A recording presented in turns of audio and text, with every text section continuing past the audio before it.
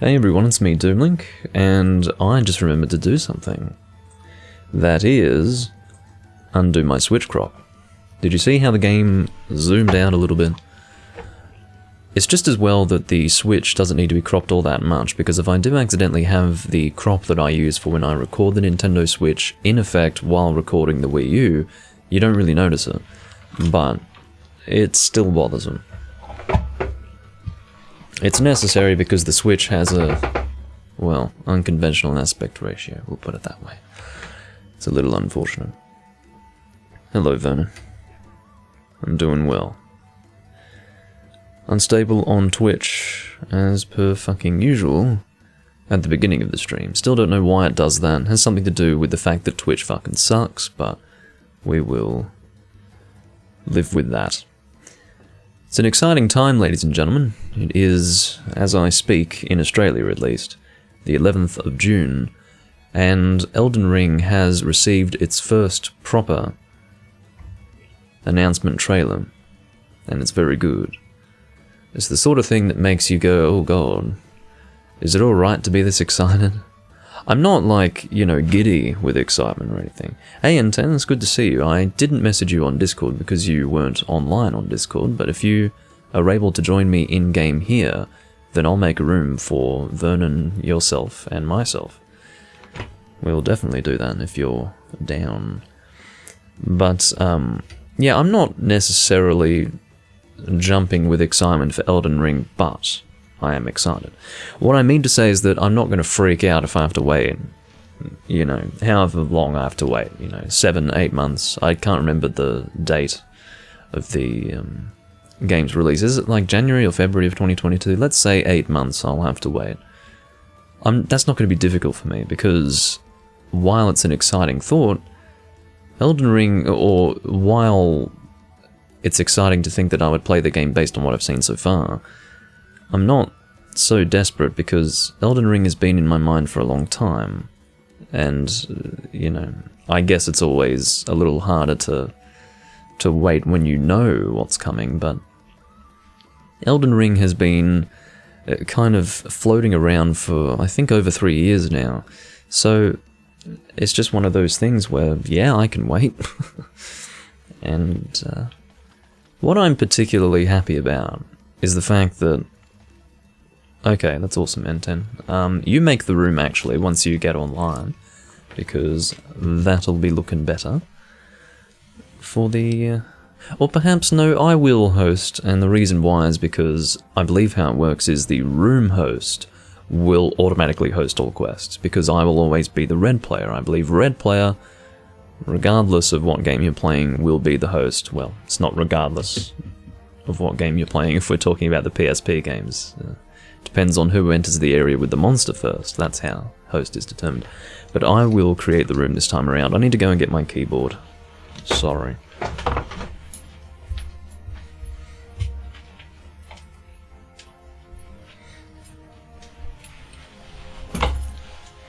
But yeah, the time has finally come. It's been years, but we finally have a proper trailer for Elden Ring showing us locales, combat systems, enemies that we go up against, characters from what I can tell. And it's pretty awesome. This is only as of the last few hours as I'm speaking. It's fresh, new gaming news. G-Rank. Let's call it G-Rank. Because again, if I call it HR8+, HR6s and 7s will join anyway, because they have nowhere else to go. So I'll just call it G-Rank. Relaxed hunting. Okay. I suppose we could help out Autonomic, yeah. Is he... He's still in high rank, isn't he? Well, as long as he doesn't mind plowing through his high rank quests, I suppose we could do that, yes.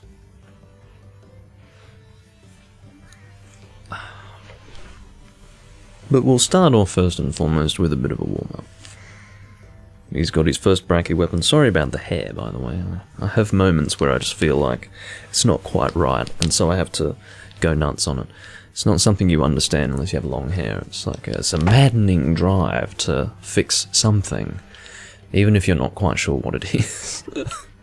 Okay, so, yeah, anyway, Elden Ring's great, and I will be playing it, obviously. I mean, I don't know what would have to happen to cause me to not play it. Oh, that's what I was meaning to say. I'm happy that it seems to be following a Souls formula, a bit more so than, say, Bloodborne or Sekiro.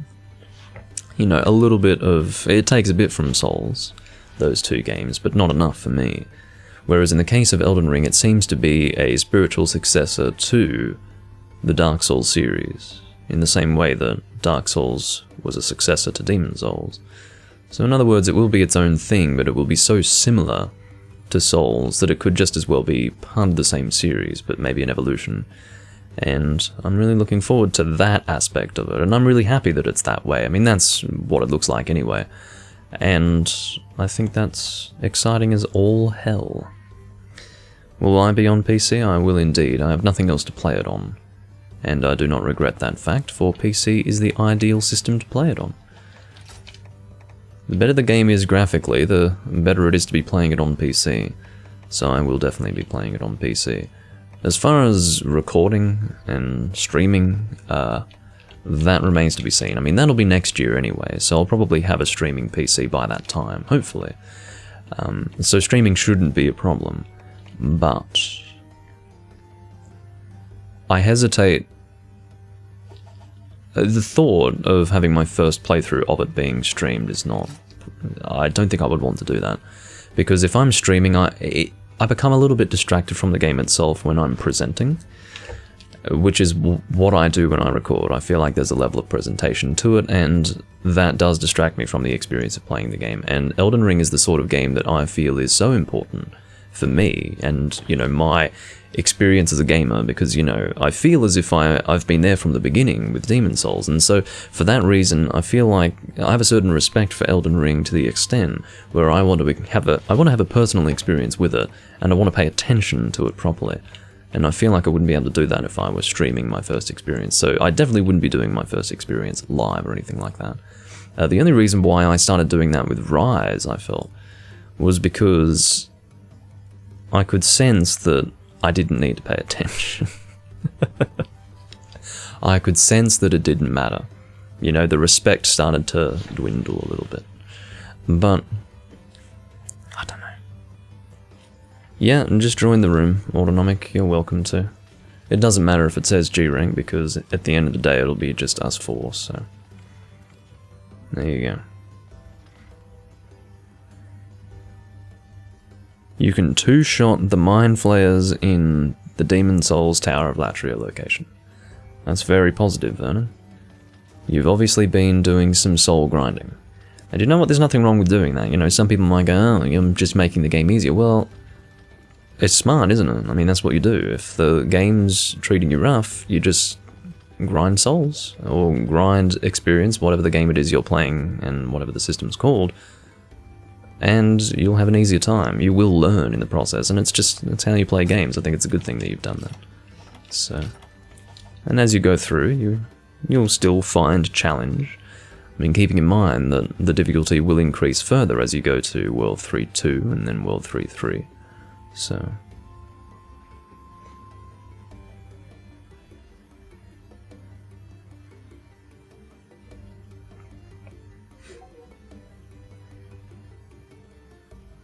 yeah, so, and I said the same to Vernon Arixian. He does have a set that, well, he does, I think he's using an intelligence build, isn't he? So therefore, a lot of his damage is going to be absorbed by the magic resistance of the Mind Flayers, but he seems to be doing alright.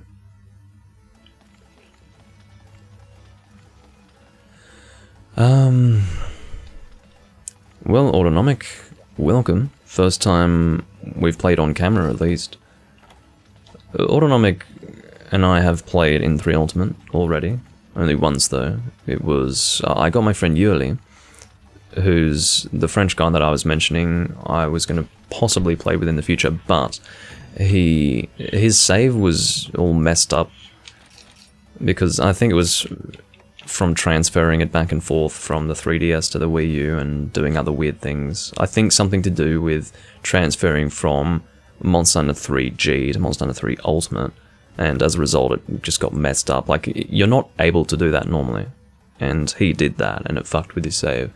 And yeah, so in other words, he had to go and make a new save, so probably not going to be playing with him anytime soon.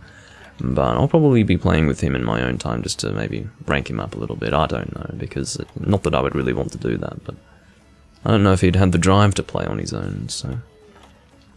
Looks like we've got Plesioth, splash damage. Seems to be our next quest. But anyway, I played with Autonomic, my friend Yuli, and Vernon. We did about 3 quests, something like that, maybe 4. And just went through HR1 key quests for Autonomic, so... Yeah, he had literally just launched the game for the first time, had only been in it for about 30 minutes. And then he came online and played with us, so it was a pretty good time. I enjoyed that, actually. I have a screenshot of it too, just to commemorate the event.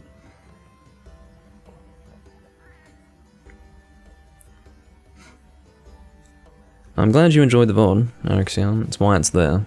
The VODs will always... well, most of the time the VODs will be there.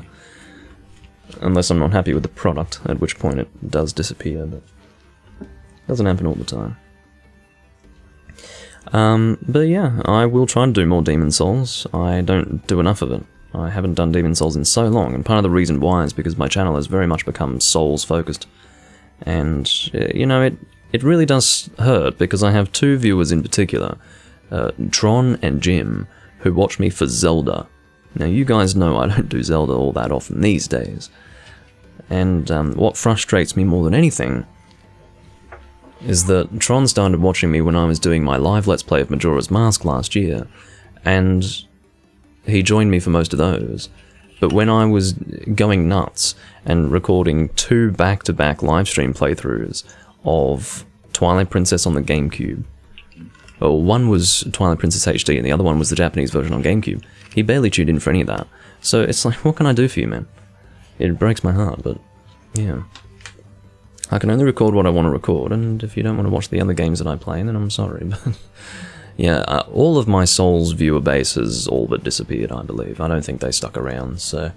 the only one who remains is, Pavel, who is my Russian viewer from quite some time ago, actually. And he had some good input regarding my build, which I will talk about in my next Demon Souls recording. Hey, Takashi.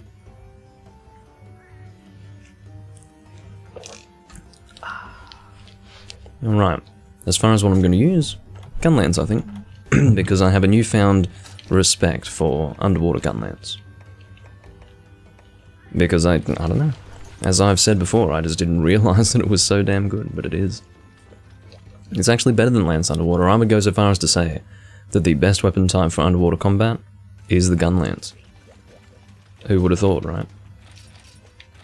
Better than lance. I'd guarantee it. Like, any person who thinks lance is best probably hasn't tried gun lance, because same sort of thing, the way the weapon moves doesn't really change, but if you compare gun lance to lance strictly, the difference is the fact that you have an advanced forward attack with gun lance, which means more mobility. Unless you include the lance charge, which is hard to really pull off underwater anyway. But, and of course I didn't eat because it's high rank, but, yeah, that increased mobility with the gun lance, like at will, you can just do an advance forward whenever you want, makes a big difference. In fact, it feels as if you travel more distance underwater versus on land. Like, if I were to do it on land, that's like nothing, that is almost nothing. Well, actually, that's more significant, isn't it? That is probably just a little bit more distance than that traveled on land, but underwater. So, feels pretty good. I am very much an advocate for gun lance use underwater. Yes, I will be doing some more Demon Souls because I'm in the mood, actually, kind of. Don't know if I'll do it tomorrow or what. My schedule for streaming is going to be up in the air, I think, next week. Because life circumstances are changing, such that I don't know exactly when I'm going to be able to stream. I'll most likely still be streaming at around the same time of day, if not like now, and possibly even earlier. It sort of depends on my sleep schedule, but yeah, a little bit up in the air. In fact, the next, let's say, month from now is going to be a tentative period in the sense that I don't quite know what's going to happen, but you shouldn't see too much of a change. It's mostly something for me to suss out, but yeah, I do love this Gunlands. It's a bit anime looking, isn't it? But I think it's cool. The Plesioth is in Area 11 at the moment, but he will move to Area 10. This is the stupid thing. Like, if you go and chase him into Area 11, he always comes to Area 10 anyway, so it's really just a choice of, do you want to find him in the water or on land? Usually you don't have to wait for too long if you want to find him on land. And 10's running the Ivory Laggy bow, which all three of us have now. Finally, Vernon has acquired it. That was quite a process. Quite a process. Well, I didn't mean to hit you. I'm just, you know, trying to aim my gun lance in the air like you were. But anyway. Where is this fucking Plesioth? I'm gonna try to track him. Okay, you just entered Area 10 now. So he will be swimming on through. There he is in the distance. Oh god, he's moving pretty fucking fast. Did he get a scent for that? Wow. He smelt that frog from the other side of the fucking map. Or the other side of the area. And was like, oh, I want that. Are you kidding me? What's your problem? This guy is actually a troll. We've stood here, waiting for him this whole time, and then he's just like, oh, there's a bunch of hunters over there, fuck the frog. I'm gonna stay in the water, you absolute waste of my time. You're a waste of everyone's time. Just as well you're high ranker. You can imagine having that kind of... Imagine having the fucking temerity to behave in that way. You stupid mermaid. I mean, that's what some people don't realize. This is actually a mermaid. The depictions of mermaids have been greatly exaggerated. Alright. That's right. Wyvern Fire. Take your opportunity as it comes, Doomlink. It's not Generations Ultimate. You need to get in the habit of Wyvern Firing as soon as possible. You tried to do a tail swing there and it didn't work out quite so well for him. Not at all. He's not long for this world, let me tell you. Please don't limp out. Here's the advance attack. You can see the range is pretty good, but can't quite keep up with the limping fishman. Mermaid Man. I don't know why. There was a time I was like with my friends a long time ago, and I had forgotten about Mermaid Man and Barnacle Boy. Right?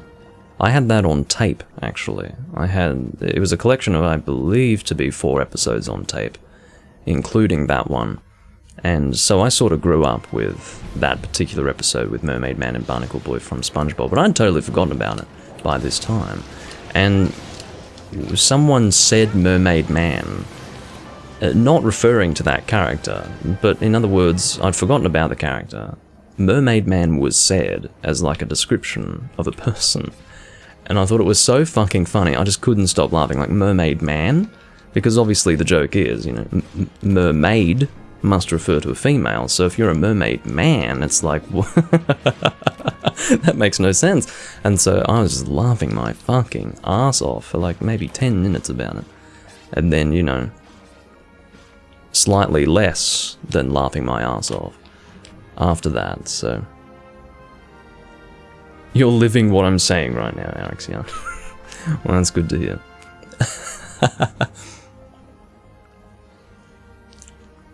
But anyway, No, the episodes that were on that tape, I think, were... they might have been in chronological order. It might not have just been like a compilation, as I seem to indicate it is. It's probably just, part of whatever the TV release was. But it also included the one where Patrick was, like, working, but he actually wasn't. He was, like, I don't know, eating donuts or something. Like, they were married and he wasn't actually working or something like that. And then there was also the one where SpongeBob was, like... at Sandy's place and dried out and all that.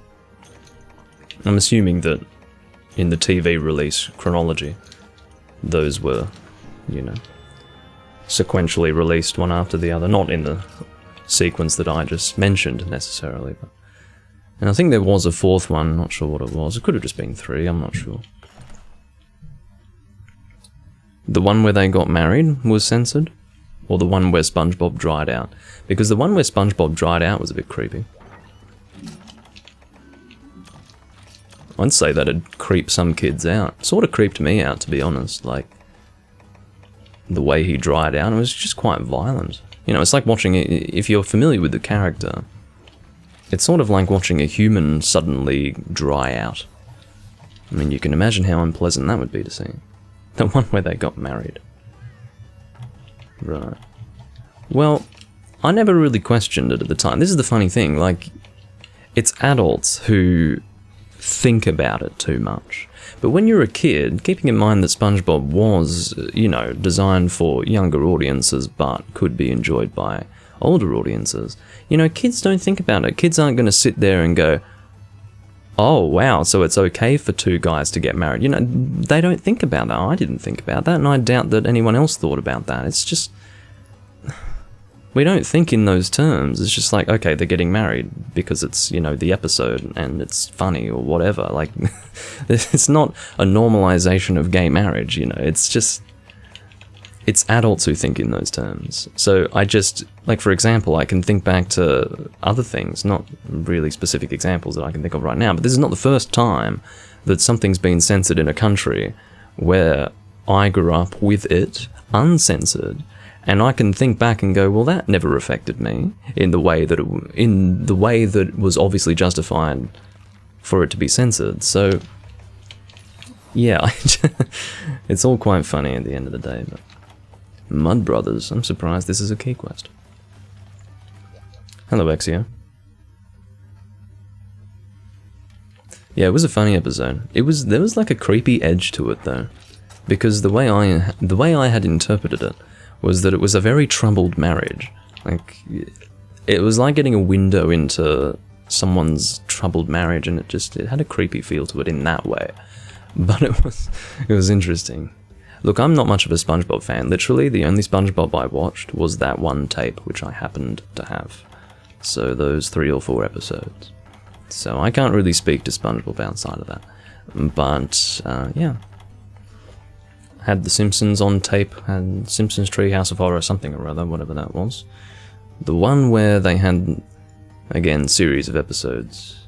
The one where the house, voiced by... Pierce Brosnan, who probably was not actually voiced by Pierce Brosnan, but that one. And anyway, I'm going to try and not go down memory lane today.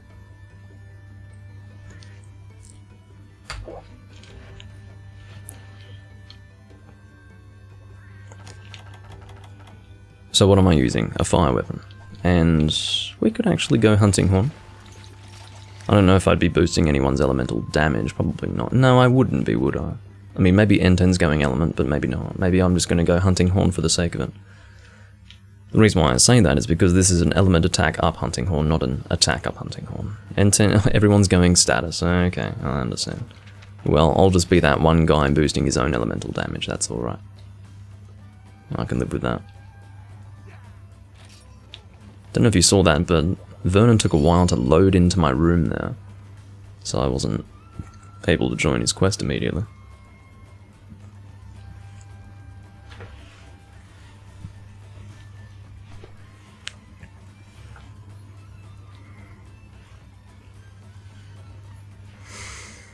Oh, goodness me. But yeah, we'll just power into high rank, and then we'll get Autonomic some kind of armor set. The armor set that I chose to go with in G rank when I was going through, well, my initial G rank set was Roggy, just for defense purposes. And then when I got into later G rank, well, to be honest, I think I immediately went for this next set. I just needed a basis to work on my next set. I wasn't going to, you know, work on my main starting G rank set with high rank defense. But I went for Azure Rathalos.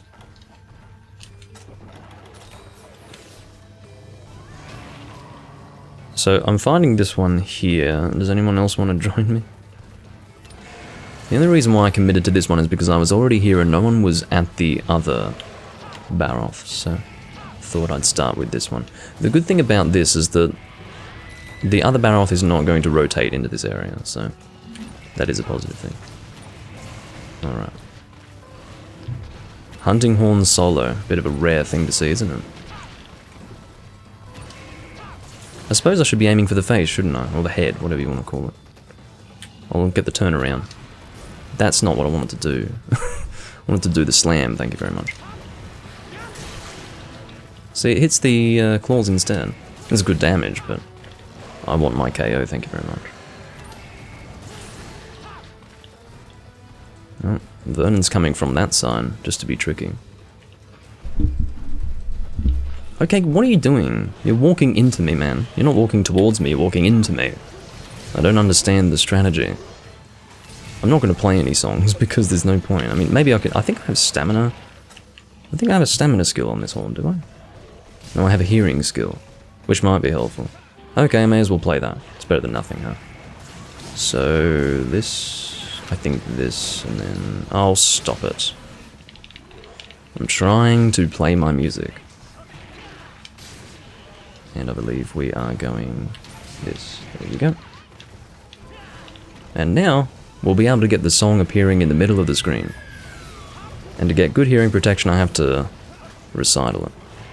That'll give us attack of large, and not hearing protection large, excuse me. And, yeah. That'll be helpful to most of you, probably. Let's see if it is going to be useful for the next hunt.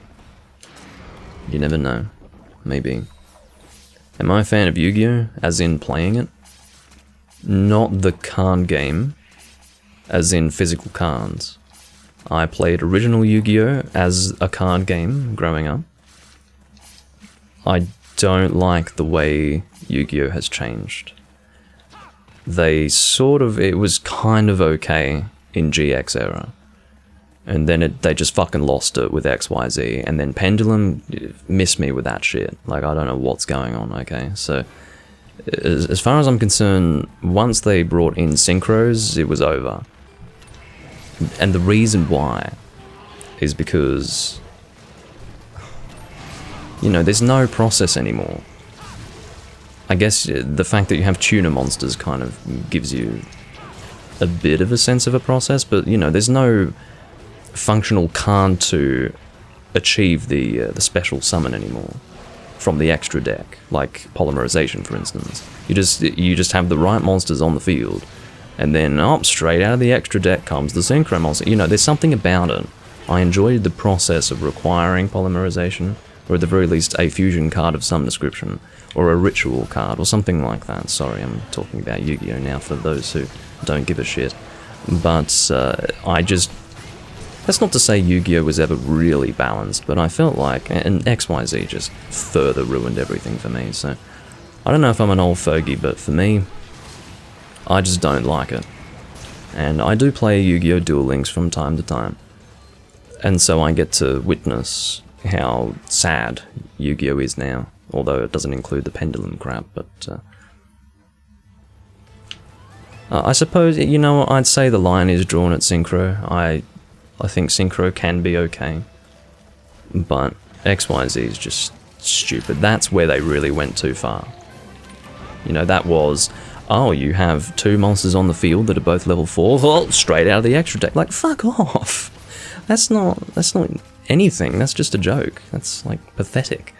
So, You know, if you've got a deck where, I mean, you summon one monster, you can special summon another monster of level 4 of the same kind or something like that, then immediately you've got an XYZ monster on the field with like some stupid ass effect and, you know, 2400 attack points or something like it. I just don't like it. It's not my thing.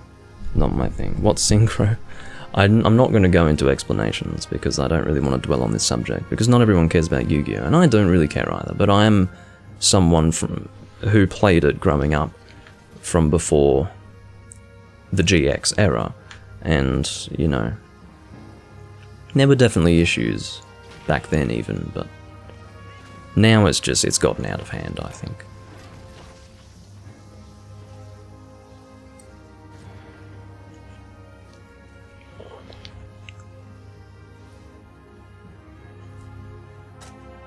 Alrighty, right. As you can see, well, you know, one good thing about doing high rank is that I don't necessarily have too many high rank materials myself. So it's not necessarily a bad thing to go and accumulate them. In terms of low rank materials, I've got even less, and the reason why that happens is because, you know, I don't stick around in low rank and high rank. I blast through low rank and high rank, and then my end game's in G rank. That's just how I play. And so for that reason, I have plenty of G rank stuff, but low rank and high rank, not really. I just don't accumulate it because I don't do those quests, or at least not most often, so.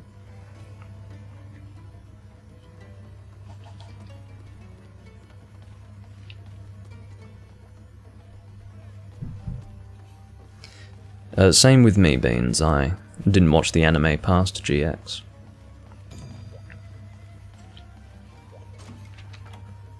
Aha, Crimson Kurapeko. Possibly one that needs to be unlocked as well. Oftentimes when you have a subspecies as the key quest, the person would need to do the regular one and then unlock the subspecies to do the key quest, but if someone else hosts the subspecies instead, they can skip the unlocking process, and then I think once they've done the key quest, both will be unlocked for them. So, I mean, I could be wrong about that point, but... Sword and Shield. Let's do that. I've not been using my Gold Raytheon set, because I don't need to, right? But, alright, we want Grand Bhavani, thank you. This is one of those subspecies that is weak to the same element. Like, same primary elemental weakness, in spite of a change of subspecies, which I feel is really dumb. It's really dumb. Now, I understand that, obviously, if regular Kurapeko happened to be weakest to ice, and then you have a Thunder Kurapeko, yes, it would make sense to keep the elemental weakness as ice.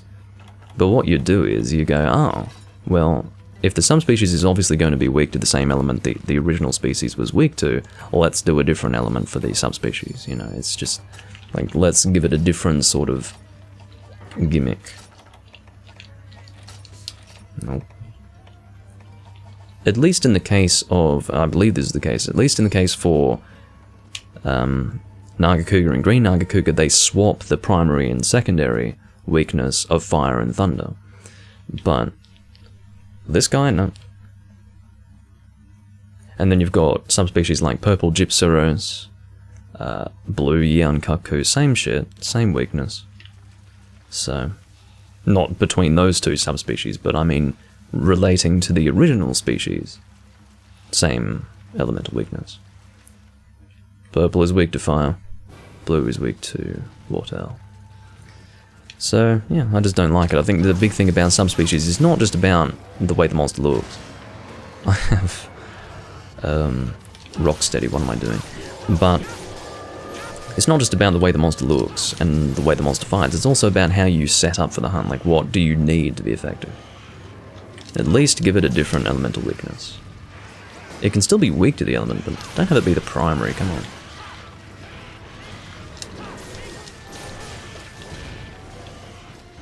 Can barely see. It's not something I'm not used to, though. Now that tail's quite awful. It reminds me a little bit of the Plesioth tail in the sense that it's got a rather wide hitbox.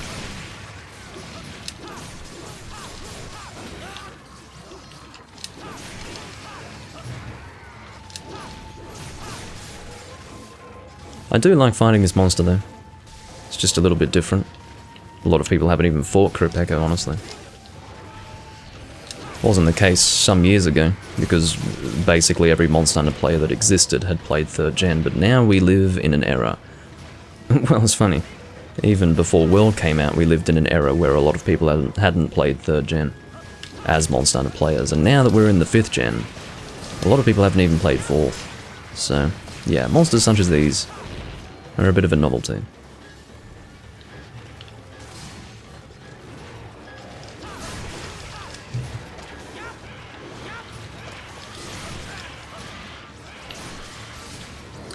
You know, the Shadow Realm thing was the 4Kids' way of avoiding talking about people dying. So, I mean, there was, I believe, I'm going based on memory, it's been a while since I watched the anime, and I watched it in Japanese as well. But let's say, for example, we take Battle City Tournament. I'll use the English names, Loomis and Umbra versus Kaiba Seto and Atem. In the 4Kids version, they're like, oh, the glass beneath us will break and you'll be sent to the Shadow Realm. Well, obviously, like, there's no Shadow Realm down there. They're gonna fucking die, okay? Like, that's the way it was supposed to be. That's how it was in the Japanese version. There was no Shadow Realm. It was, if you lose, this glass is gonna break and you're gonna fall to your death, okay? In the case of, again, Arcana versus Atem, those little discs that were sliding, that are gonna send you to the Shadow Realm, in the 4Kids version, those were blades. Like actual disc blades. In the Japanese version that were gonna slice their legs off. So, yeah. Little different. Little different. And then also there are several changes from the manga to the anime.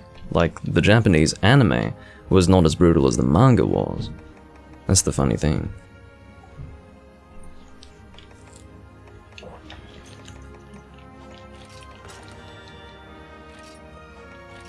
Like, for instance, we can take the scene where Bakura steals the Millennium Eye from Pegasus J. Crawford.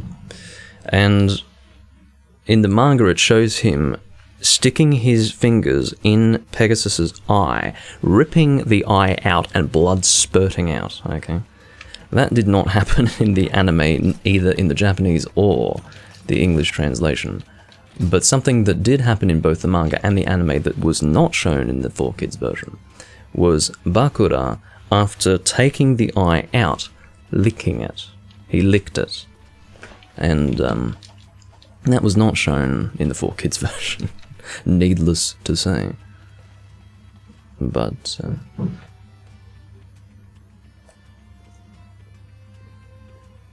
yeah, for some reason they didn't include Tigrex in this game, and it's a bit of a shame that they didn't. I'll just equip this just so that we can do this nice and quickly. Or I'll keep this equipped so that we can do this quickly. I love Tigrex. Hello, Juvenator. For me, Tigrex is... he's one of those monsters that will beat on you when you are not comfortable with fighting him, but when you become comfortable fighting him, there is a certain... I don't really know how to describe it, but when something has been very difficult, and then you learn how to excel when fighting it, or we can talk about a game as well, like a game that was really hard that you can now play really well, there is a certain attachment that you have to the game, monster, difficulty, whatever, because you feel like you've conquered it. And I get that feeling with Tigrex, because I remember when I first played Freedom Unite, he was extremely difficult. I mean, he was a wall for all of the Freedom 2 and Freedom Unite players who had just started in Monster Hunter, and God, he beat me. But I'm comfortable with him now, and so I very much enjoy him as a monster. In the same way that I have a very special place in my heart for Demon Souls, because that was my first Souls game, and it completely fucking destroyed me. It completely fucking destroyed me, but now I can play it very comfortably, and so I have a great attachment to that game. Same idea. And that might just be a thing with me, I don't know. But I would say that would translate to the human experience. It's not just the Doom Link experience. There's nothing worse than failing to one zone 1 out of 2 drome level monsters. Deo Rossetti heavy bowgun. Yeah, that's a good one. Orcus Quarcus and Deo Rossetti is the... Well, you're sort of for heavy bowguns for the meta anyway.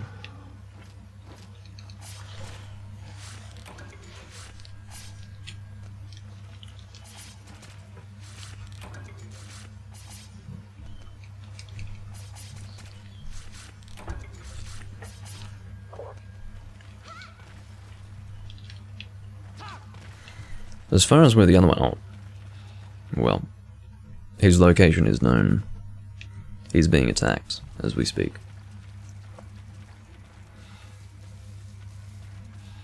Autonomic, are you not carving these things? You should be. You should be accumulating materials. You never know what you'll need. Am I in there? Oh. Really tricky, Roggy. Really tricky. Oh, hello.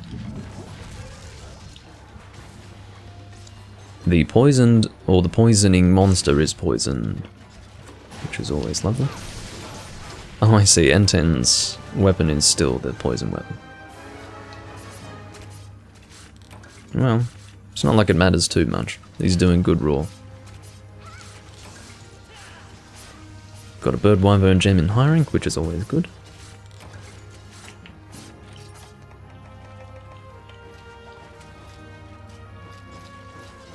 Again, I apologise for those who would rather see more lengthy hunts, but we're investing in Autonomic, right? We're getting him up to G rank, so that we may leave high rank behind. The time will come. Vernon's been doing a lot of the legwork with helping Autonomic lately. They've been hunting a lot together.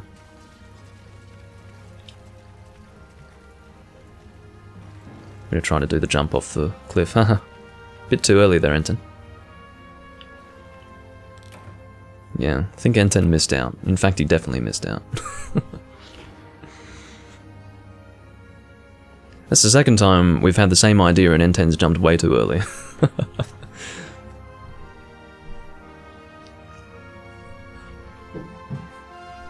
And that is what you get for not playing with sound. There's almost no way to tell, unless you start counting from the moment the quest ends, or the moment the monster is killed. That is indeed what you get. Don't know why I don't play with sound though.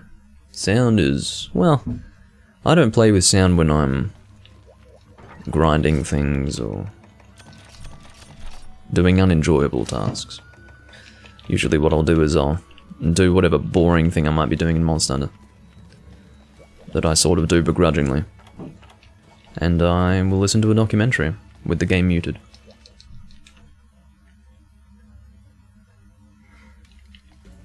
Well, we'll just try to get through the quests as quickly as possible.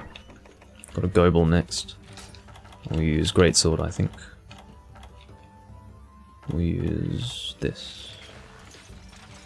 Unless I have a nice Awakened Thunder Greatsword. What's my Awakened Thunder Greatsword? I've got no idea. Literally no idea. Do I have one? Or the better question would be, does it exist in the game? That would be the correct question. I don't think it does. No. Doesn't look like it. Because you have to understand that some elements do not exist for certain weapon types in Awakened form. And it seems that Lightning / Thunder does not exist for Greatsword in Awakened form, so... Oh well.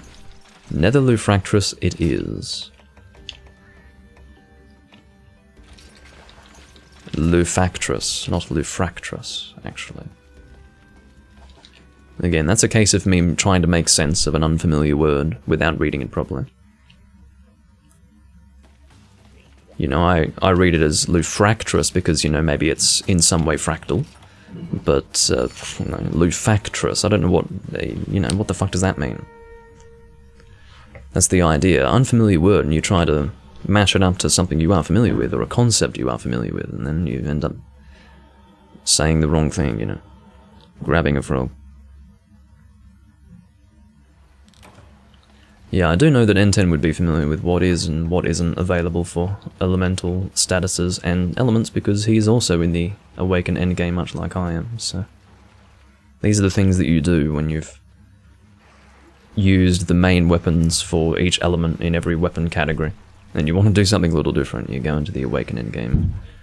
And it's good, it's good fun. Where the hell are we going? We are going to Area 4. It's not a matter of me forgetting where Goebel is, it's a matter of me forgetting what the fuck we're hunting. I'll leave the frog gathering to... Well, looks like Vernon's got it.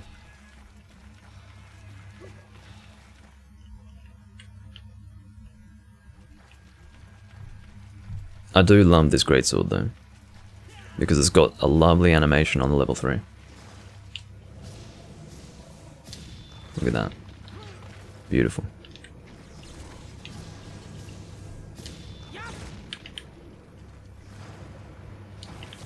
Who doesn't love that?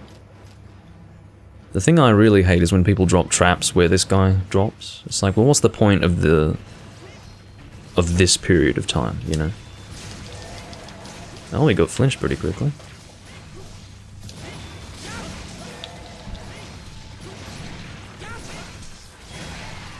Oh. Now, I thought I might get caught in that, and I was not, fortunately.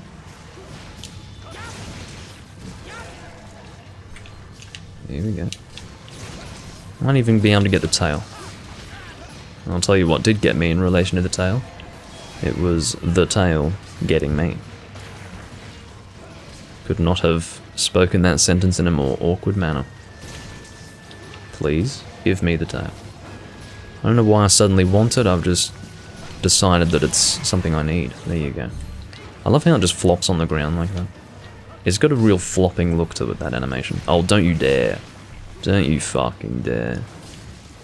Can I get a level... Oh, yeah. Yeah, very good. Nice work. I'm glad that I managed to get in with that. That was positive.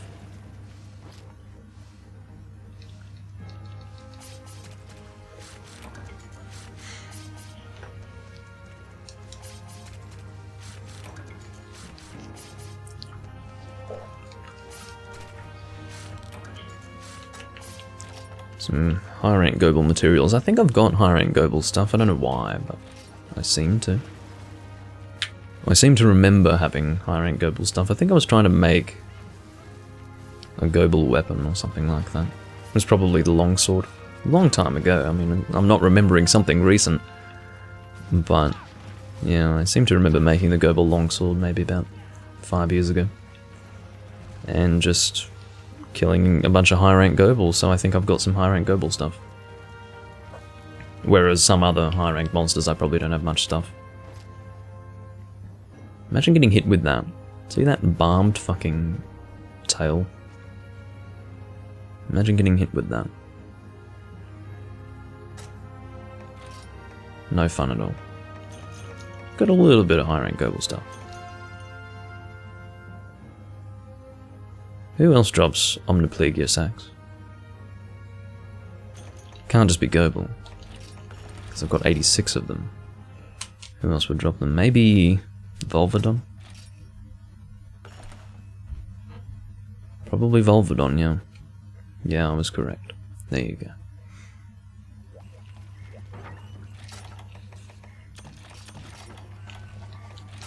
Alright.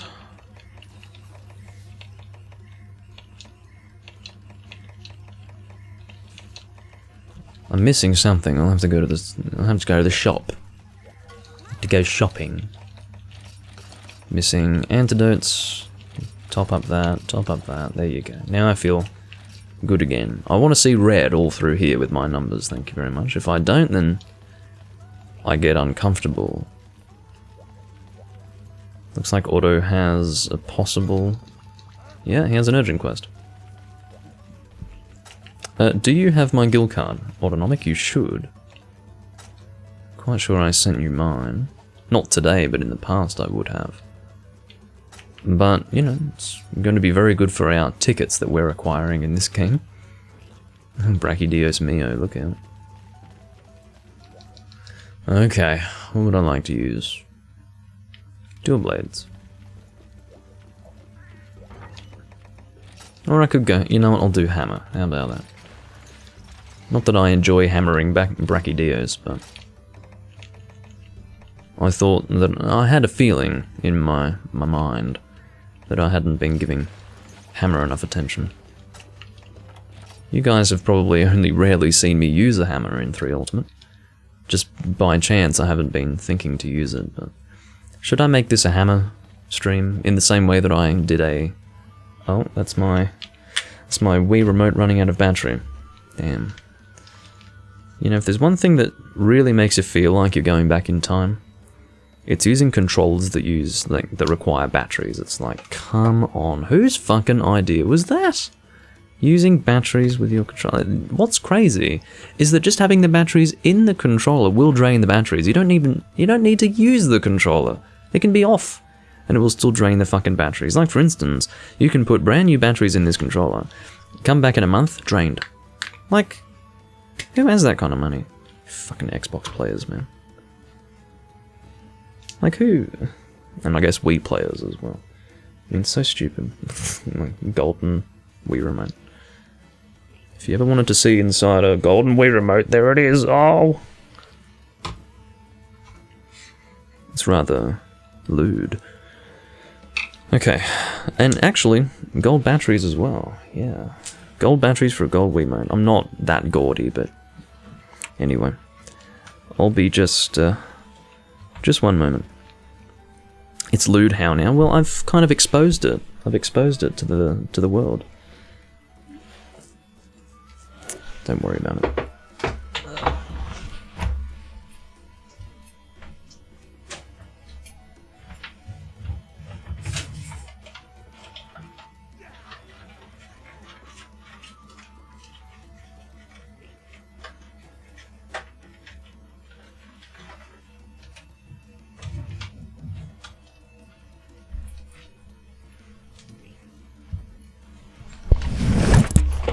And some Xbox players will say, I never used a wireless Xbox controller.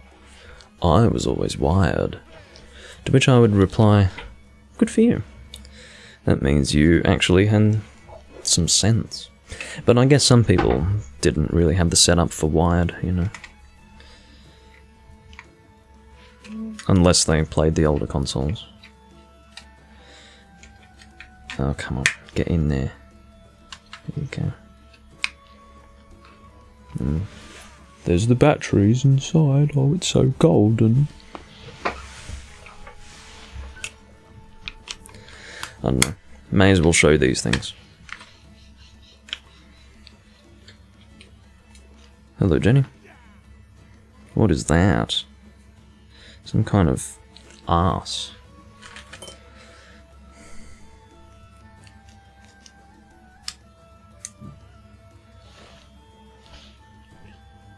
Tentacle going inside of arse. Courtesy of Jenny, thank you. It's just what I wanted to see today. Okay, so what I was saying before I lost connection to my Wii remote was that maybe I should do a hammer stream in the same way that I somewhat recently did a hunting horn stream. The idea being that I've been neglecting both weapon types and probably need to show them off a little more. Playing Demon Souls? Forget you know where this is going. I mean, it's already happening. You've got the tentacle going inside the arse, Jenny. It's not about where it's going. I mean, it's already there. Or maybe it's not going inside the arse in that image, but yeah, so I don't think you'd even need to see. Yeah, let's not even go there. Grim Reaper build, well, you can't do a Grim Reaper build unless you're playing the PS5 remake. Basically, it's the Great Scythe that was a pre-order bonus, but no doubt acquirable in-game. The weapon didn't exist as a weapon you could actually get, but it was wielded by the Grim Reapers. And I'm guessing you can get the armor set now too.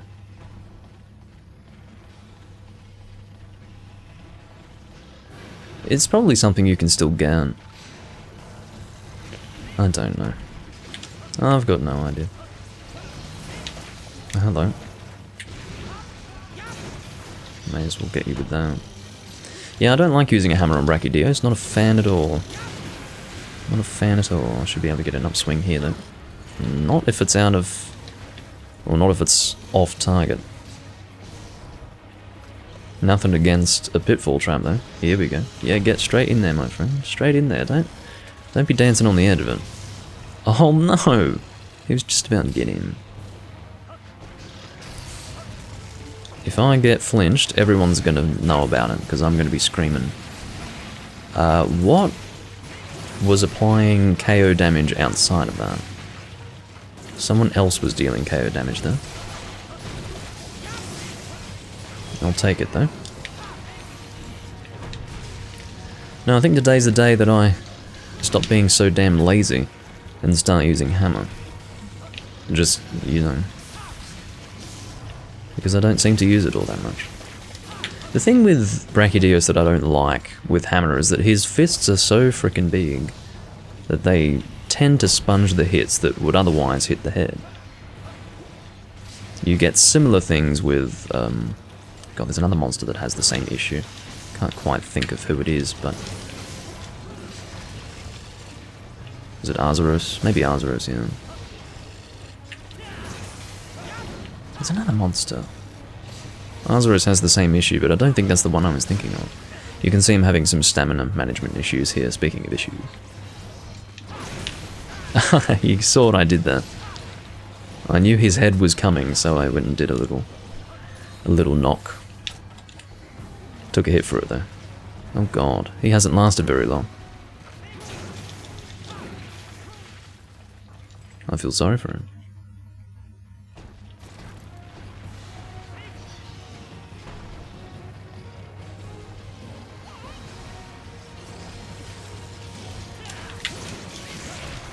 Here we go, head opportunity.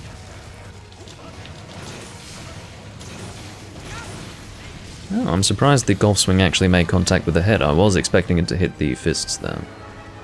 So we didn't actually break anything except the head, which is probably not a great hunt, but it was over and done with pretty quickly. There's nothing wrong with that. Pre-ordering Elden Ring? I didn't know you could do that already. Jeez. Well, I suppose I'll have to pre-order. I'm not going to do it now, but probably at some point prior to the release I will.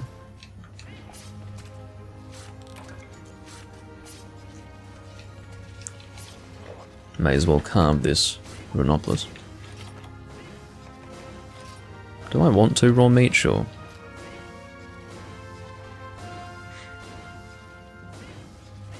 Oh yeah, I suppose Vernon and Autonomic have been doing slower Brachydios hunts lately. What? Pre-orders have been open for a while with Elden Ring. Since when can you pre-order a game that's had no actual release trailer? I mean, there is one now, but there was no official release trailer. I mean, I guess there was, wasn't there? That's true, there was a trailer. But nothing substantial. There was no real in-game anything. There was the leaked trailer, but that was of an older build of the game, so... yeah, not representative of the end content. The Dead Island 2 pre-order is still out. Oh my god. Dead Island 2. Biggest disappointment of whatever year that was, 2013 or something. God, what a shit... Well, I never played it. I just remember the original Dead Island being quite well received, and a friend of mine was playing it like everyone else was. And, you know, it was one of those, what do you call it? It's not overnight success, it's another term. Well, at the very least, its success was not long-lived. It was, you know, no, there is a phrase that I'm not thinking of. But anyway, it didn't last for long. But Dead Island 2 tried to touch upon the previous success of the original Dead Island, and apparently it fucking bombed. It just bombed. Dying Light is better.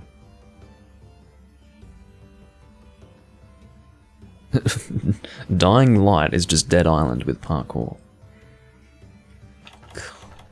There was another Dead Island, actually.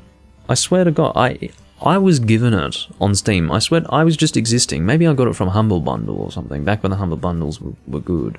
I think I got a Humble Bundle with Battlefield 3, back when it was still the newest Battlefield. And, I think it included a Dead Island game, like a 2015 one. Well, that wouldn't have been... That doesn't sound right, does it? Must have been a later Humble Bundle that I got. So it's Dead Island Epidemic. What's that? I have it on Steam. It's like, what the fuck is this thing? Never touched it.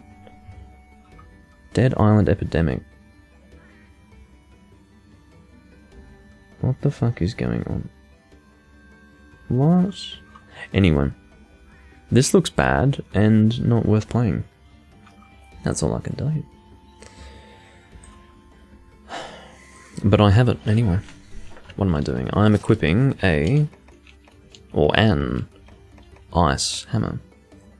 Baroth Ravine Maker. I will use this just because it's been so long since the last time. I do have another ice hammer, which is Awakened, but I haven't used the Baroth Ravine Maker in so long that I'll give this a shot.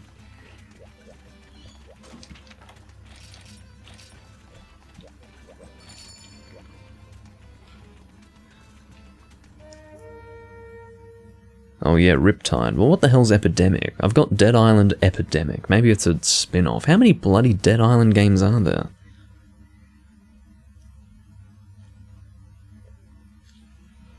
Unbelievable.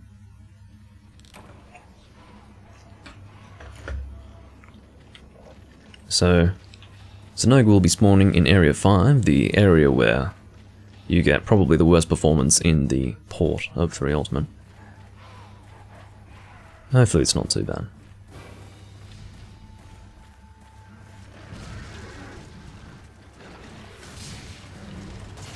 That's not what I wanted you to do, Zenoga. There you go, should be able to get an upswing on here. This is a good size Zenoga for hammer, because there are some Zenogas that are a bit too tall for the upswing, but this guy's the perfect height. Just the perfect height.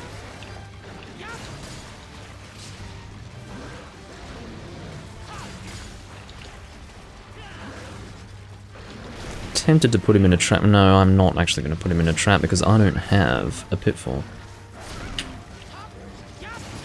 Oh, I was hoping that he'd move. Well, actually, I think I got him with the land compensation there. So there's a pitfall going down. I should be able to knock him out in the trap. Just don't flinch me, please. See, look, isn't that funny? Again, that is right there, a perfect demonstration of lag compensation. On my screen, my golf swing made contact with his left arm, but lag compensation actually dealt the KO damage on his head. I mean, that says it all, doesn't it? And maybe I'm selling lag compensation too hard. Maybe you all agree that it exists.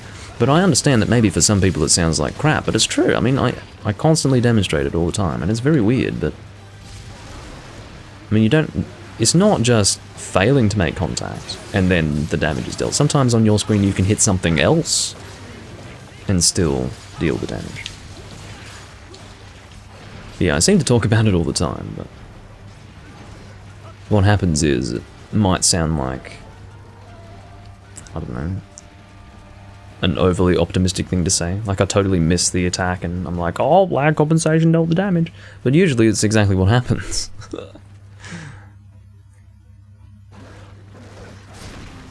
Oh.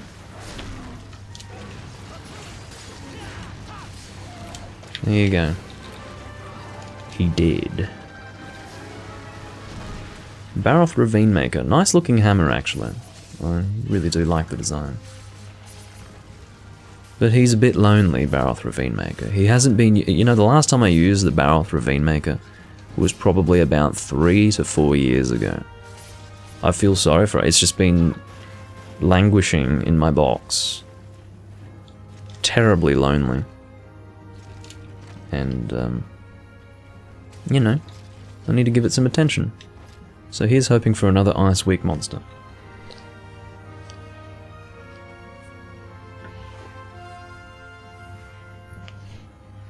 Is Bloodborne very different from Souls games? Yes and no. To play it as a Souls game is not advised, because that's what I did, and I fucking hated it as a result.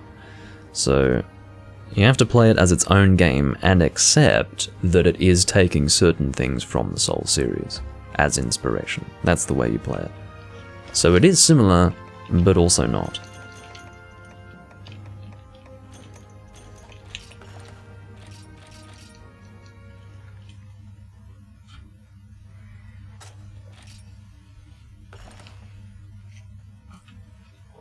Fire is the next elemental weakness.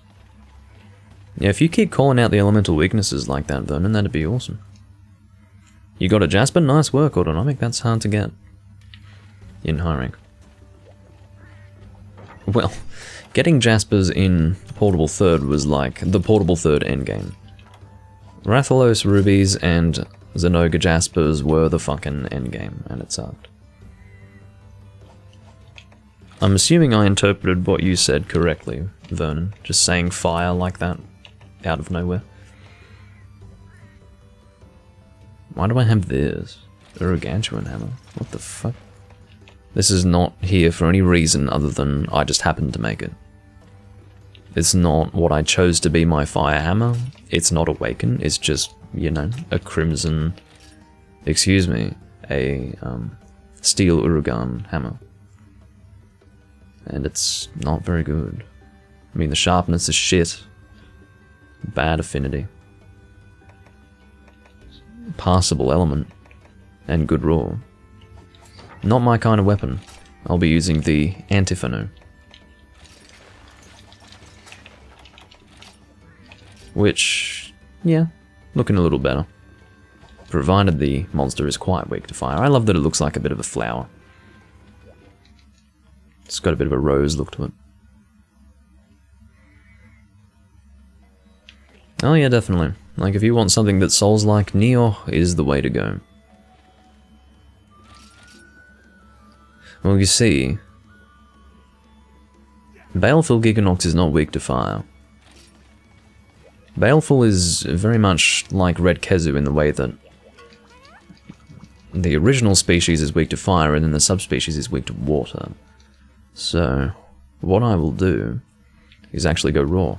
Not that it fucking matters, really. I mean, let's be honest. Not that it fucking matters. What raw options do I have? Portsmark is not an option because that... Well, Midnight Eternum. Let's use Midnight Eternum. I never fucking use that thing. It's not all that good. I mean, for instance, you'd be much better off going Awaken Hammer with the Grongigas Hammer. Or Grongigas. I don't fucking know how to pronounce that. But, it's probably Grongigas. Oh, look at that. That's a very interesting weapon that you never see. I think this is the first time I've seen someone use the Urugan Switch Axe in this game. And let me tell you, it did not exist in Triad. I suppose it was brought about in Portable Third. It was either Portable Third or this game that this weapon was brought out. Very weird. Why there was no Urugan Switch... Yeah, there was no Urugan Switch Axe. For a second I was like, no, there was, and then I realized, no, I'm thinking of the Baroth Switch Axe.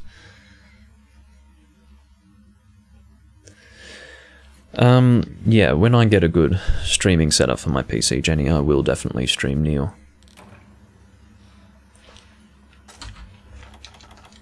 That will happen. Next year. Which is probably of no consolation, but... Oh, believe me, you'll forget about it, and then next year we'll be here, and then I'll do like streaming Neo. The Neo live stream series is what it will be. I have so many things I want to do. You know how much I want to touch on Castlevania on my channel, and I just happened? Hurts me. Hurts me. You know how much I want to do... Oh, right, I see. That sucks.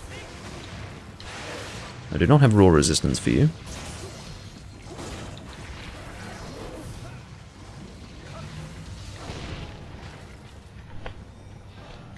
Oh yeah, I would love to play Bloodstained.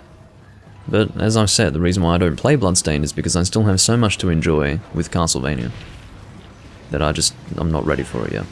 The time will come, and I will play it when that time comes. Okay, I just managed to get the golf swing on the head before the roar. That's great.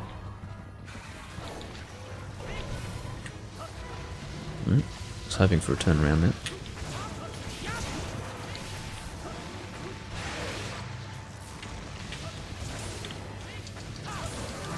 Fortunately, no bounces on the head with purple sharpness. I think also white, or maybe not when enraged, but white can at least hit the head without bouncing when not enraged. It's a great time for you to do that. I almost called you Kezu. I'll just do a golf swing here on the body. I will be getting a KO here. Not like right now, but I will momentarily. Well, right now versus momentarily. What is the difference? Let's do a... let's make a proper determination. Momentarily is within 15 seconds. Right now is within 5 seconds, says Doomlink.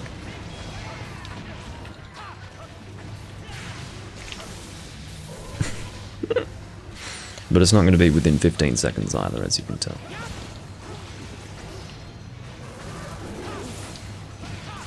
Please give me the KO, I think it's about time. Do the turnaround. No, don't do that. Don't attack me with your ass. Ass attack. Alright, this will be the KO. If it doesn't die, it's probably going to die. Alright. Now that's the funny thing. There's no separate animation, he just stays on his back if he's already on his back and gets KO'd.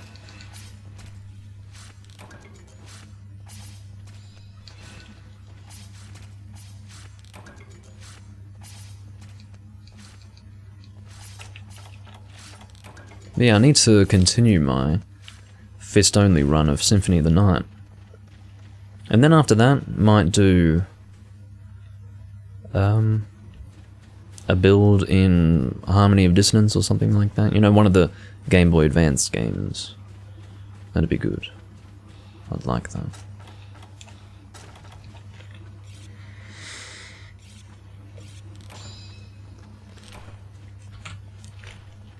Yeah, anything owned by Activision is a travesty. If it's something with potential, certainly. Activision is one of those companies that really should just die or something. Whoa! Oh, I see. I wasn't paying attention. One of you has been hunting this monster. It was probably Vernon. I don't know. I actually don't know. I was not paying attention. I was so focused on hammering the Giganogs. You were, okay. I was so focused on hammering the Giganogs that I just didn't notice that one person was hunting the Baroth. Why do I keep failing to upswing you? What the fuck is going on? Enton just stands there and I fail the upswing. He's got some sort of power over me. Anyway. I do enjoy the Morales chest piece from behind. Got these spines coming out of my back like they're about to shoot off fire. Alright. I redeemed myself.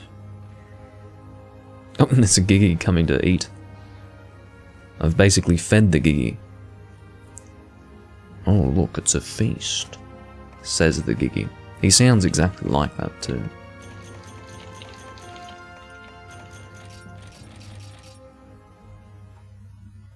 Water. Beautiful. My water. I'll use Awakened Water this time, seeing as though I used the Gen Moran hammer, which is literally what it's called at the max upgrade. Well, that's what it was in high rank. I think they've changed it, haven't they? Or maybe they didn't. It was called the Gen Moran hammer in its max upgrade in high rank in Tri. Now, if it's still called the Gen Moran hammer as the max upgrade here, it means they've shifted that name up to G rank. I'm just going to check. Gen Moran hammer. They've shifted it up. Used to be Rarity 7, under that name. Okay, so Awaken Hammer. And we'll see what our Awaken Water Hammer is. I have got no idea. It is...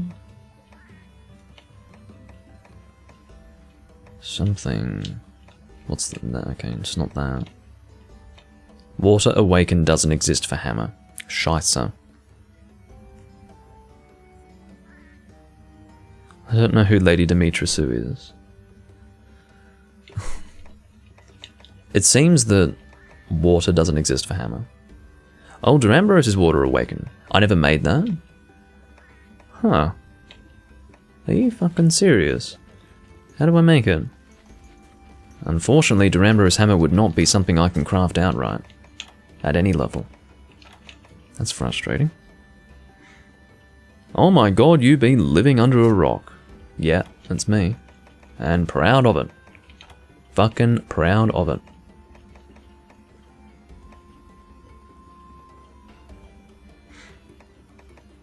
So she's the Resident Evil Village girl. Well, I know of her because, you know, there are only so many things you can escape. But, yeah.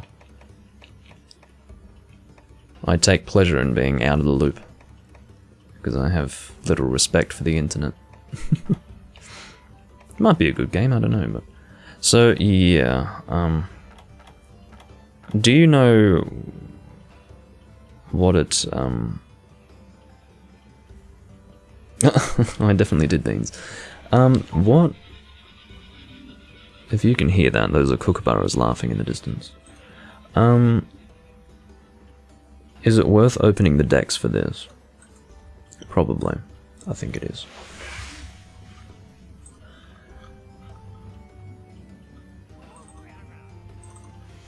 What are the chances that I'm going to be able to make the Duramboros hammer?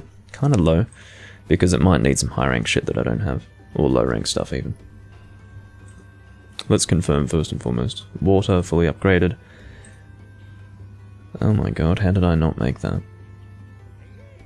Have I started trying to make it? It's interesting to see the change in design though. From the high rank. I'm used to the high rank design because I used the Duramboros hammer in Portable Third. So it starts from the Bone Bludgeon. But let's see what I have. I do not have the Bone Bludgeon or any such weapons, so... Let's see what we can do. Cross your fingers, everyone.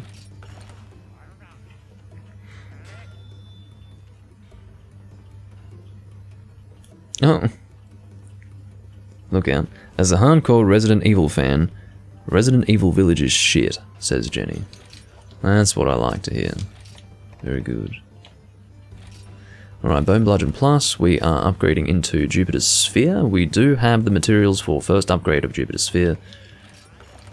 I don't know how I ever made this. Duramboros Fell Mace, we have just the right amount of fusium ore for that. Goodie. We want to continue into that path. We do not want to go into U. We have plenty for this. I mean, we're basically safe now, guys. There's not going to be anything that I won't have for this next upgrade and the one following. So, excellent. I'm a happy camper today. There you go. We now have ourselves an Awakened Water Hammer. And it's kind of cool looking.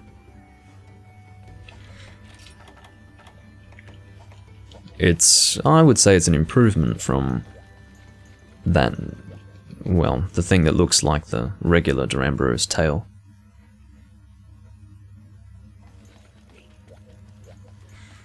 Alright. I also like how it really goes quite far off the edge of the hunter's body. See how it really sticks out like that? I like that. The Volcano's Fury. Well, let us christen our hammer upon the surface of Urugan's chin.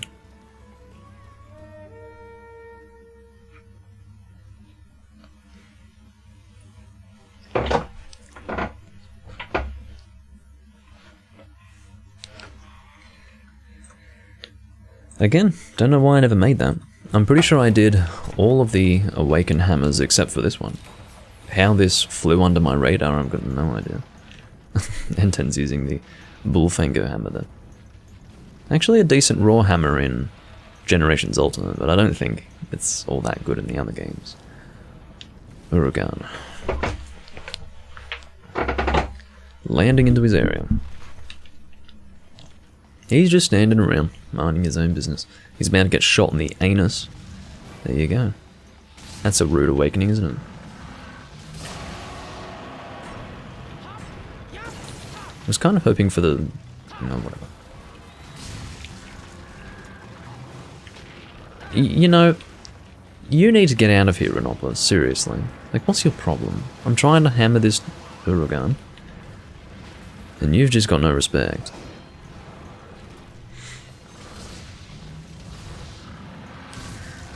Oh, very good, very good. I might try to do a golf swing here. Can always hope for lag compensation, right? Yes, we can.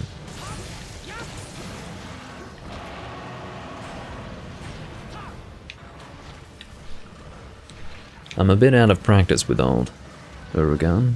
Doing the turnaround? Yes, you are. Sorry, Autonomic. It's the way of the hammer. Sometimes you just blow your teammates away.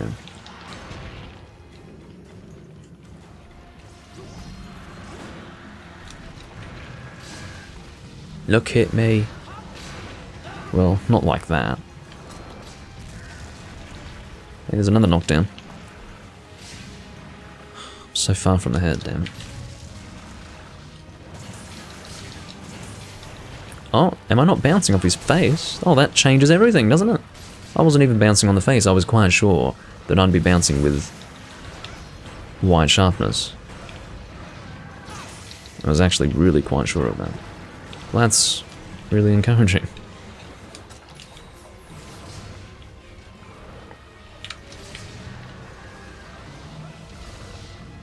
It just gives me more options. It means I don't have to do only... Oh, look at the fucking tremor range. That's disgusting. See, I can do stuff like that.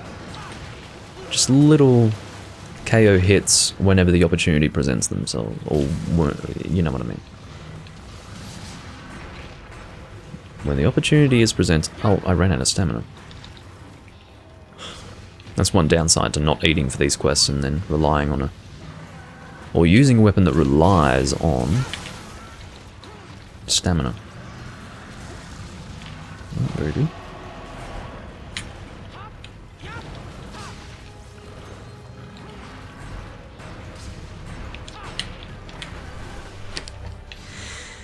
Dick.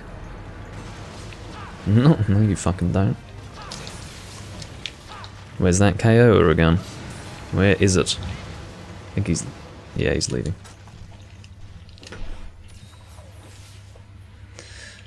Sorry, had to play IRL Monstander. What does that mean?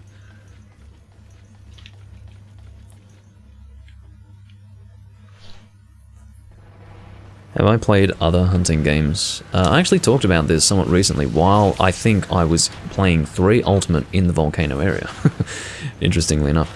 I haven't played other hunting games. I wouldn't be opposed to playing them.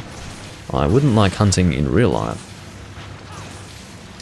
But I'd be happy to do it in a game.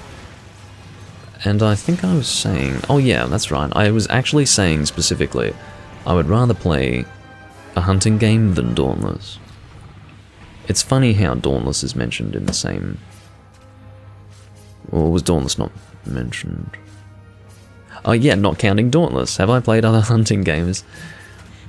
Not counting Dauntless. Well, Dauntless doesn't... this is the thing. Dauntless, I don't know how, even to this day, Dauntless is mentioned in the same breath as Monster Hunter. It doesn't make sense. I have played Dauntless as it is now. It is a generic MMORPG. Generic, okay? It is not comparable to Monster Hunter. You kill enemies, okay, that can be called monsters. That doesn't make it like Monster Hunter. Now, I don't know what they did in the beta. but people need to stop associating Dauntless with Monster Hunter because it is actually more than what Dauntless deserves. It is generic, it is uninspired, at least as it is now. Don't know how it was in the beta, don't care. People were playing Dauntless in the beta to tide themselves over for Monster Hunter World. You know what I did to tide myself over? I played Monster Hunter, as I always did. So, you know, didn't play it, can't speak for the beta, but I can bloody well speak for what it is now. It's generic. So, and again, generic MMORPG, Monster Hunter, two very different things. If an MMORPG can possibly be referred to as generic, it means that there's really nothing there that could possibly be like Monster Hunter. It's like saying, I don't know, it's sort of like comparing Mario Kart to Need for Speed. Yeah, you drive cars, but it's the same sort of thing. Same sort of comparison. Different experience. Yeah, you hunt monsters, but hello. But to answer your question, no, have not.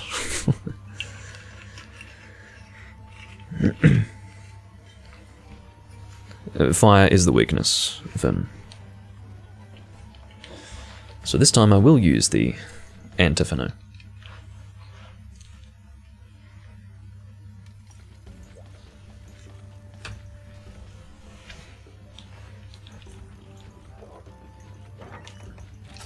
Although hammer on, well, hammer is fine. Oh, maybe not. I mean, as nice as it looks to have all of that. Well, you know what I could do? I could use Fire Awaken. What's my Fire Awaken hammer? Do I have one? It's not looking like I do. What's a Fire Awaken hammer? Come on, 3G Dex. Tell me. Tell me. Fire. There is no Fire Awaken hammer.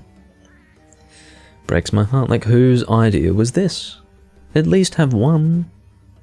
I don't ask for much, I ask for one. That's at G rank level. There isn't even one. Well, that's a real shame. But that's okay.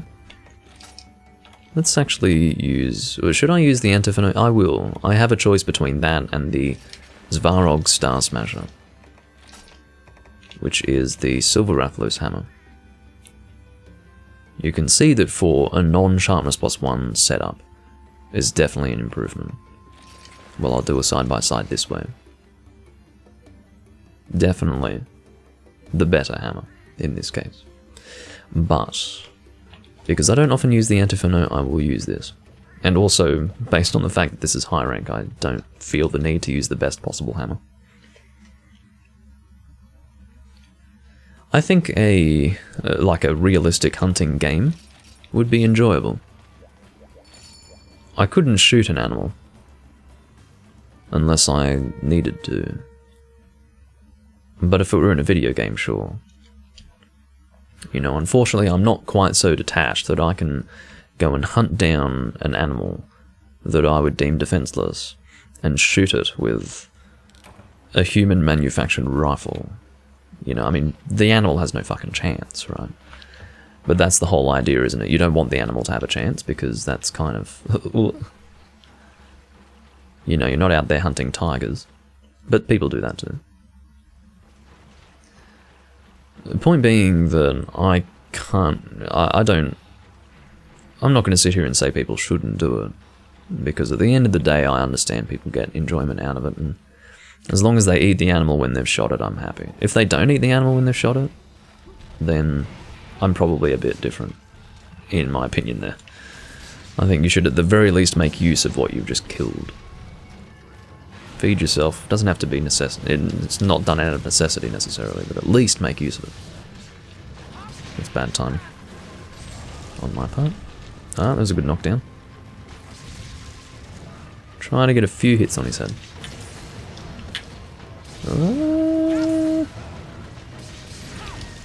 He's actually... I wasn't expecting him to be down for so long. I guess he's a big monster, so if he gets knocked down, he Needs a little bit more time to get himself back up. Makes sense to me. Oh, why did you stop with the golf swing? Oh, nice. Got the full combo out. Because he got flinched backwards. Catching up with the head is very hard. Sometimes. Because he's very tail focused. Come on.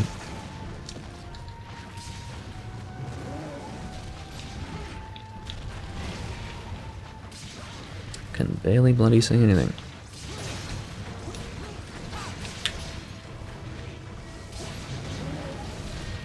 Oh, we've got an ivory urgent coming up.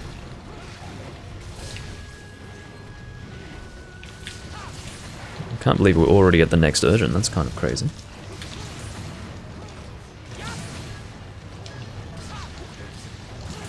And we've got a lovely leaf in the way here, it's just brilliant. This fern in my fucking face. Trying to demonstrate the hunt for my dear audience. And there is a fern blocking the action. It's like I'm playing the first gen jungle location or something. He's been taking some hits on the head, so he's already exhausted. It's the best thing about having someone hammering, you know, it's not just about the KOs, it's also about the exhaustion. It's really, really good to have a hammer person on the team. Ideally, I feel the best team would be like one guy on hammer, maybe two people on bowgun, and maybe someone, I'm not sure, maybe going greatsword, or, you know what, that would be it. Two guns, one greatsword, one hammer. That would be just perfect. The reason why is because the greatsword can be the heavy damage dealer. Their DPS will be high because you've got exhaustion, paralysis and KO. Paralysis comes from one of the gunners. So that would be the ideal setup, I think. And of course the hammer user will likely be dealing lots of damage too. So, and you know, maybe have a pierce gunner or a high damaged gun, and then one of the other gunners can be support, you know, like status and all of that. So that'd be your ideal setup, I feel.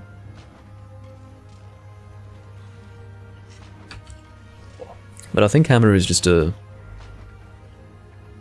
good weapon type to have on the team. You don't want more than one. More than one gets a little bit gratuitous and a little bit obnoxious, actually. It's sometimes worse. I mean, unless you've got a big head to aim for. Like, let's take a large-headed monster, because large-headed monsters are kind of fine to use two hammers with, but I unfortunately have experienced, well and truly, 4 hammers versus Nagakuga. Now, if you've experienced 4 hammers versus Nagakuga, you've experienced something, and it's not good. What happened was, I was playing Portable Third, and I decided to use hammer. But everyone else also decided to use hammer, and then we all appeared in the guild hall, and we're like, oh, we've all got hammer. Well, let's just do it. And I'm thinking, you guys are... Well, I said, you guys are going to regret this. They're like, no, it's fine. It was bad. It was really bad. I mean, we were all aiming for the head. Well, maybe 3 out of 4 were aiming for the head. It was a bad time. It was not okay. I will go Svarog Star Smasher at this point. At least I've got 2 options for non-awaken. That's not too bad. I don't mind that at all. Because if you think about it, the reason why I would use awaken is at least so I could have another option. But there are always other options without going awaken, I suppose, but at least I don't have to take the time to make it. What I love about this hammer is that it's got that almost velvety looking... What is that? See, I'm not good with my colours. Like, I don't know colour names, but it's a very rich, dark purple. There's definitely... It's not Bordeaux, it's not quite Bordeaux. It's something else. and it's really nice. It's got a nice look to it. And it has a sort of a velvety texture, that's the way it looks. To me, ruler of 2 realms. The idea being that he's in the water and on land. I'm gonna eat this time. Don't know why. That was actually muscle memory talking there. At least I've got to exchange it for this one. Alrighty, so looks like we've got a Latreon heavy bowgun with... oh, we've got an adrenaline loadout here. Pretty good, considering you no doubt have a shield on that heavy bowgun. That's an adrenaline elemental heavy bowgun loadout. You don't see that often. Yeah. There's no escaping the ivory. There's plenty of them.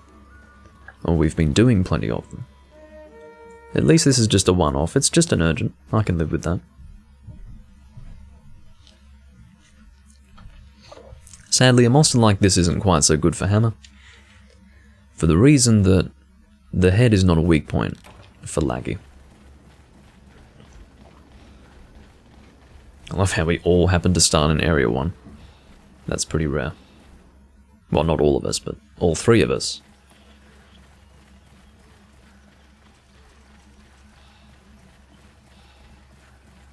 But yeah, this is a lovely hammer. I like it a lot. I can appreciate it because I just don't use the hammer often. Come on, at least get the golf swing, man. Come on. Bastard. You can see this is one of those hunts where I'm going to have to do upswings and super pounds and all that business.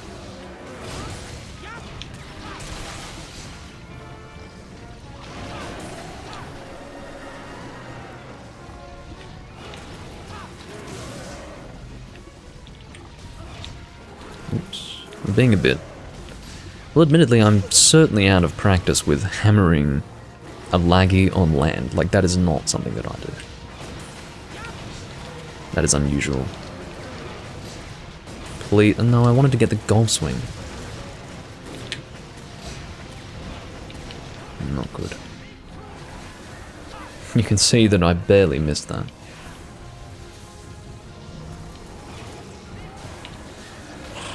No! Thought I just managed to avoid it. Now, hitting the head here... it's not the easiest. It's like hitting a Daora head. When he's swinging it around. There you go. And now I'll aim for the back, which is the elemental weak point. Point being that if I'm not getting KO damage off, or I'm not working towards KO damage, there's no real point in hitting the head. It's not a weak area. So... at this point, now that I've got that 1 KO, I think I'm just going to go for DPS on whatever part of the body. There you go. That's the end of the hunt. Ploughing through the high rank quests.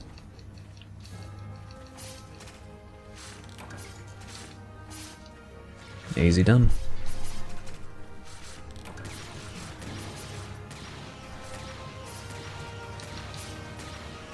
I wonder how the weather is today. It was very cold yesterday. It was one of the coldest days in whatever it was, 50, 60 years or some crap. Don't you feel, I mean, I don't know how it is in your countries, but over here, it's always like, oh, coldest X month day in 50 years, 60 years, 70 years. I mean, well, how is it that every fucking year this happens? Coldest day since records began. Hottest day since records began. Okay. Alrighty, so... weather, Sydney. Oh, it's about as cold today as it was yesterday. It is 9 degrees Celsius, 84% humidity, which means... ooh, cold. For you Imperial people, which I won't go into details about, that's 49 Fahrenheit. So... no, I'm going to talk about it. Why do you still use Imperial? The people that you took Imperial from don't even use Imperial anymore. Stop it! Alright, rant over.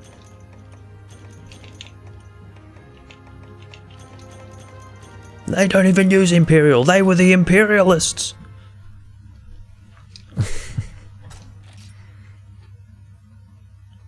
Anyway.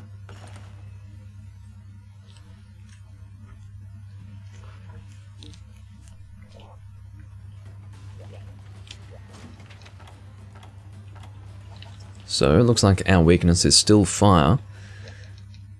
I'm now in the awkward position where I've sort of run out of different hammers to use, unless, I do have an option. I can use... How does Dragon work? Is Dragon a good option for Glacial? Dragon's good for regular Agnaktor, but maybe not Glacial. Let's have a look. Glacial Agnaktor. Where art thou? There you are. Weakness... Oh, Dragon's good on the head when non-hardened. Actually, quite good on the head.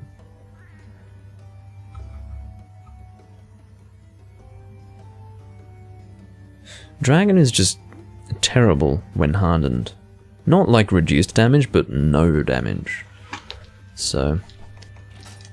I can live with that though, and I'll tell you why. Because I'm going to use the Port's Mark for the first time in what I believe to be 6 years. Okay. I have not used the Port's Mark in such a long fucking time. And this is made possible through the fact that I just made the Port's Mark for fun. I didn't really intend to use it. And I also haven't used hammer very much in this game. So it's just been so long. And I'm happy to be doing it. I've never used it on camera. I don't think I've even used it in the Doomlings Random Hunt series. It's just never happened. So... It's been, I'd say, 6 or 7 years since I last used this hammer. And I've probably only used it once or twice. So I'm ready.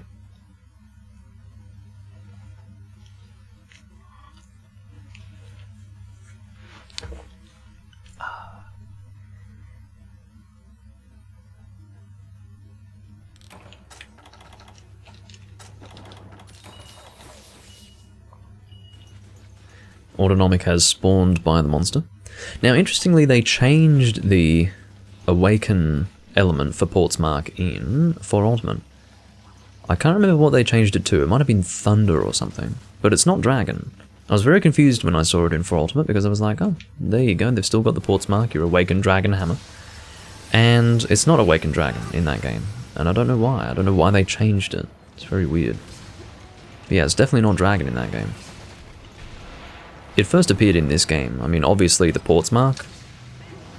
You just look at Port Tanzia. Obviously it is supposed to be related to Port Tanzia. The port city that you're in. So if anything, I was surprised to see it return in For Ultimate, but I was a whole lot more surprised by the fact that they brought it back without its original Awaken element. That was very weird. I don't know if the chest actually takes any damage then. Oh god, I'm so off target. Now, Agnaktor is one of my least favourite monsters to hammer in the game. Uh-oh. Can I avoid getting hit by that? Yes, I can. Now that's good damage. Upswing, non-hardened. Or non-hardened. Actually, thanks to N10 and Vernon for making the head no longer hardened. Basically how it works is it's ice covering the glacial, and you need to break the ice to make him non-hardened. That's how it works. So it's not like, you know, the molten lava of his body hardening as it cools, but rather it's cladding that comes from... It's closer to the mud of Baroth than it is to regular Agnaktor, in the sense that when he goes under the ice, he will have ice cladding on him that needs to be broken off. So it's literally the opposite to regular Agnoctor in the sense that regular Agnoctor will lose his hardened form when he goes under the ground, because he becomes molten again. Whereas here, he gains his ice cladding under the ice. That was a good hunt. Nice and quick and easy. And in the end, wasn't too bad. As a hammer user. It is the rare hammer stream with Doomlink today. I'm being told the next elemental weakness before we've even finished this hunt. Very efficient.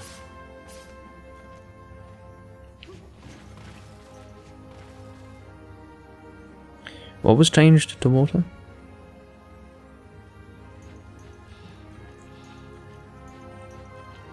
Oh, the Portsmark.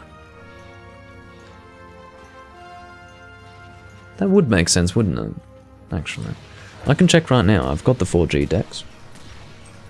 You're probably right, because it would make a whole lot more sense for it to be a water awakened weapon now, wouldn't it? Portsmark. Related to a port location. Okay, come on. Speaking of port. No, I'm not going to drink port today. Why would I even consider that? I've had too much port. Okay. Fully upgraded water. Portsmark, yep. Now, how does it compare? Let's see how it compares stats-wise. Let's see if it's exactly the same stats-wise, except they've just swapped the element. I'm interested to see. So, Portsmark. I'm currently doing a comparison between the two games, so... Oh. Hold on, this is... Wow. That's extremely interesting. So, what they've done is they have made it much, much stronger in 4 Ultimate. Much stronger. So, the stats in 3 Ultimate are 1196 Raw, 280 Dragon Awaken, 20% Affinity. 4 Ultimate is 1456 Raw, with 550 Water Awaken. The downside, to try to balance it, is that it has poor sharpness. Whereas in the case... Okay, so that's the difference here. Portsmark in 3 Ultimate has a lot of white. Like, a lot. Whereas in the case of 4 Ultimate Portsmark, it only has a little bit of blue, and that's it. It goes straight into green and yellow and orange and all that. So, as far as which I would prefer, definitely 3 Ultimate Portsmark, not just on account of the element that it deals, but also, look, I would just rather a weapon that deals less damage but has good sharpness. Personally. Like, if we're talking about extremes here, yeah, it's very interesting that they've changed it that way. I had never done a side-by-side comparison between the two weapons, but... You know, the 3 Ultimate and the 4 Ultimate version, but... Yeah, it was basically swapped around, not only with its sharpness and damage and element, but also the specific element that they attached to it. This would be an ice weakness, yes. As Vernon said. And I will actually use... No. I was going to say I'll use the Awakened Ice, but I won't.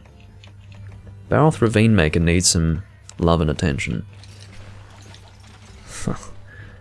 You're in for it now, Baroth Ravine Maker. You're finally being given the appreciation you have always deserved. And I'm actually going to eat for this, because I want the stamina. It's not so much about the health. I mean, I don't need the health, obviously. I want the stamina, though. There's probably... What's stamina only? Is this stamina only? This might be stamina only.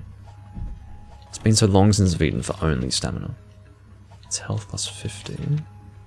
I think that's only stamina, isn't it? I think so. Bread and bread, I think, is 150 stamina, 130 health. Simple? Let's have a look. I was wrong.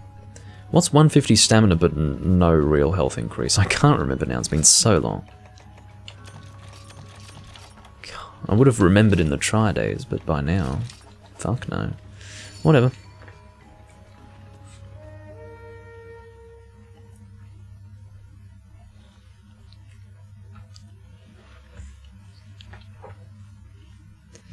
Desert desertion. We're in the last level of high rank at this point. May as well take a map. And I guess I'll go this way.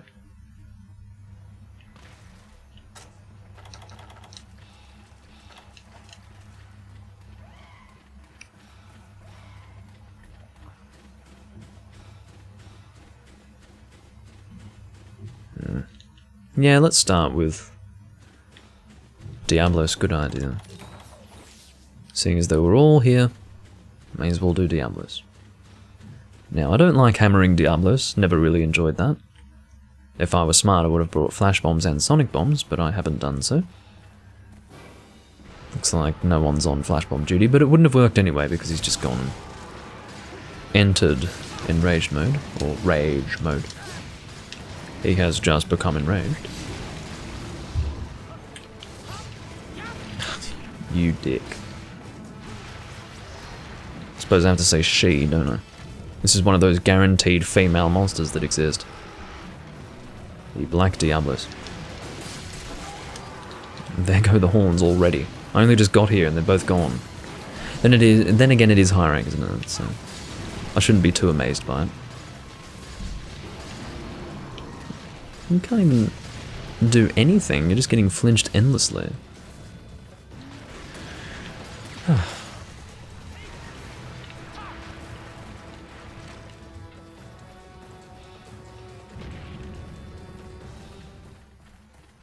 It's a bit scary when Black Diablos goes underground. I don't know where she went. Hopefully 10, because if she went to 9, she'll be... Okay, good. Oh, also I was going to say, if she goes to 9, she'll end up taking us towards Sandbarrioth, but Sandbarrioth's here. That's a shock. I might get hit by this tail. Oh, well. Don't have to worry about that. Sandbarrioth is over there in the distance, trying to show you underneath the wing there. Is that not the most cinematic thing? You can just see Sandbarrioth in the distance.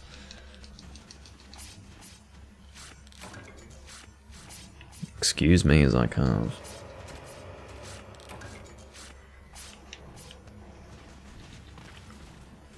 Alright.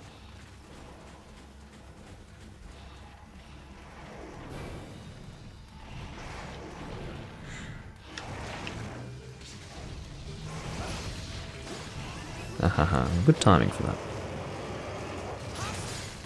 See, that's what I like. I like to not just get the super pound impact, but also the first attack of the super pound, where you sort of swing the weapon to the side. Well, not really to the side, like up and then down, like the up part of the super pound.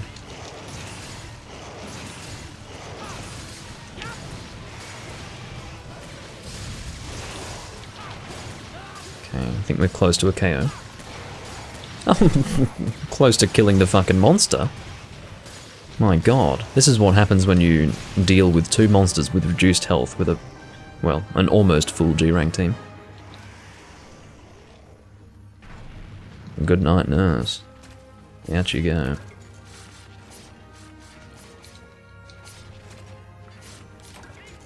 Don't even have time for the... Imagine if you took the time to get adrenaline. N10. By the time you got yourself down to the appropriate health level, the monsters would be dead. I don't need a Diablo's Fang. I'll take an Indigo Fang over that. Dragon. Beautiful. I think I will do Portsmark again, just because I've used the Elatreon Hammer so much. Between Try, Portable Third, and 3 Ultimate, I've used that hammer so much. So I think Portsmark is in order.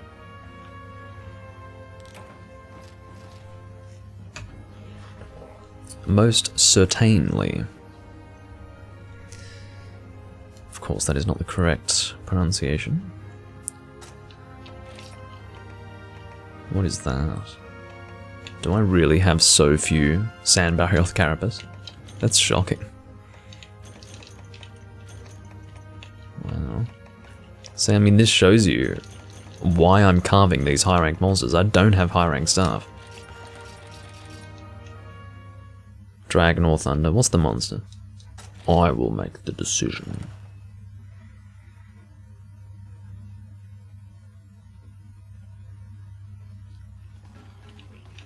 Let's see. Oh, yeah, Dragon is my preference for Deviljho. The thing is, Dragon and Thunder are basically equal for Deviljho, but I've always had a preference for Dragon. The first time I ever fought a Deviljho, the first time, which was Bedevil the Deviljho back in Tri, I wasn't one of those people who did the event quest as their first, like the capture the Deviljho HR 46 requirement in the Flooded Forest. I didn't do that one. The one that gave you the fucking Lion's Bane, the most ugly, bloody sword. Yeah. I didn't do that for my first. I did do that, obviously. I made the Lion's Bane and all that, but I generally wasn't a fan of that quest. But my first was in the Tundra. HR 51 requirement. And I used the Acros Lance. I believe it was fully upgraded. It wasn't called the Acros Lance. In other words, the Laggy Lance. That was my weapon that I used. So, my first Deviljho experience was with Thunder, but I do prefer Dragon generally. Now, hammering Deviljho. Not something I really enjoy. But we can do it anyway. If it's high rank, I can live with it. I would never be in G rank and do it. You know, I could use Gaia Horizon. Just for something different. Yeah, let's use Gaia Horizon, just because I don't think I've used this yet. I could get Part Breaker on this. Okay, I'll go and get Part Breaker. In fact, I should probably do that for all of my... Yeah, I should be doing that for all hammers that happen to have slots. I think the Portsmark has slots too, doesn't it? So I will go and get Part Breaker here. Let's see, first and foremost, if I have a decoration with Part Breaker. I have I have 13 pages to go through, so do give me just a moment to check this.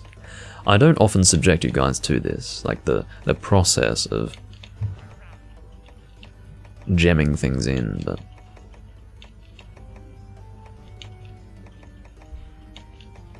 no.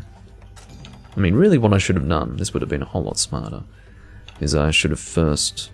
Okay, what I usually do...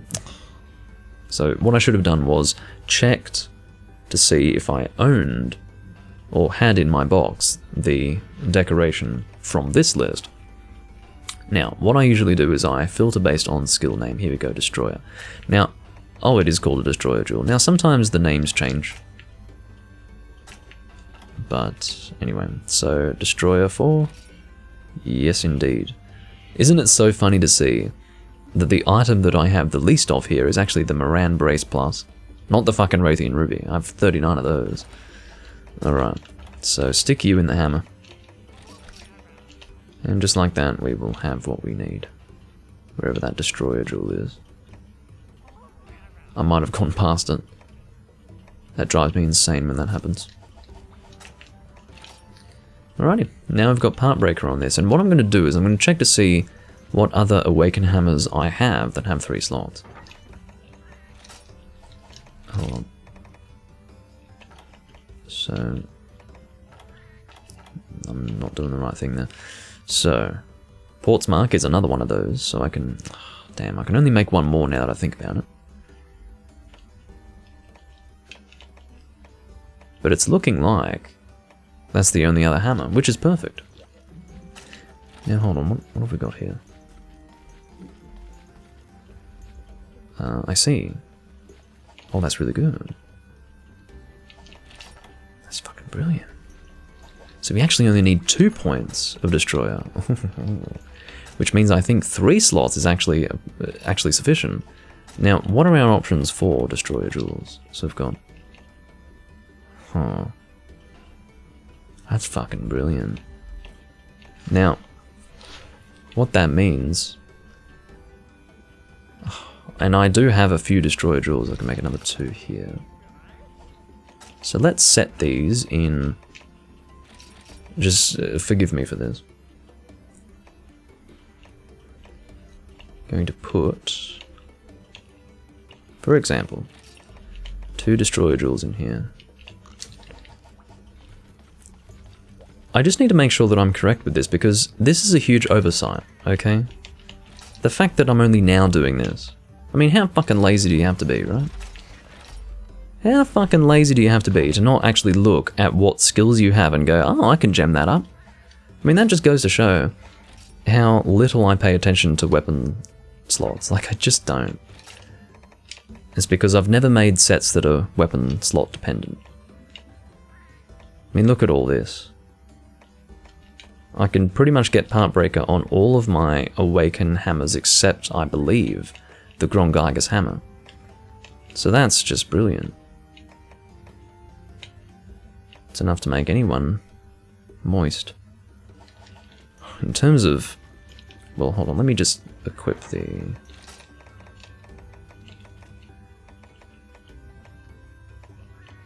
hammer I was wanting to use, Gaia Horizon. Yeah, it does seem like a good time. What's the why question for Araxion?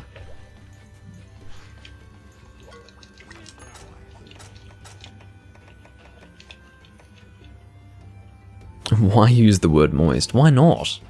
I mean, come on.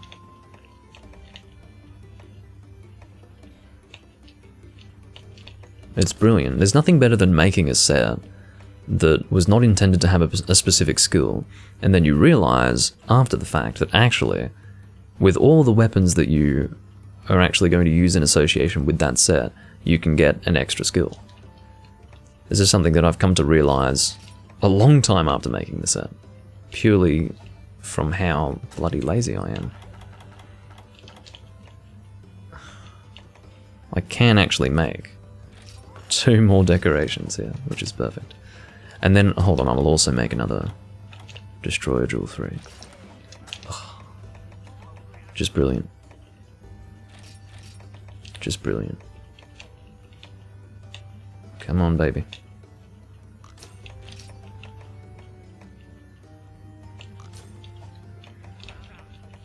And then you go into Portsmouth. Mr. Destroyer Jewel 3. Not to leave you all hanging like this, but this was a long time coming. Alright, now that is a nice set. High grade earplugs, Part Breaker, Awaken, Sharpness +1, and Knockout King. That's a good set. Keeping in mind this is 3 Ultimate, not 4 Ultimate. 4 Ultimate is the game where you get a whole lot of skills on your armor sets. And I would also say that Generations Ultimate is a game where you can usually get a few more armor skills than you can in this game. But that's very exciting.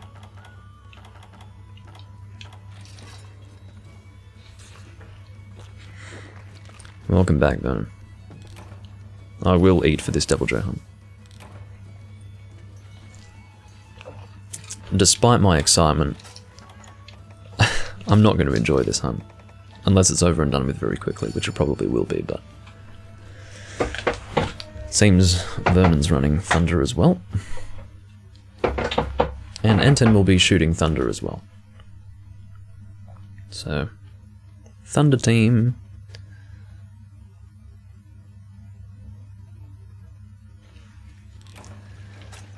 Now there is definitely a process to hunting Devil Joe with the hammer. Basically what you do, there is a consistent super pound you can get off with Devil Joe with the hammer. It is standing by his left leg. This is from the old days, right? This knowledge.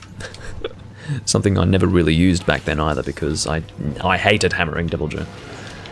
But stand by his left leg and prepare a super pound on the turnaround, and you'll get it on the face each time. Now that was an upswing, but...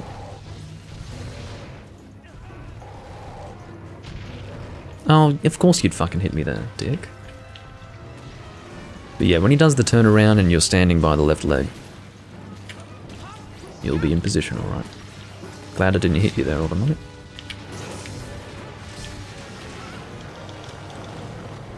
Doesn't look quite so bad here, does it?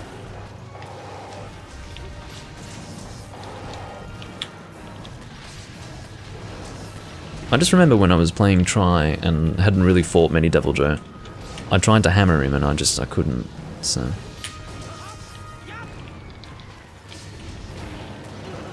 Ever since then, ever since that day, I've been less than willing to hammer a Devil Joe, but it's doable.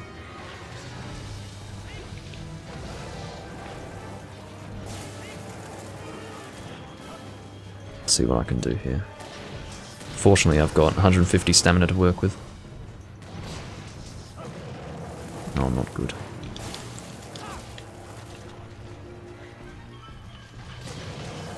Here we go.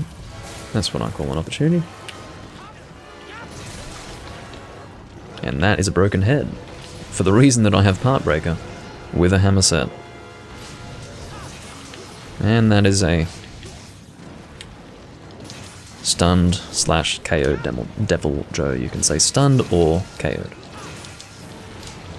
Both words are correct.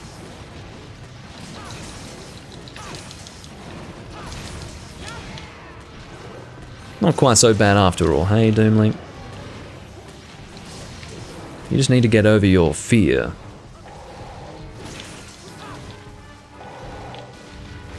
That thing that was instilled within you when you tried to hammer a Devil Joe, when you were neither confident with hammer nor confident with Devil Joe, and you failed miserably. That was a long time ago.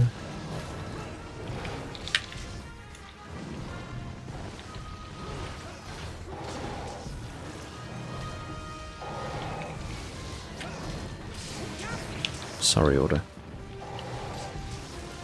Don't mean to get you caught up in my bad hammering. Hey, I might be able to get a second KO in that pitfall, if I'm lucky. Because I've built up a bit of KO up until this point. Here we go.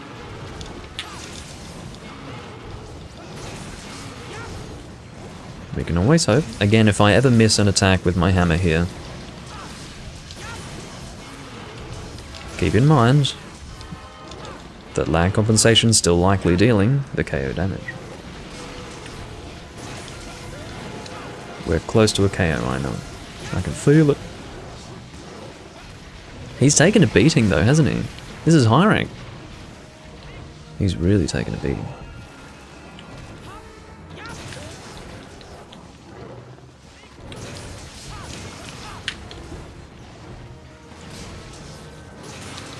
And falls to one side, then falls immediately to the other side.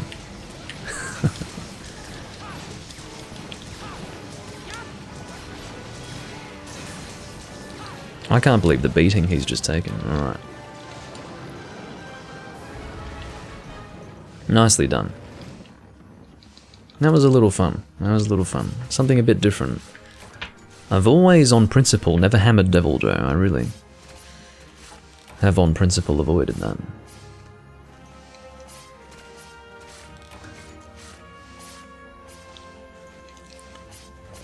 Blue Rat? Okay. Can we talk about New World Lunastra? What would you like to talk about? Juvenator? Do you want me to just talk about? No, we can't, says Enten. Well, was there something you wanted to ask, Juvenator? Or did you just want me to talk about it? Because I can. I'll just talk about it briefly. Lunastra had not appeared in a game since Monster Hunter Freedom Unite. Traditionally, Lunastra was the offline version of Teostra, but for some reason Teostra was also offline. So I don't know whose idea that was, you know, have Lunastra be offline only, but also have Teostra in the offline. Sort of defeats the purpose in my opinion. Lunastra weapons were oftentimes better than the Teostra weapons. and the highest level Teostra that you could hunt was, depending on who you ask, high rank or G rank. Depends on just how G rank you consider the Nekot quests to be in Freedom Unite, but you know, kind of teetering on the edge between high rank and G rank, we'll put it that way. And she was very, very similar to Teostra, and rightly so. She's just the female version, just normal, basically a Teostra, but with a different horn design and different coloration. And then Monster Hunter World brings back Lunastra for the first time in 10 years. And what do we get? We get a drastically different fight to the regular Teostra. Drastically different. And a whole lot harder too. Now, some people will go, Lunastra's not hard. I'm not saying she's necessarily hard or easy or anything. Directly compared to Teostra, she is a much harder fight. So, yeah, that's the way it is. And just the way she hunts, the way she fights, I should say. She doesn't hunt. We hunt. But just the way she fights doesn't feel quite right. I actually preferred Lunastra when she was just a Teostra clone, basically. And I never thought I would say that. I was so excited for a Lunastra that would be different, and then I realized that I didn't want that, actually. It's funny, you think you want something, and then you get it, and you're like, no, I don't want this. I want old Lunastra. So...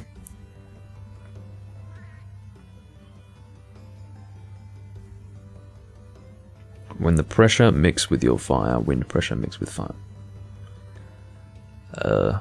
You mean the flame aura? That's also with regular Teostra, but I guess it was worse with Lunastra? I can't remember, it's been a while since I've hunted Lunastra in World. I kind of stopped playing World around the time Lunastra came out, to be honest. It was, by the time Deviljho came out in World, I had basically hung up my sword for that game. What are we gonna do? Probably Portsmark. It's Portsmark time. I turned away the Portsmark in favour of what I remember to be called the Gaisp. It's called something different in this game at the highest upgrade, but I can't remember it now. But whatever I used before, I used over the Portsmark, so it's time to give the Portsmark a bit of attention again.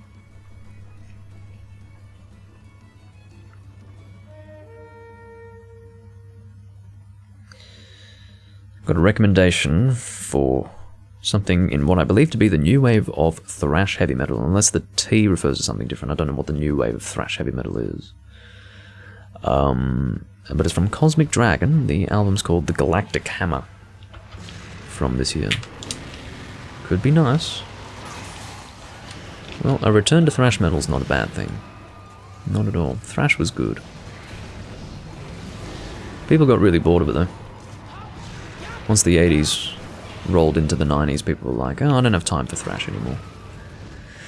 People were looking for bigger and better things. In fact, a lot of the people who got into thrash got into it because it was the most extreme metal of the time, and then by the late 80s you had death metal and black metal, and thrash was losing its edge.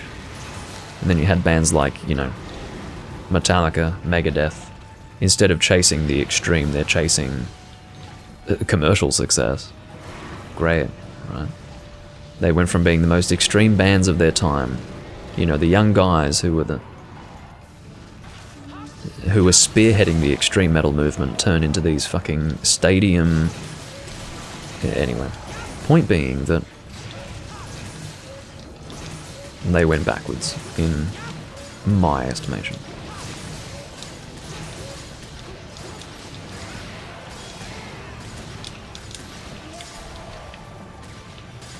The people who wanted to follow the extreme were those who followed the death metal and black metal at the time. But thrash is great. I love thrash.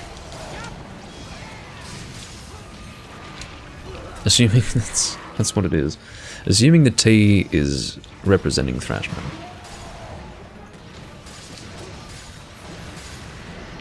If there is such a thing as a new wave of thrash heavy metal, I don't know anything about it. I'm out of the loop. I'm too busy enjoying the thrash metal from the era that it was first brought about in.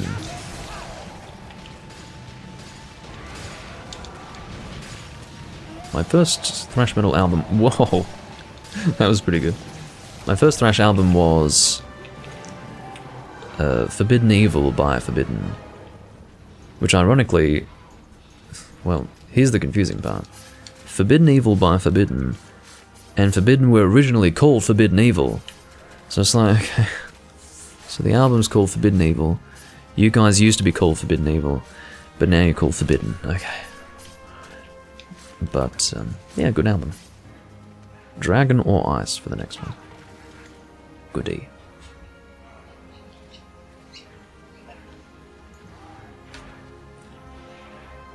I'll probably go for 3 hours today. That would be my guess. Or, well... Depends on what Auto's looking for, but I'd like to really get him to G rank and, you know, get him an armor set. So maybe that will take more than 3 hours. We'll see what happens. But I'd very much like to get him established in G rank. That would be nice.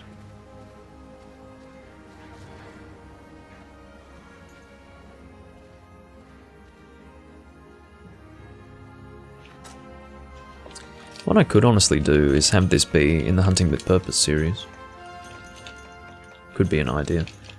Because it's kind of what it is, you know, we're just doing high rank stuff. In fact, I think I will do that. I think I'll have this be a Hunting with Purpose recording. I'll just change the title. And upload it that way. Just because I want live hunts to be something consistent in the sense that if you go to live hunts, you'll find me doing G-rank hunts, and it'll always be a different hunt. Now, this has always been a different hunt, but this isn't G-rank level, you know, we're basically beating on the monsters, so... I will have this be Hunting with Purpose.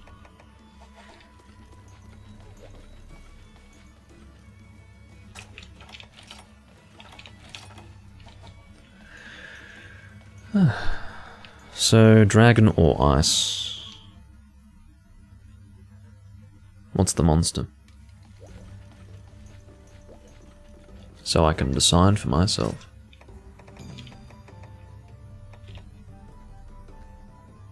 Gen.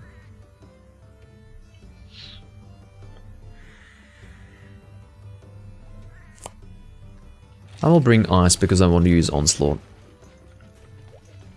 Haven't used Onslaught yet in this so-called Hammer stream. So I'll use it. It's Gen Moran time. Desert Rumble, Canteen Quest. I'm surprised a Canteen Quest is a key quest. I always would have thought that that would be separate to the key quest list. But apparently not. Apparently not. This is your first Gen Moran. You've never done Gen before, Autonomic. This is your first Gen Moran right here, right now.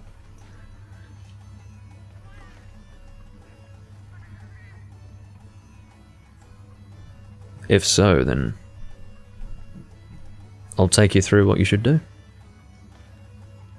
Because I hunt Gen very lazily, but there's a process to it.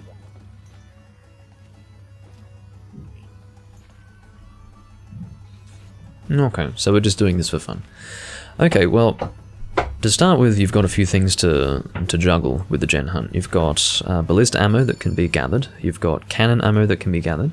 You've got the binder, which will, you know, you'll have something you can take out of the box, which is the ballista binder, which will cool down.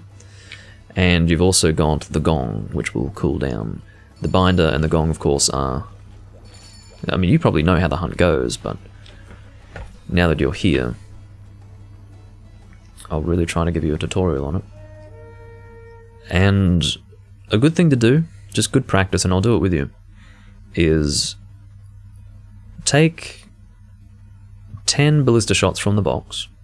They are provided in stacks of 5. You can get... well, I won't take any of them.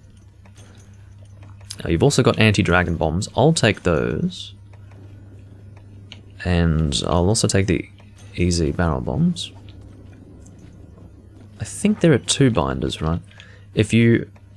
Did you take a binder, Auto? If you didn't, then take that one in there. And, yeah, we'll do the gen hunt. Yeah, take the binder, take it. Take it. So, what I often do with gen is I do cannon ammo.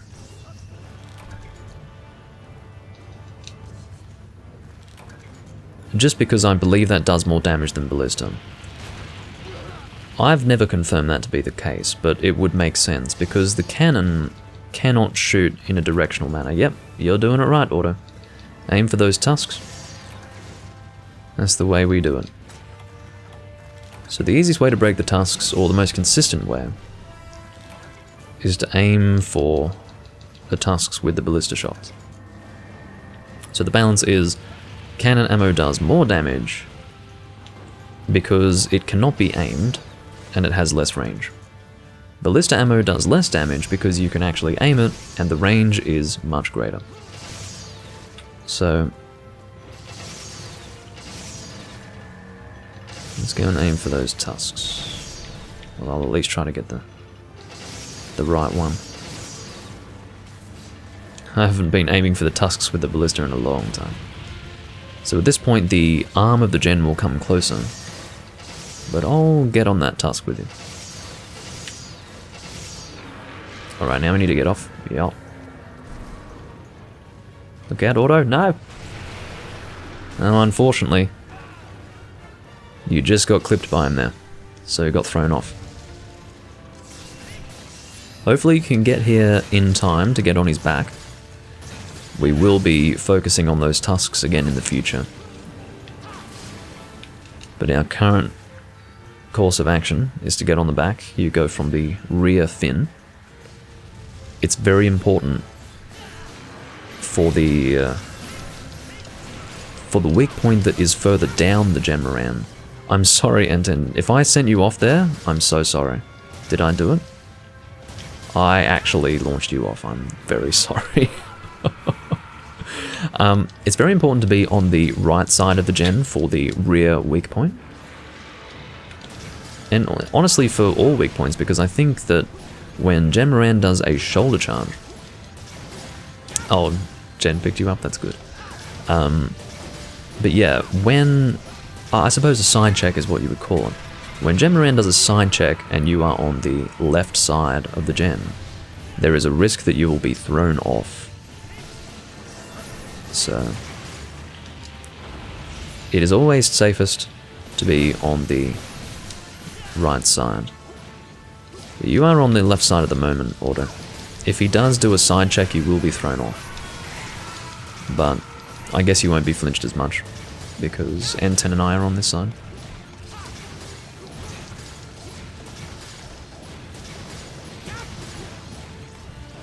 Once we break this... I might actually do it now. I'm going to drop anti-dragon bombs.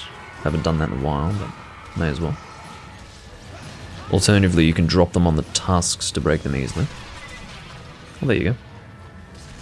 So the anti-dragon bombs just sort of blow up over time. There's no visible fuse in this game. I think they added a visible fuse in 4th gen for Darren Moran. So Auto, when Genmoran starts to wiggle and sort of makes almost a whistling noise, it's like a... It's time to jump off, because he's going to throw you off.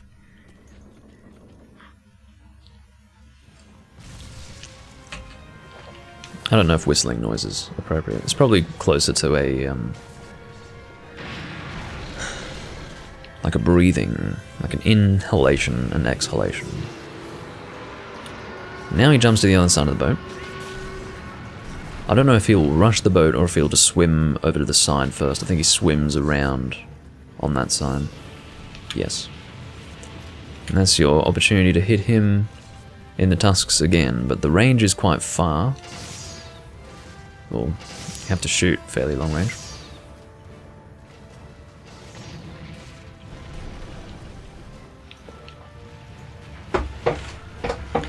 And now at this point, what you want to do, Auto, rather than gather, or hopefully the delay isn't too big here, get your ballista shot ready, excuse me, your binder shot ready, go to the binder, oh, actually, he's doing that. So basically what happens is, he either slams the boat, or he rushes the boat. Usually if he slams the boat, he will, don't bind yet, auto, but when he charges the boat, just wait until just before he makes contact. Just bind him, and then he'll be in place for us to hit his tusks. I think there's a delay on his, yeah. It's because of the delay with the stream. The delay is different for everyone. For some people it's very quick, for Autonomic it's obviously delayed, so my explanation's not going out fast enough, but yeah, so ideally what you do is you just bind before he hits. May as well bind now, yeah.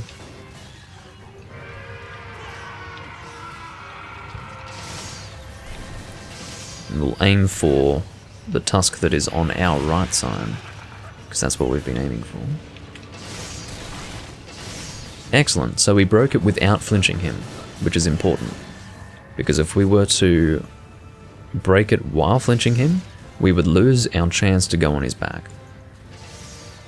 And going on the back is good for dealing damage. Who would win in a fight, Jen or Durham? I don't know. I've actually got no frickin' idea. Maybe Darren, just because he can spear Jen.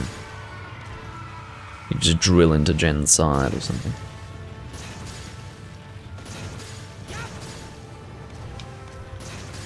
Also, Autonomic, if you can get on the Jen, which you will, you'll be given a second opportunity to climb onto his tusk. You'll see like a big red indicator to do it. It'll be after he swings the boat next time. Like he'll swing his tusks over the boat. When he comes to a standstill and moves back slightly, you'll see that there will be an indicator to get on his tusks. If you jump on, you'll actually be able to mine his back. I don't know if you've mined yet. You can actually mine scales off his back, as well as pelagisite ore.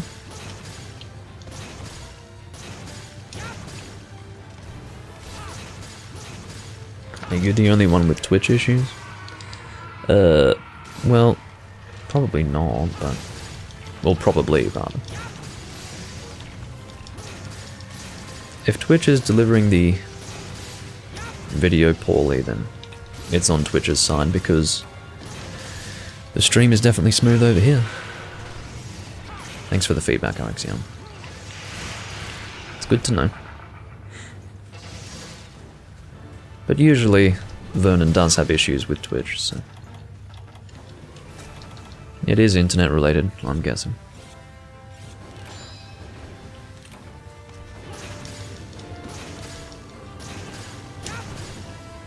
You can see that the gen's jerking a bit there. Don't know if that's a glitch or if that's connection related.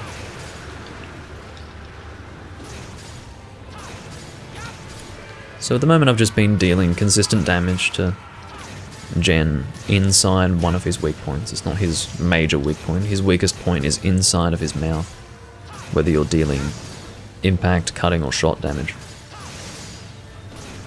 But this is still a weak point, all the same. Now I've chosen an awkward side to go. I should be thrown... Oh no, I was thrown to the side rather than straight forward, so... Normally what I do is I go to the left side of his head, or excuse me, the right side of his head, his right tusk, and then even if I don't get on the boat, usually I'll be thrown directly forwards and onto the boat. But it's not a big deal if you don't end up on the boat, because he's not doing anything anyway that I can really take advantage of. So both tusks are broken. Everything on this monster is broken except his right arm. Now, Indeed, if you have a level appropriate team, which this is not, you'll be able to Dragonade him from the front of the boat while he's in the sand. But that's not happening today. Because we've done enough damage to take him straight to the final showdown. What do you mean, wow, no Dragonator? We're a G-rank team practically, Vernon. Yeah, so N10, what you're describing, him rising out of the ground for the final showdown, that is only in this game. He does not rise out of the ground like that in Tri or Portable Third. It's an unfortunate thing in this game. I don't know why that ever happened. Sorry, Auto. I've got no idea why they allowed that to happen. I mean, it would have just been something that they needed to fix, and they didn't do it. I don't know if it was present in the 3DS version, or if it's only in the Wii U version, but it's dumb. It's very dumb. I noticed it immediately, because obviously I had hunted so many gen in Tri and Portable Third, that as soon as I did the final showdown, I'm like, why is he just rising out of the fucking ground like that? That is awful. Why would they allow that to happen?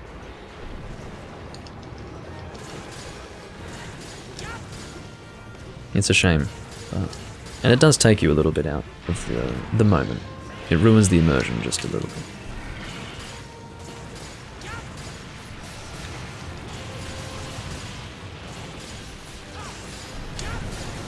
Hammer is a pretty reasonable choice for Gen because you can get consistent golf swings off. Okay, very dangerous Auto if you're... well, there's no point giving these warnings, he's a bit behind, but...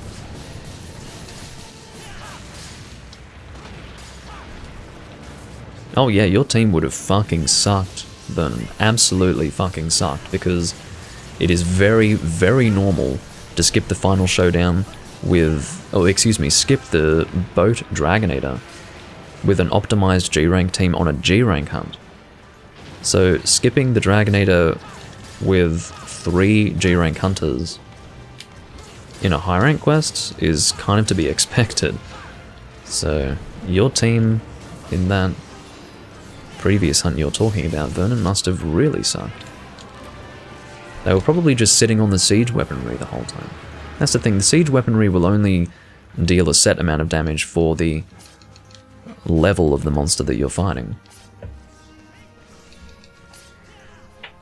So Auto, you've got 2 carve zones here. It's 8 carves, I believe. 2 carve zones of 4. One is by the arms, and one is by the head.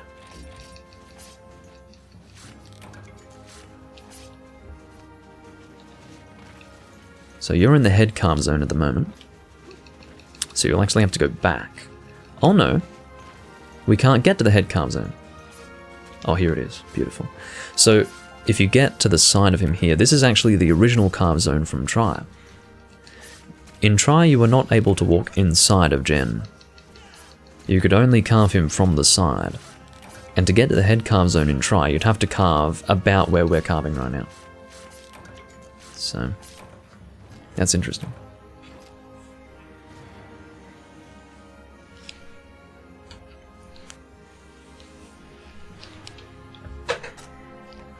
And I got an Earth Dragon gem, which is pretty good for a high rank hunt. That's my 30th. And I got some Brace Plus, which I was lacking because I used them for that Destroyer Jewel 3. Both Destroyer Jewel 3s, actually. Okay.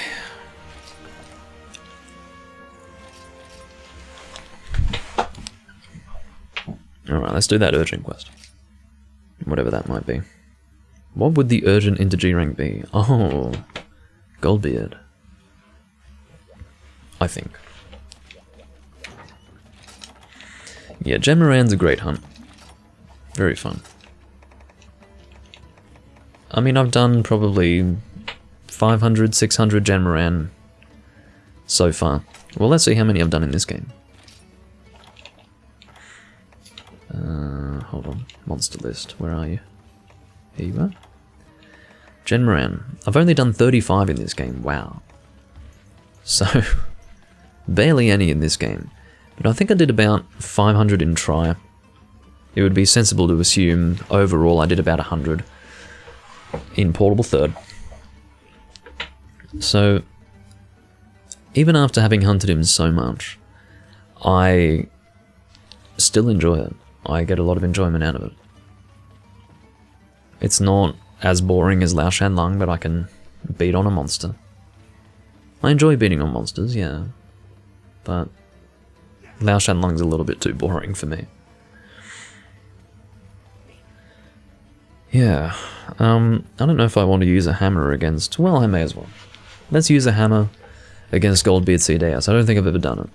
I've used hammer against Ceadeus, but not against Goldbeard with a team. That's weird. I will use a dragon hammer. In fact, I will use my Elatrion hammer. Alteo Morphexo. Alteos Morphexo, excuse me. I thought it was Alteos, but then I missed the S when I was reading it. I'm thinking, okay, I guess it's Alteo, but it's not. It is as I thought. Whoa! Did you just see that? My game just choked.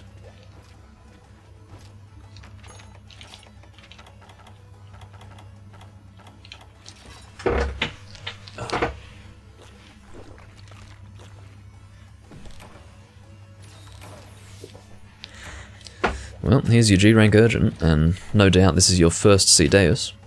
Ceadeus exists in exactly 2 Monster Hunter games in the series, that is Monster Hunter Tri and Monster Hunter 3 Ultimate. And Goldbeard Ceadeus exists in exactly 1 Monster Hunter game, and that is the one we are playing right now. Look at that. Devil Joe Gunlance, that's a rare sight. But yeah. Goldbeard Ceadeus, I regret to say, is not as strong as he should be. I hope that you get a sense for the majesty of Ceadeus through this fight. The ideal first experience with Ceadeus is honestly through the village, because in the village you start from the camp and you go into the water and you sort of chase Ceadeus through the area.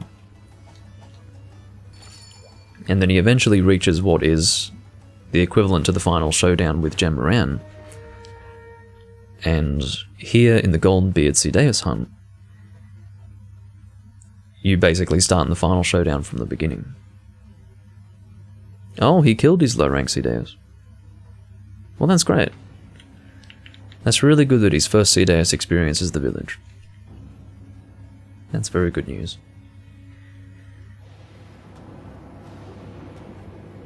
I'm about to get destroyed. Use what you've learnt from the low rank hunt and just try to avoid getting hit. He will deal heavy damage for your defense, but not so much that you're at risk of being one-shot. I'm using a hammer on a fucking Ceadeus. I don't know if KO damage can be dealt. Let me check. I'm about to find out. KO damage cannot be dealt. Unsurprisingly. You've never seen Ceadeus, Arexion. You've never even seen this monster. That's unbelievable. And very exciting. This is the final boss of Monster Hunter Tri for the offline. That was going to be a tail swing. This is an underwater only hunt.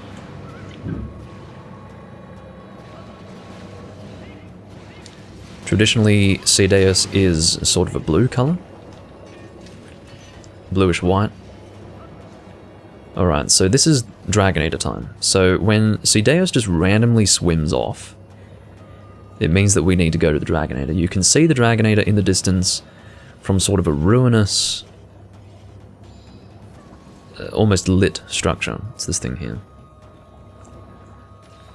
Ceadeus goes into a swimming animation that will eventually take him right up to the Dragon Eater.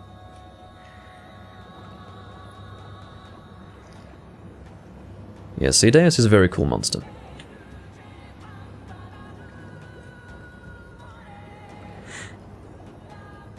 You can hit the dragon. Well, no, I'll hit the Dragonator because, unless, well, I'll do it. Because if I say you hit the Dragonator Autonomic, we'll be sitting here for 60 seconds. Because it seems that Autonomic's quite behind on the stream, unfortunately.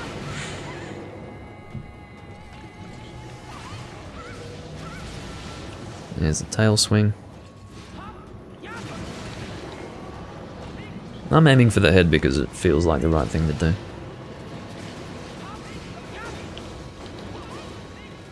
Alright, so this is going to be a swimming animation that will result in Cedeus curling his body up and charging us.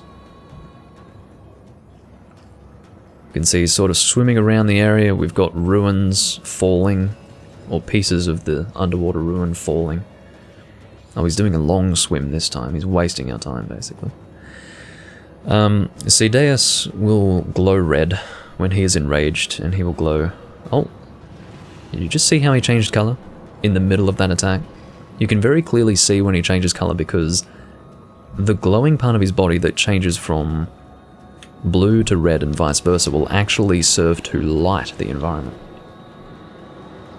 You could see that the actual environment itself changed colour. Having to swim all the way down to him. Both horns can be broken off. I believe that is unique to this monster.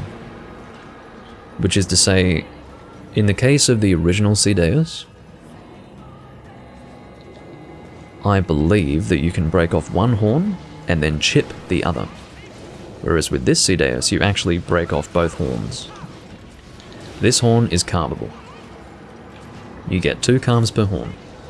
Your breaks are the beard, both horns, the back, and the tail. Oh, look out. When the beard is broken, it will become much smaller. Any attack on the face will break the horns or contribute to a horn break. Here we go, I've got a water beam. Let me actually swim down for this. I'd like to demonstrate it, but I don't really want to be hit by it either. Okay. Right, should get a turn, which I'll try to... Never mind. That was way too early.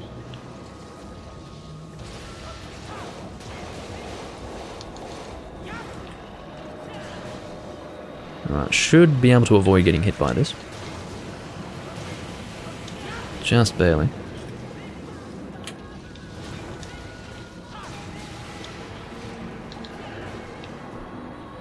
Now usually that heavy flinch that you just saw, where he actually turns his whole body away from you, that's usually what you get with a horn break, but that must have just been a really heavy damage threshold. I'd like to break everything on him, but I think he will die before that happens. Alright, there is the second horn. What I'm going to do is I'm going to carve the horns before the end, because I believe the body is about 6 carves. And then you've got 2 carves per horn, which means you're not going to have the time to carve all that.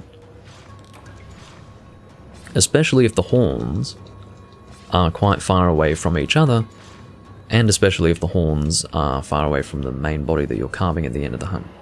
So, carving the horns is very important. Also, underwater combat, so air is important. Bringing air filters, oxygen supply, all of that business is useful. Alternatively, you have bubbles that are around the area. You can see more bubbles in the distance over there. They can give you your oxygen back. The other horn is much closer to the monster. And I will be going in there and carving. You can see both horns are now gone. The beard is broken, and to reflect that it is smaller. Let's see if the tail... No, the tail is in... Well, I'm saying intact. It's not like the tail is cut. There's no tail cut. The tail instead becomes wounded. You'll see like a gash in the tail. There will also be a gash on the sort of upper part of the body on the back.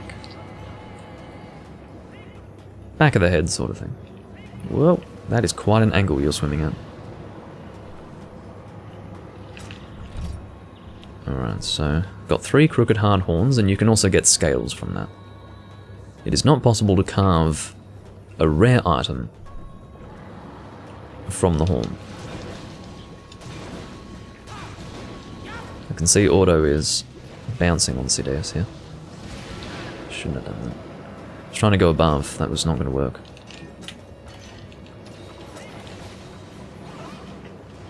The worst thing is that there's no good G-rank hunt. There just really isn't a good G-rank hunt. Because if you get a full, like, well-optimized G-rank team for this hunt, it is over so fast. I'm glad this hunt is taking some time, because it allows you to enjoy the hunt a bit more.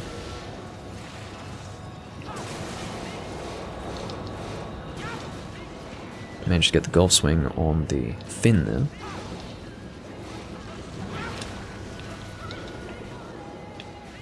You can see that negotiating the underwater. Oh, here we go. Now that has a wider area of effect than it might first appear. You can see that gash on the tail there. Quite a lot of gashes on the tail. You've got 3 that I can see. That means the tail has been broken. Now we are 1 break away. What I was going to say is that you may or may not be able to see that the width of that water beam is actually greater than the main beam itself. There is sort of like a rotating water current that shows you the true width of that attack. And that is a dead Goldbeard Ceadeus. We broke everything except the back.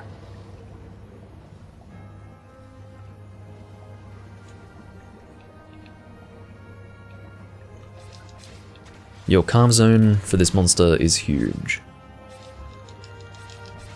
You could just as easily be standing, or, well, floating, swimming, somewhere where there is no physical monster and be carving. Which is nice of them to do. I just got a Dark Dragon Gem, which is the rare from this monster. If you get a Dark Dragon Gem, be glad, because they can be a little hard to get. That's probably my 6th or 7th.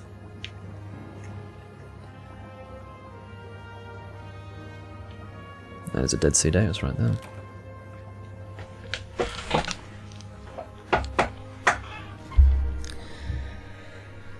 Oh.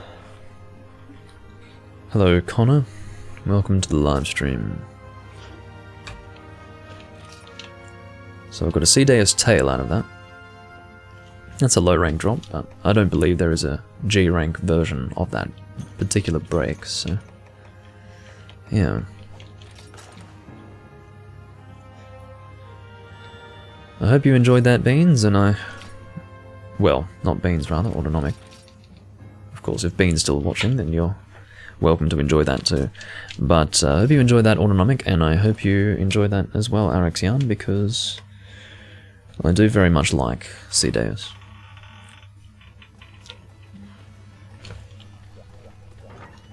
I'm very much attached to that monster. Put those hard horns in, and then I think Shard and Coat I have a stack of 99 of each. One of your new favorites. Yeah. Definitely check out a fight on YouTube of the original Ceadeus from Monster Hunter Tri. Like, search Monster Hunter Tri Ceadeus. And that's the original fight. And I prefer the coloration of that one. The Goldbeard Ceadeus, in my opinion, is a little bit too gaudy, a bit too bright. But original Ceadeus is quite nice. That's good to hear, Vernon.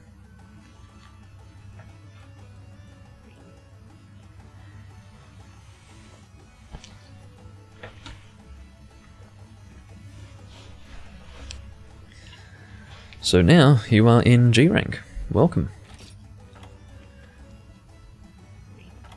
Depending on what I mean, we've got a few options here. Were you wanting to make the Azure Rathalos set as I suggested, Autonomic, or did you have something else in mind? Because Azure Rathalos is very nice. You've got raw resistance and critical eye, which is very nice. And other skills as well, of course. Possibly Razor Sharp. I can't quite remember now, but I know high-grade earplugs and critical eye plus 3 is, if not innate, then at the very least very easy to get. And is probably a good choice for your first G-rank armor set. You will be able to join Azure Rathalos at your hunter rank, you just wouldn't be able to host it for yourself. Well, my suggestion would definitely be Azure Rathalos, so if you didn't have anything in mind, then we should probably go with that, unless someone else has a better idea. All I can say is that Azure Rathalos is what I went with, and it seemed like a good decision at the time.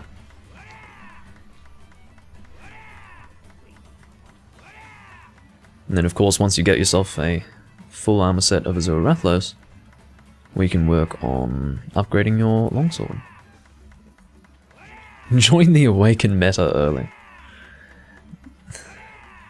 The Awaken meta is only with weapons like Stygian, Zenogre, and Deviljay, really. The other weapons that are Awaken are generally weaker. Alright, Azure Rathalos it is.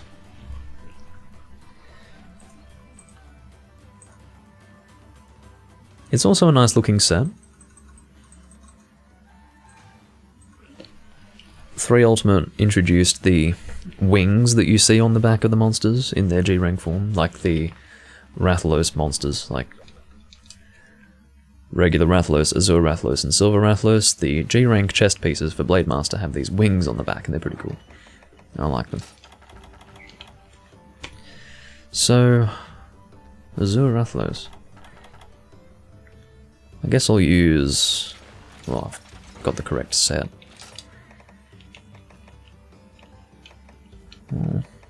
Maybe I'll finally... no, what I'll do is I'll use Grongigus, whatever I'm saying.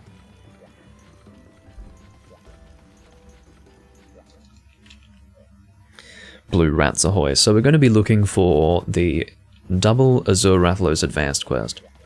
Which I think... no, well let's just check to see if we've got it before we do the single quest.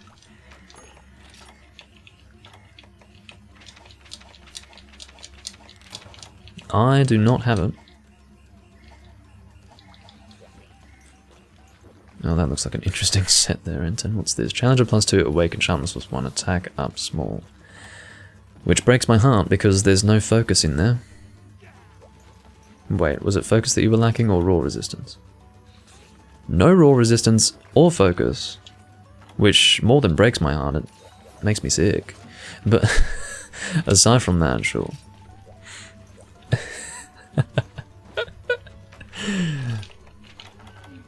No, I just have a very... wrong set? Okay. Good. Good. No, I have very specific requirements for Greatsword and...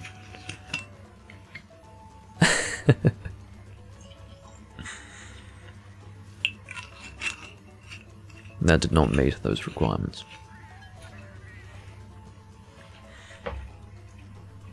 Blade of Tartarus is always fun though, you don't see that all that often.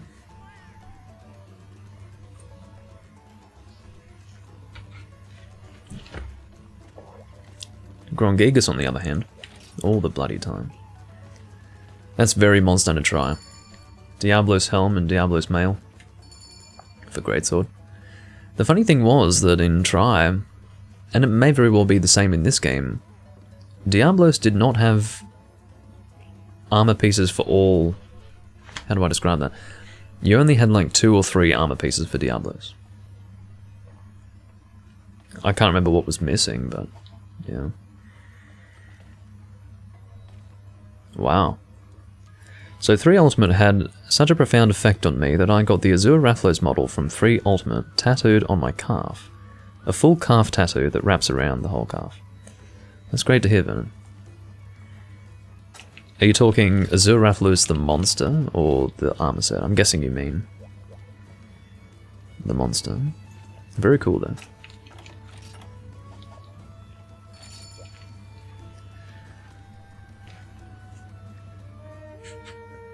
But yeah, for the English version, Azure Rathalos was the flagship, the monster. Yeah, that's great.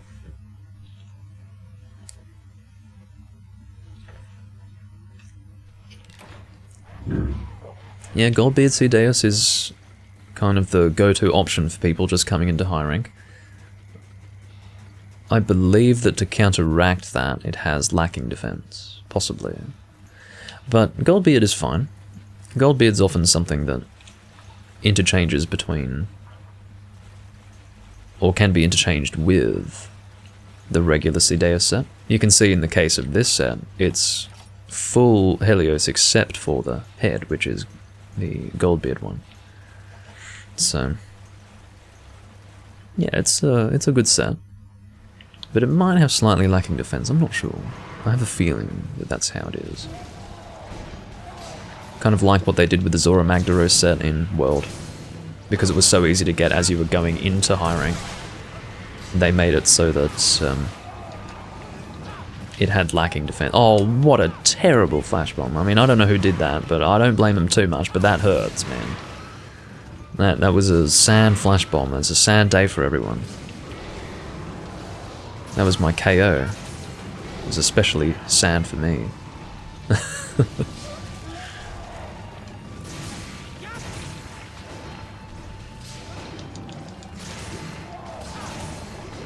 Especially sad for me.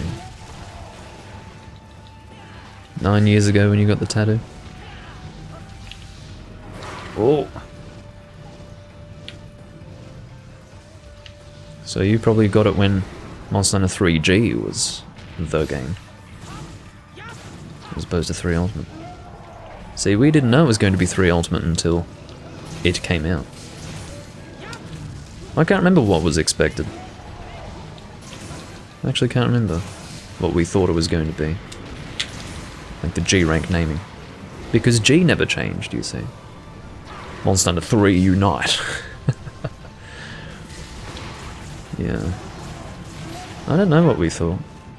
I don't think I was really part of the community at that time. I think I was so absorbed in Dark Souls at that time, like back in 2012. 2011, 2012. I was absolutely submerged in Dark Souls to the point where I just didn't care about Monster Hunter in that moment. Like I didn't have the time for it.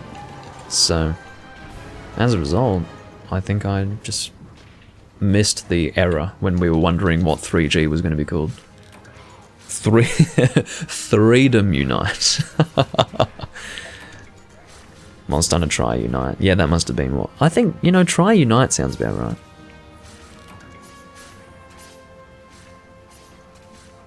It was after 3U released.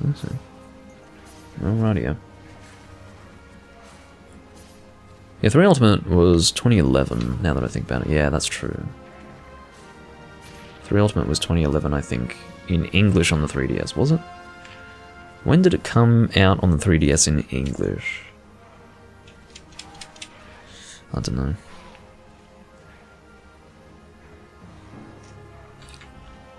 I don't know if it came out in English on the 3DS before it came out in English on the Wii U.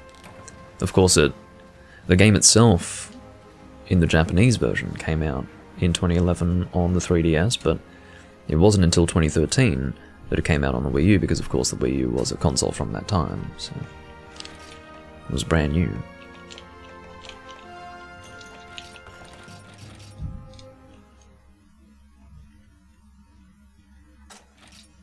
Save my progress.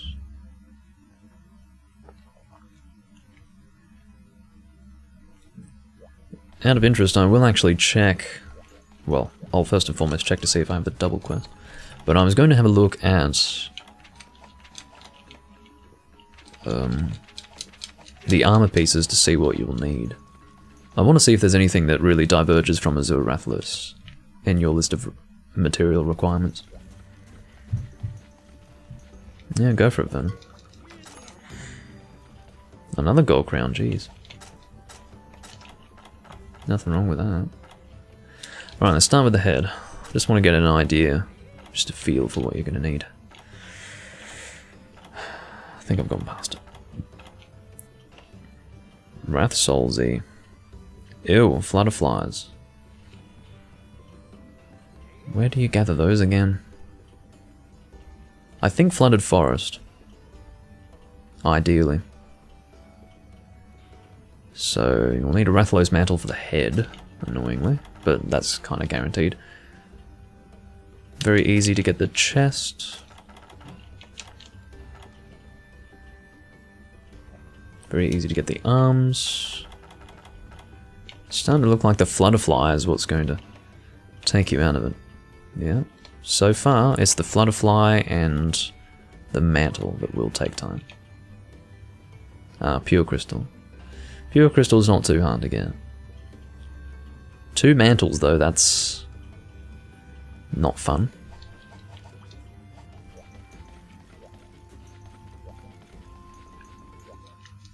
Well, good luck. 2 Rathalos mantles. What the fuck? Where do they get off requiring 2 mantles for the full set? Whose idea was that? God. I mean, I seemed to deal with it just fine at the time, but... Oh no, actually, I didn't get the head. That's right, I remember my set was actually full Azure Rathalos, except I used the Helios Z for my head piece. Which worked just fine for my set, actually. But, yeah, I wasn't too impressed about that at the time either, obviously. I was not willing to get a second mantle. I was just like, nope, I don't need it. Fuck you. And I made a perfectly viable set. Didn't need to gem out a negative skill. I mean, you could always do the same thing, Autonomic, if you wanted. You could just make Helios Z for the head. Because what happens is you get the points you need for high-grade earplugs. You don't have to gem out a negative skill. And you can just gem up everything that you would get innately with the set, and probably with a talisman get a good skill outside of that, so... I'm also surprised Potato isn't lurking. Well, you can never keep up with that guy. He's probably frothing at the mouth over Elden Ring or something.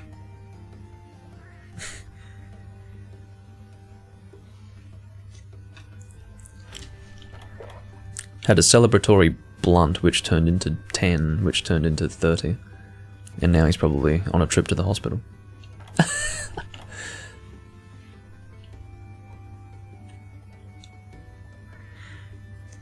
But anyway. What are we going to do?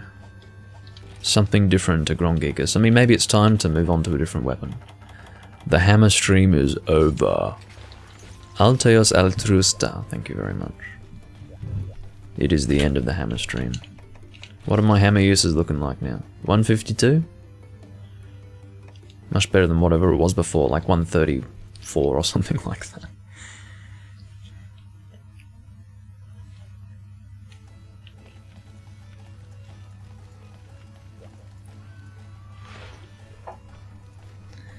But yeah, I don't know if anyone has the... Well, I suppose the only people who can check are myself and Ten and Vernon for the...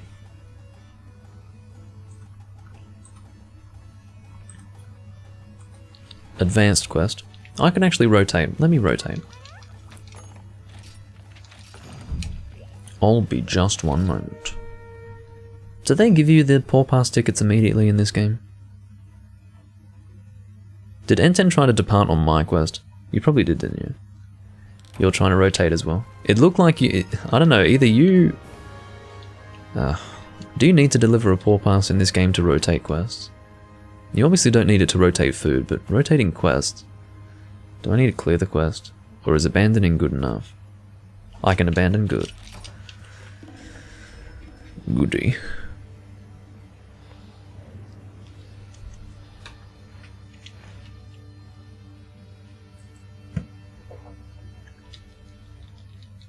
It'll just be a whole lot quicker to do the double quest, not just for materials, but also it will be a higher chance for mantles. So, it would be the right thing to do.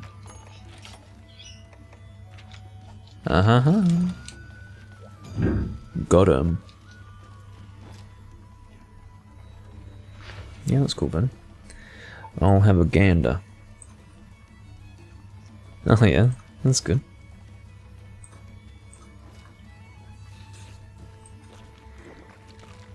Takashi's like, cute leg. God. beware of that guy. Nothing gets past him.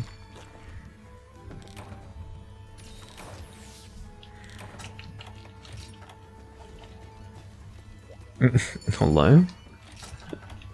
Wow, what do you mean wow?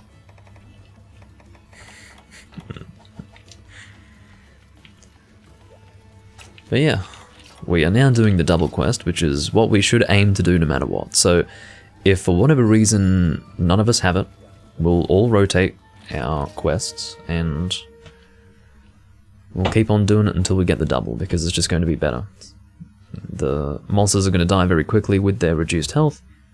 It's going to be a better chance for mantles, and we're going to get a whole lot more materials for each quest completed.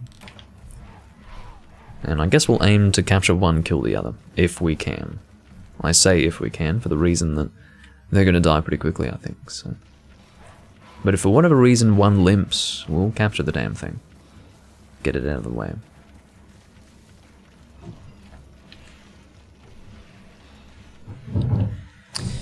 Excuse the background noise. So I suppose one might have started in 2 or 3, and then the other of course starts in 8. Except, maybe not? Okay, good. Okay. Whoa, don't know if you saw that, but that raw animation wasn't quite right on my screen. It concluded way sooner than it should have.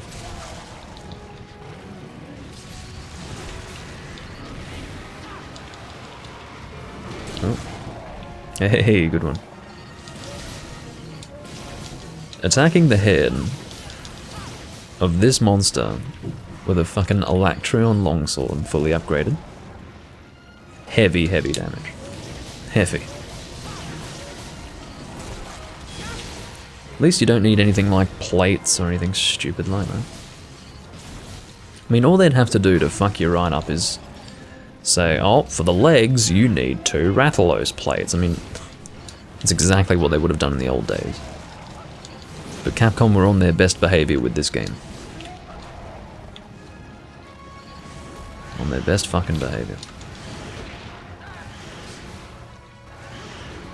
You know, some guy would have been like, let's do that, and then someone's like, no, no, we have to behave now. It's not 2004 anymore.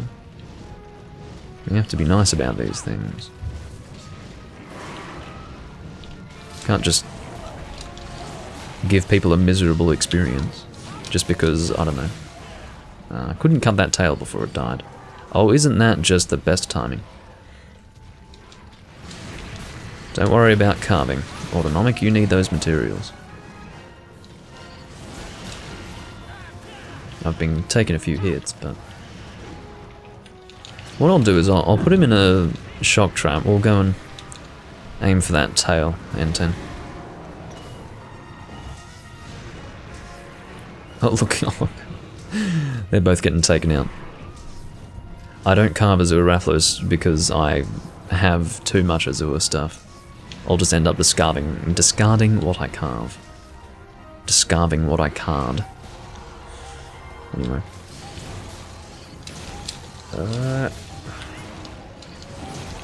I think we can cut it. Even if we can't cut it now.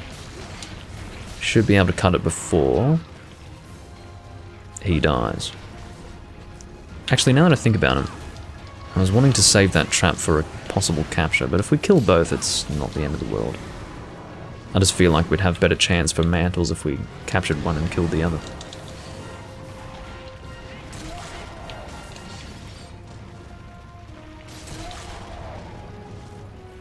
Wouldn't it be hilarious if we cut the tail here and for one reason or another it just flies off the fucking cliff? It wouldn't, but it would be funny if it did. That's what I'm saying. I'd love to cut it right here. Right here, right now. Come on, baby. Give me that tail cut. Yeah, it's gonna happen. I want it to go over the cliff. That's the sort of thing that would happen in the older games. Now, if one of you wants to drop a shock trap and throw some tranks, I reckon we could deal damage in the trap that would get him limping. Or get him capturable. I just don't have a shock trap now, because I used mine. Okay, N10's dropping. Hey, very good. Oh, that's nasty. Awesome, Vernon's dropping the tranks. Damn it, because that was the second shock trap, it was over too fast. Well, let's just kill it. It's more trouble than it's worth.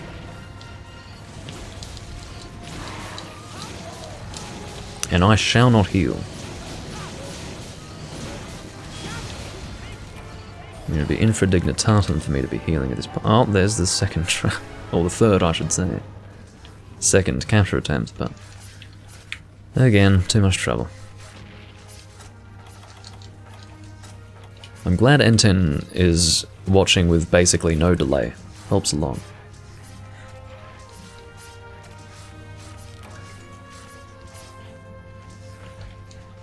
I do have tranks, yeah, but...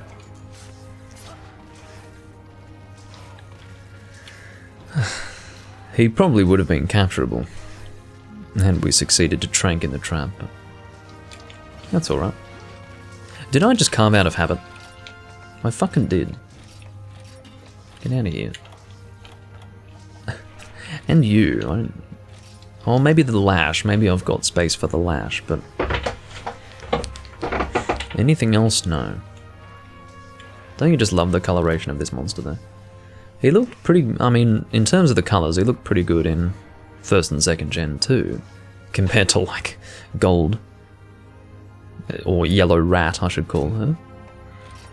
But, yeah. Looks even better in this game, for sure. Why do I have so few cortex? What happened? When did I use all my cortex? That's very strange.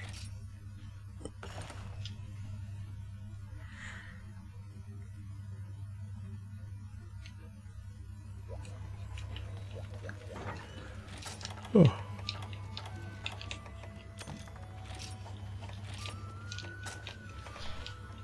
Let's go and get that shock trap back in. And we'll look for the double quest. Do not have it. It's called Blue Skies.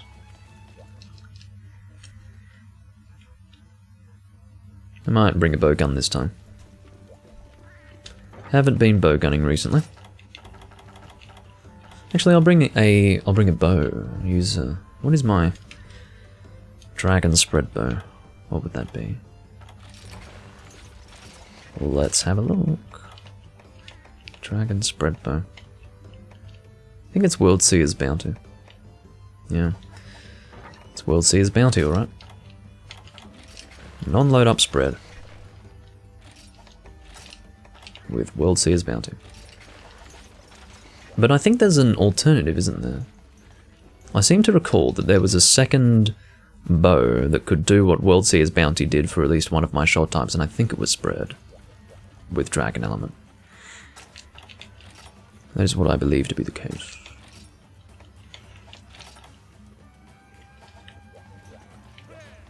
Looks like we might have to cycle. I will do that. I'll probably wait for N10 to check. Don't think he's checked just yet.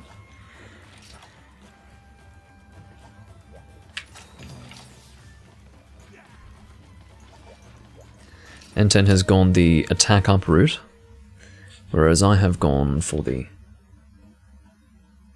I guess, affinity / stamina skill route.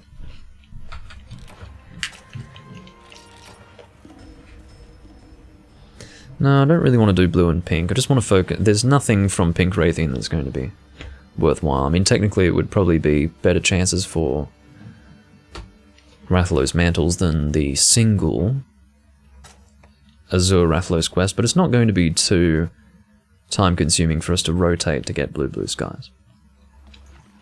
And that can be done. Didn't get it this time, though. I'll wait for N10 to check. We're both rotating again. But yeah, blue and pink is not worthwhile, just because we're not really going to get anything out of pink for this armor set.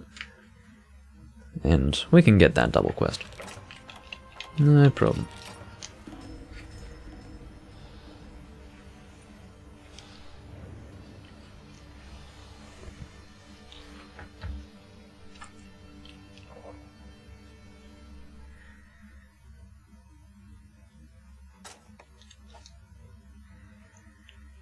I love listening to the sound of my Wii U loading the disc. You don't realize how much you miss that sound until it's gone. It's weird. Because, for example, I got used to playing like Freedom Unite and Portable Third emulated.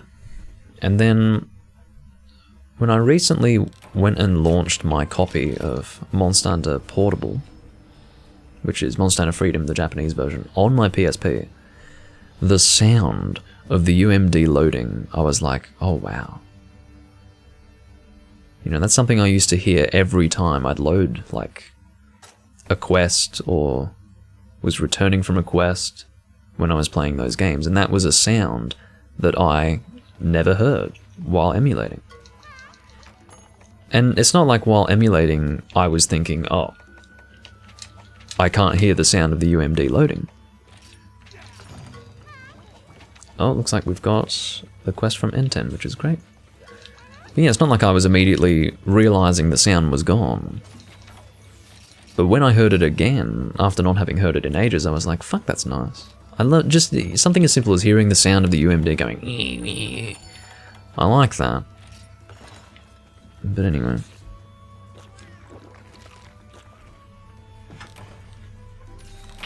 Yeah, it's much faster if 3 people cycle.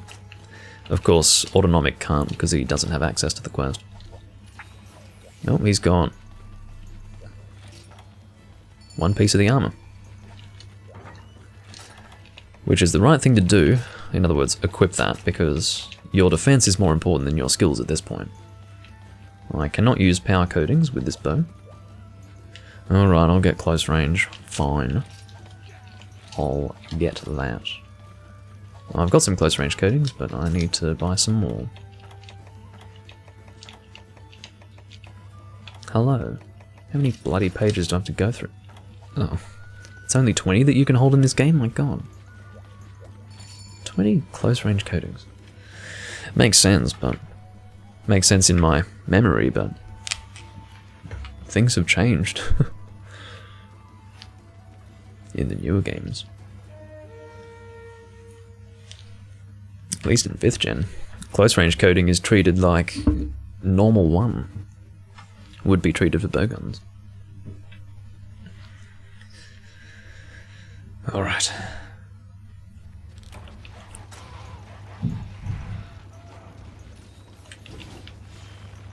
Hope you're ready, Mr. Rathlos.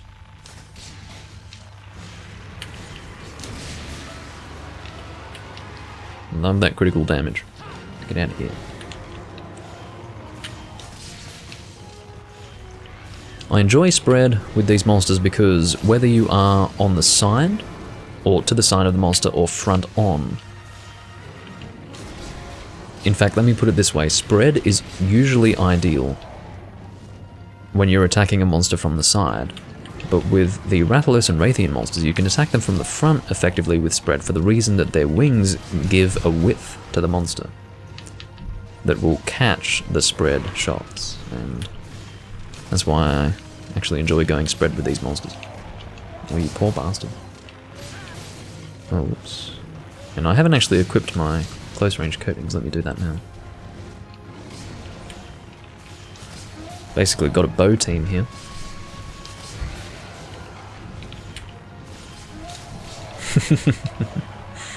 Oh, Rathlet.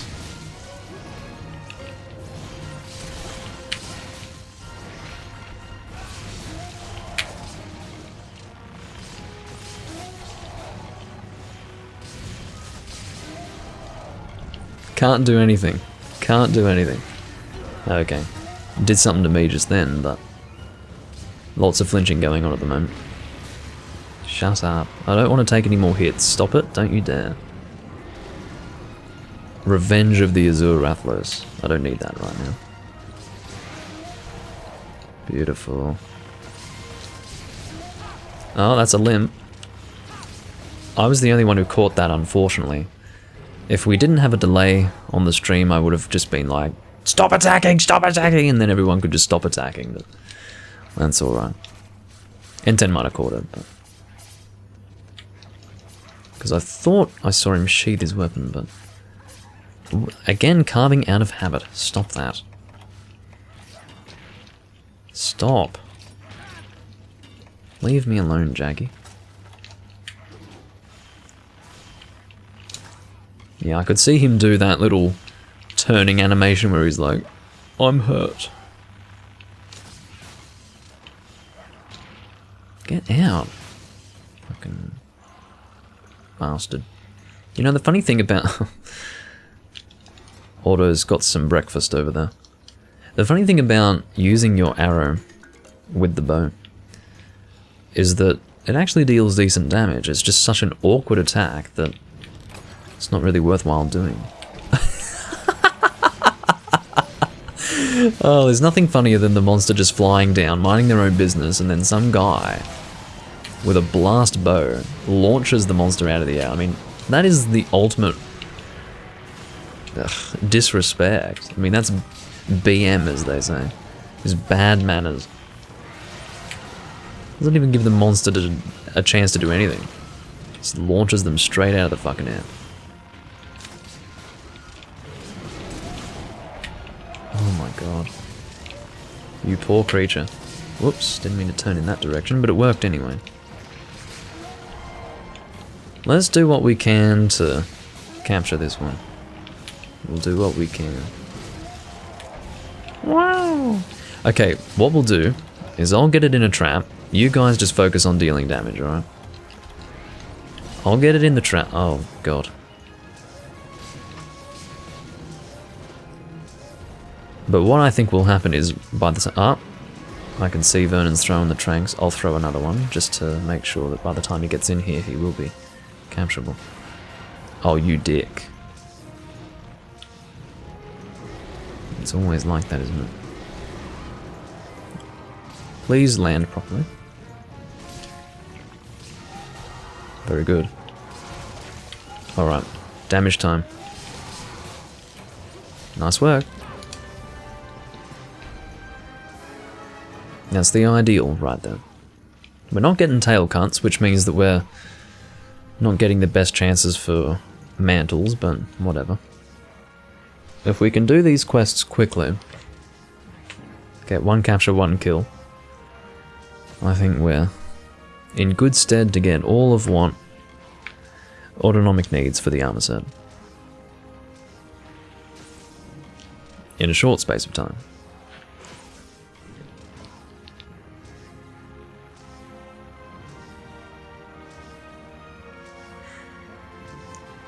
It feels so good to get up earlier in the morning. In fact, it's going to be that way. I mean, for those of you who felt that I started this stream fairly early, earlier than usual, it's going to become the norm, because it's just so much better. Because it's only midday, and I've been live for 3 hours and 20 minutes, so yeah. Oftentimes, it would be 2 in the afternoon if I had been streaming for that length of time. So I feel like I've still got a lot of the day left. So it's good. Feels better. Yeah, I enjoyed just, you know, he's casually flying down and you just launch him out of the air. And that was lovely.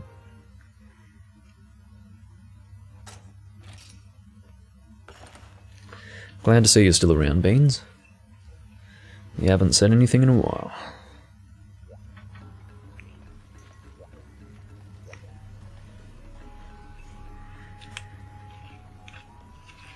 You probably stole his mantle, Vernon.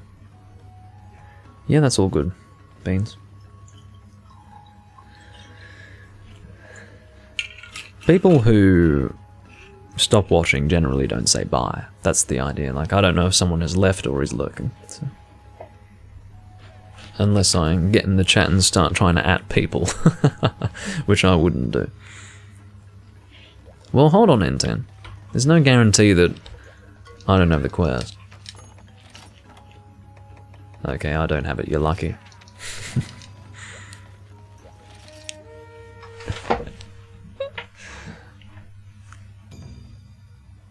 I just wanted to point the finger and go, aha! I've got the quest. You departed needlessly. Oh, hold on. Yes, I did play Mario Kart last night. Beans, that definitely happened. In fact, to make up for the fact that I didn't... Well, it wasn't last night, it was the night before. To make up for the fact that I didn't record anything yesterday, I am going to upload to YouTube, like sort of a compilation of that recording, just a highlights video in a sense. Just, I don't know, cutting the fat from the live stream, I suppose. I decided that I wouldn't. There's a cosmic ticket. I'll take that, thank you. But yeah, I decided not to upload the whole VOD. But thought that I'd at least edit together a bit of a compilation. And I will be uploading that, or I will begin uploading that, after I finish going live. I do have the quest. Take it easy, you guys. They're both cycling their quests and I've got it.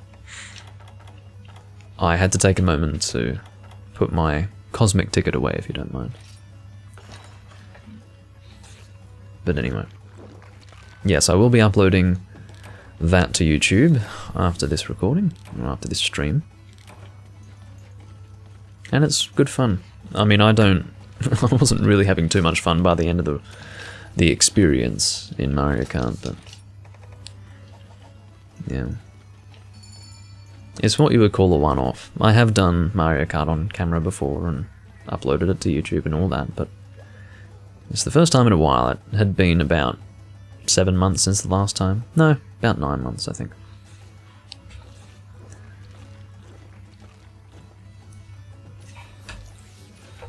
Let's say 8 months. And yeah, felt like it was time. But I'll tell you what, it's going to be the last time for a while.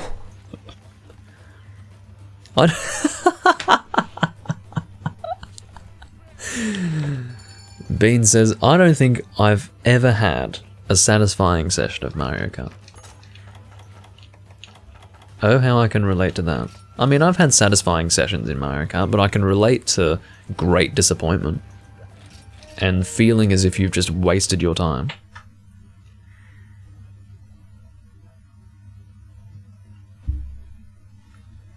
I mean, seriously.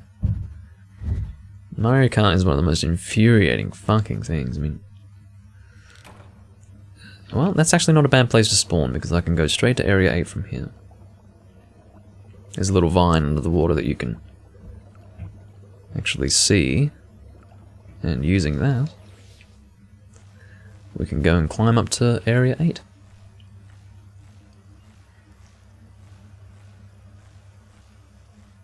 It was a brilliant idea on Capcom's part to have those little shortcuts.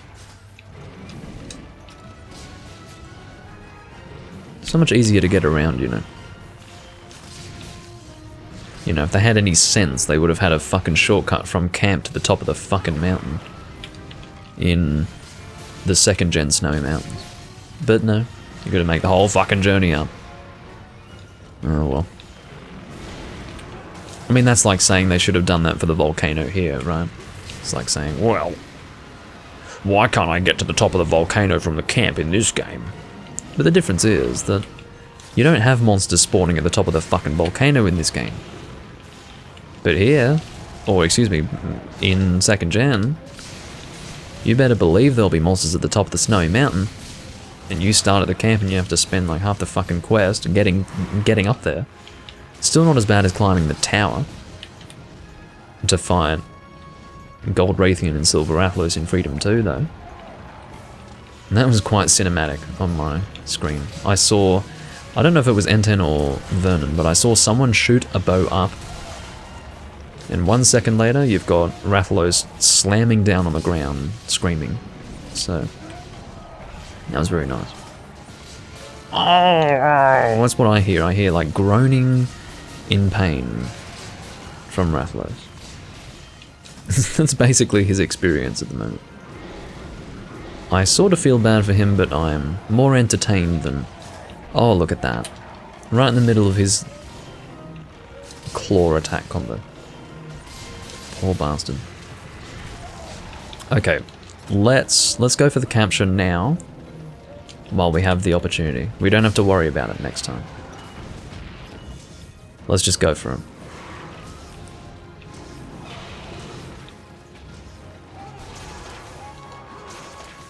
Alright, deal the damage. Woo! Woo! Can we do it? Come on, baby. Please? No, we just missed it. Ah. I'm telling you, we were so close.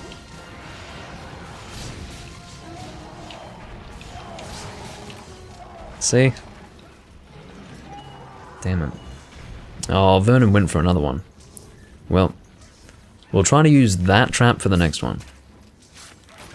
I just wanted to get it from the first one to get it over and done with. Hold on. There's the... Actually, I can keep the Cortex, that's right, because I don't have many Cortex for some reason. I can actually carve him.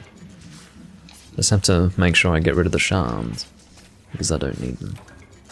Fellwing. Wonder if I probably have space for a Fellwing, yeah. Actually, no, that's a standard Rathalos Fellwing, which means no, I do not have space.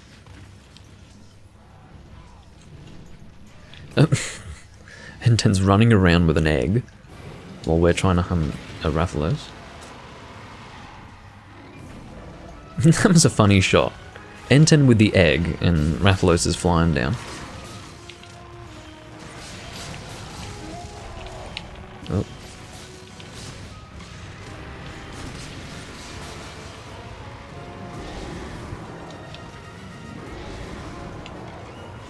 Oh.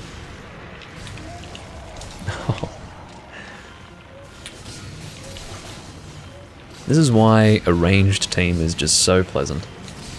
So pleasant.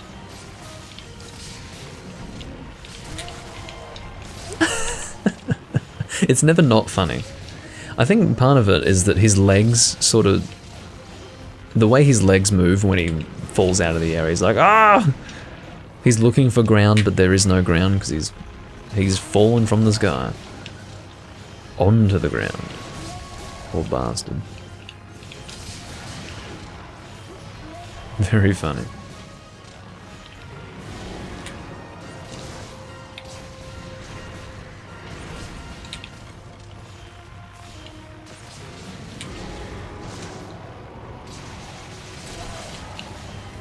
There's a lot of crying from Rathalos though. There's a lot of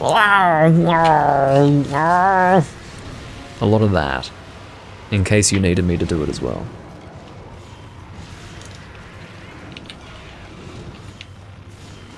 Ugh. By the skin of my teeth. Let's use that trap. I think Enten and I had the same idea. We need a designated Trank Bomber. I'll be the one. I'll be the one.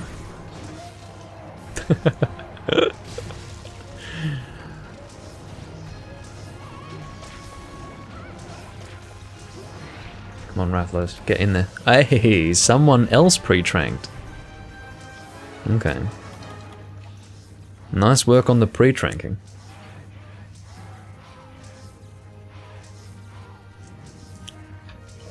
Nicely done.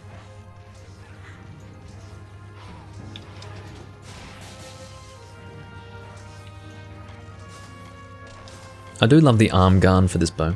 Look at it. Is it not great?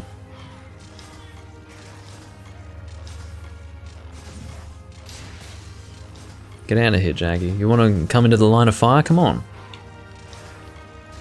It's like some dunce walking in at the firing range. He's like, yeah, I'm just going to walk in the line of fire. Come on, Jaggy.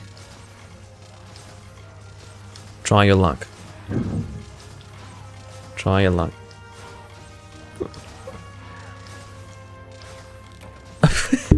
Dies anyway.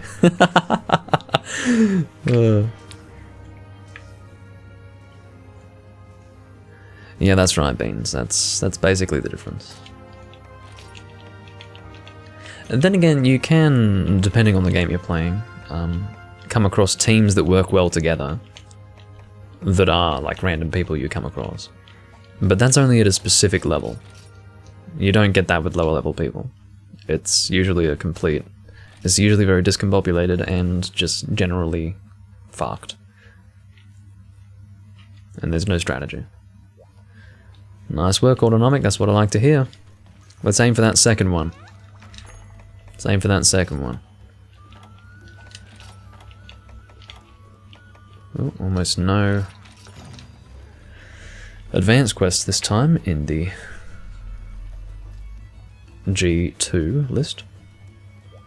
Or what I believe to be G2, yeah. Oh, hey, N10's got it. Awesome. That's why I waited, you see. I'm smarter than that. I'm like standing here just waiting for the go-ahead. And N10's got the quest. Beautiful.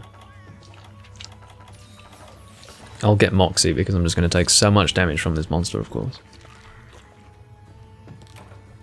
It's time for melee bow. We could you know what? What's crazy is that if we all went in together as a bow team and did melee bow on the tail every time this monster fell over, we could cut that tail without issue. Do we want to try that?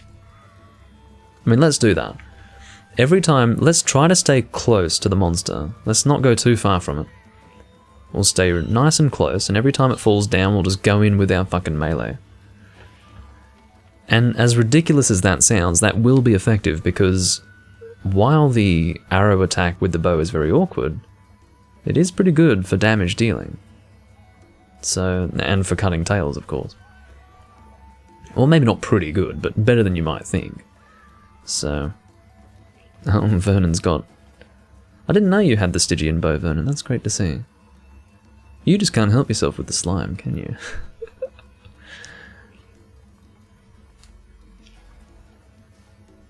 I think Stygian bow is pierce, isn't it?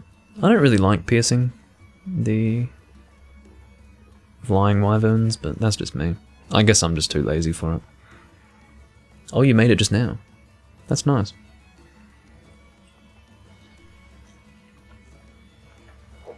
I seem to recall one of my oldest videos that I recorded, I think this was back in 2013.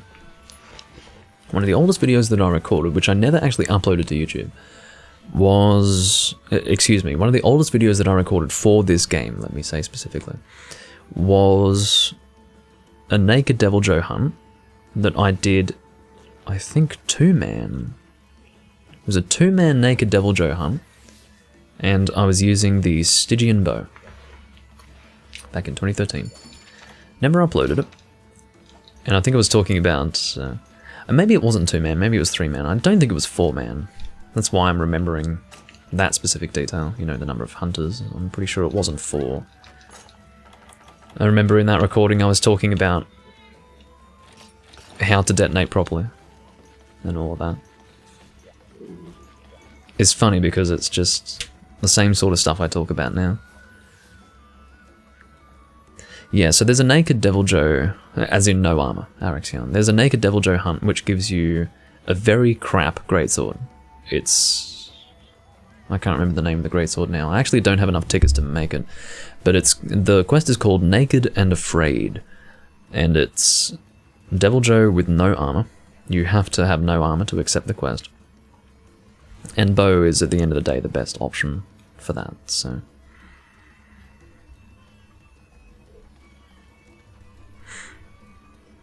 Yeah, so if you ever have a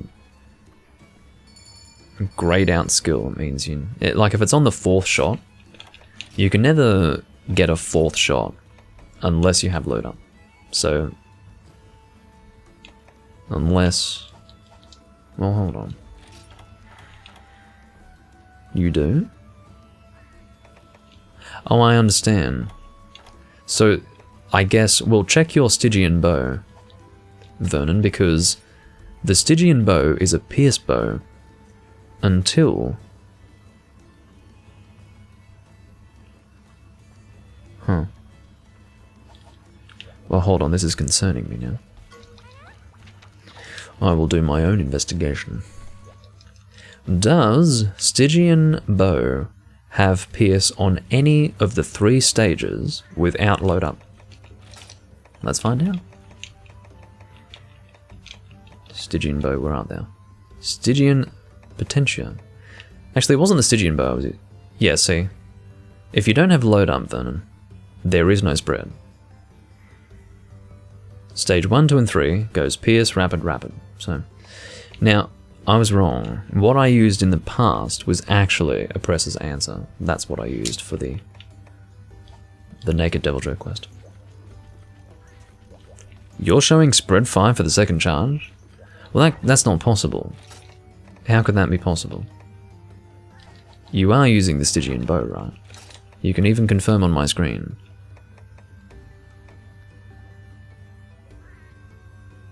Okay. I don't know what you misread there. Anyway. I wanted to confirm for myself at the very least. But yeah.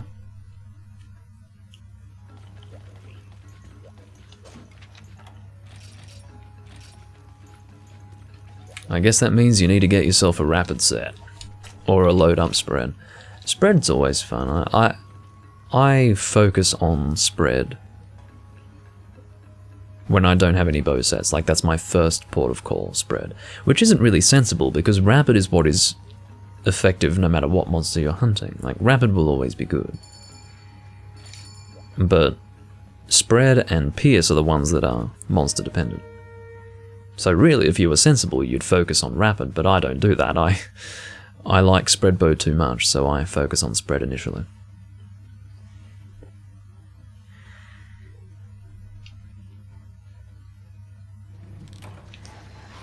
Here we go again, Mr. Rathalos.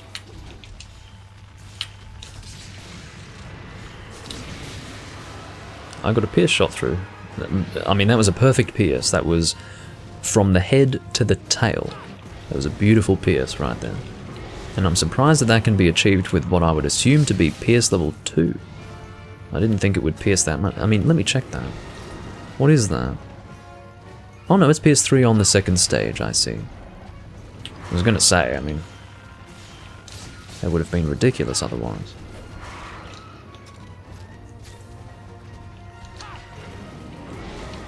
Now, did I get a shock trap? I didn't. I forgot to restock a shock trap. I had a feeling I did. Now, if I had done it, it would have been done totally subconsciously, but apparently subconsciously I succeeded in buying close range coatings, but not restocking on my trap. So I'll have to leave the shock trapping up to someone else. Oh god, take it easy.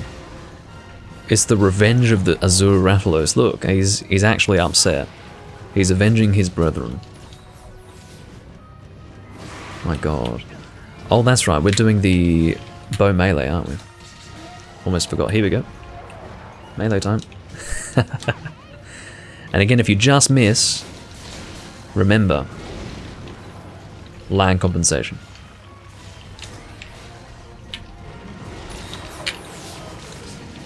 Oh.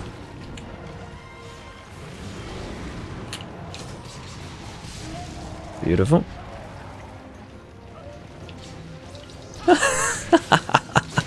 What a good shot. What a good shot. We're all getting in there together.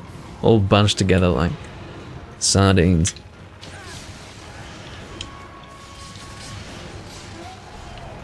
Just fucking wailing on that tail with our arrows. Very funny. Like a tin of sardines is what I should have said. Although sardines probably do swim together in schools for their own protection. Hey, hey, hey.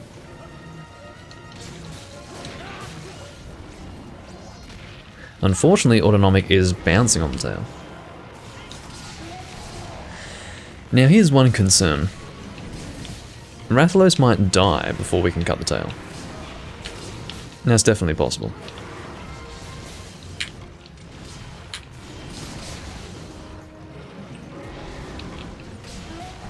Oh, we just missed the knockdown.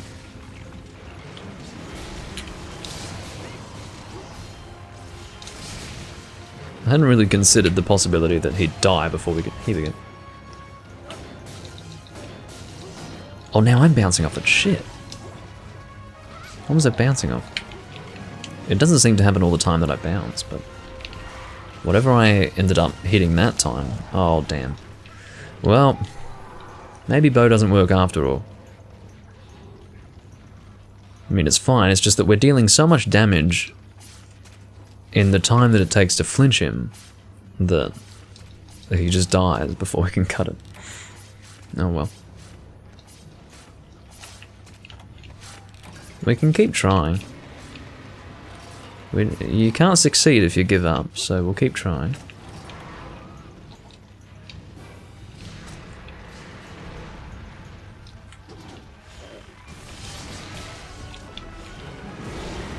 Ugh. Shut up.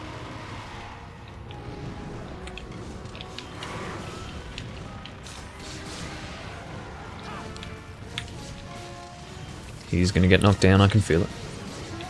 There we go.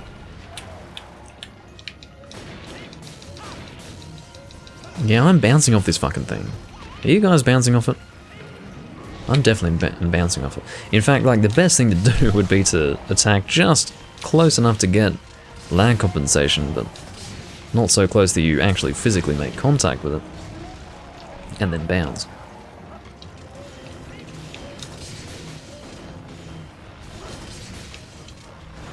I didn't go for the tail that time because I knew I wasn't going to make it.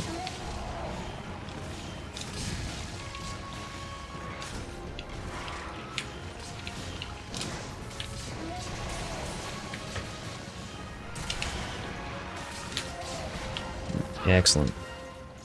Let's go for the tail tip. You don't bounce on the tail tip, it's the shaft of the tail, the shaft. Don't attack the shaft.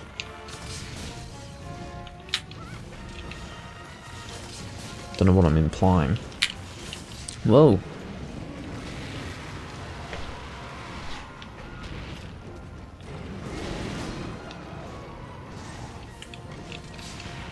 Yeah, it's always been the case that the tail tip versus the shaft of the tail will be a different hit zone. Both contribute to the same break, but in terms of what you'll bounce on, different. Suppose I should be trying to... Whoa, that's not good. I got flinched by Vernon and was thus forth hit by our friend Azuraphos. Tip versus shaft, that's right. Ah, not quite there. Well, we're trying valiantly. We're doing our best.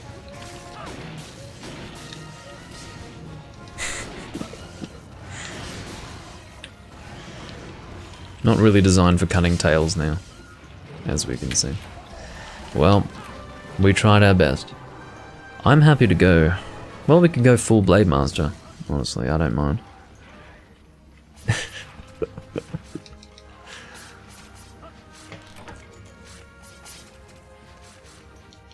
The tail, yeah, the tail has a mind of its own, hiding under the ground. Rathalos specifically chooses to be flinched so that the tail goes inside the wall to protect his tail. I mean, you would, wouldn't you?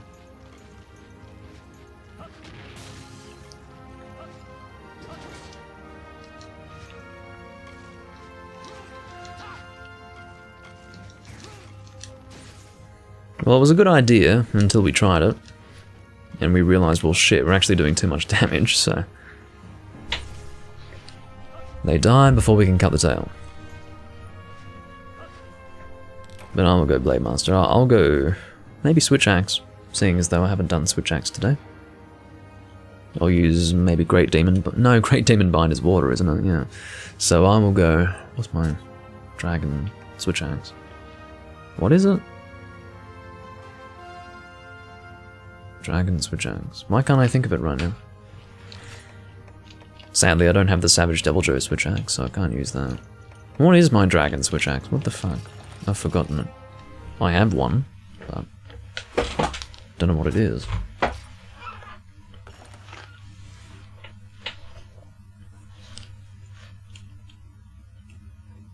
Well, I'll find out. But I'll first and foremost check to see if I have the quest. I do not have it. That's alright, we can't be bow bros forever. Time has... N10 goes sword and shield, perfect for cutting tails. Brilliantly ranged.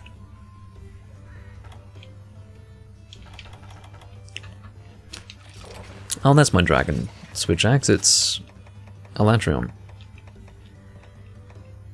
I don't think I have any others, do I? No, it's Elatrion. No, stop it. Where is it? Here it is. Alteos Voration. Lovely.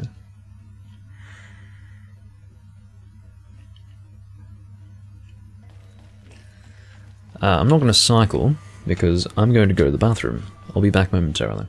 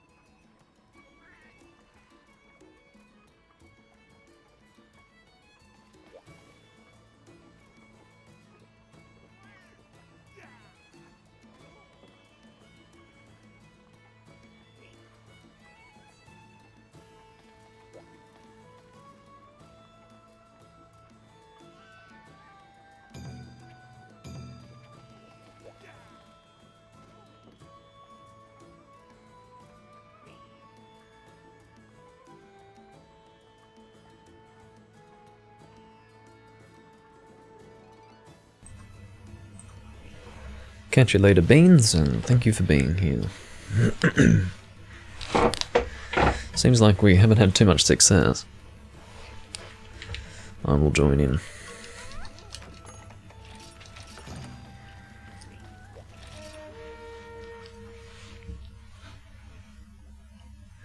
But I'm glad that we can get Autonomic a nice full set. Because that's your starting point. You don't want to be going into G rank with high rank defense. And if you've got other people to host quests for you, there's no need to make like a starting G rank armor set like I had to do. Which was Roggy. To then move on into the next level. A bit cold where I am. Oh. Got two people on Switch Axe, N10 is running Black Diablo's Switch Axe.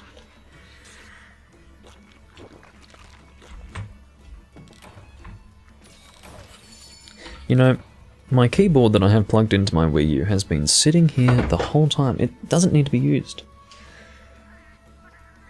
Ugh. Go away. Drop on the floor or something. Away with you.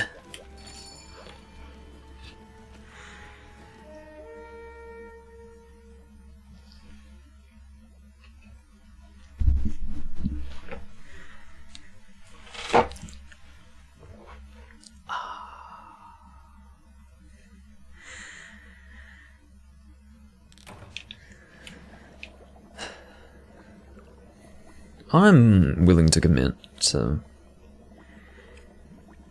finishing only when N10 gets the full set. And if for whatever reason we just can't get that last mantle. You know what? Autonomic. I wonder how far from getting a cosmic ticket you are. You must be pretty close. Like, you'll be able to get a Rathalos mantle with a cosmic ticket. So, that's always a possibility.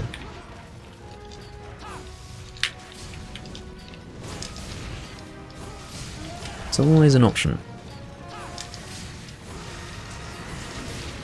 I don't think this tail's going to last very long. I've got a feeling. Might reload that one. But yeah, I don't know, because of course Autonomic has been hunting, and pretty much all of his hunts that have been online have been with Vernon, at least, to my understanding. And now that he's been hunting with a group of 4 that he has guild cards of and that we have guild cards of his, I'd say he'd be kind of getting close to a cosmic ticket. Because it adds up. If you've got 4 people, that really does add up.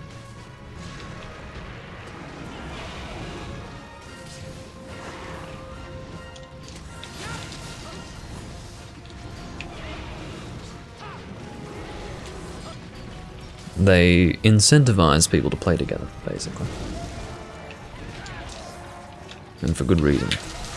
There goes a tail. And keep in mind, it's good chances for a mantle too.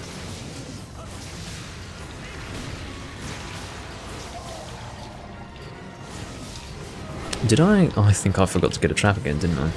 Let's have a look. No, I didn't forget to get a trap this time. I didn't consciously get it, but I got it. I'm gonna drop that trap. Up. Up. I only got flinched 3 times simultaneously. Well, not simultaneously, but consecutively, yes. I guess I'll throw a trank here and there. Okay, let's get that face. Yeah, I was a bit too soon with that one. That's alright, we can try for the next one, because I think this one is almost dead. Yep. That's alright. Can't get it right every time. Get out of here, Jaggy. Someone else killed it.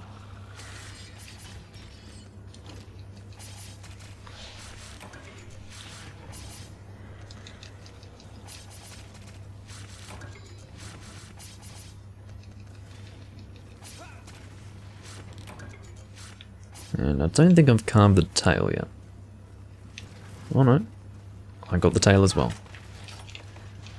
So, get rid of that. Cool. Oops.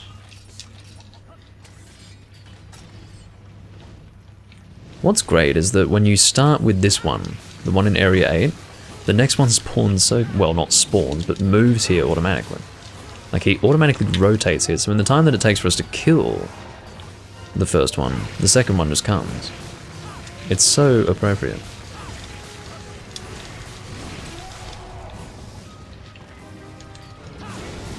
Ow. God. That hurts.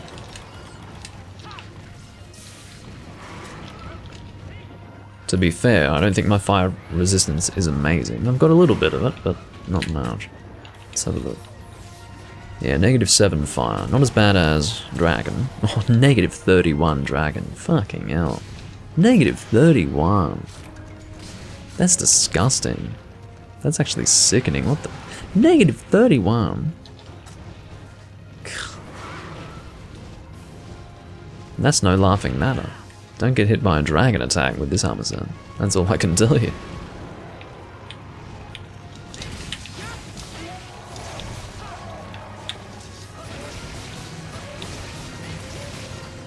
Bad fucking idea.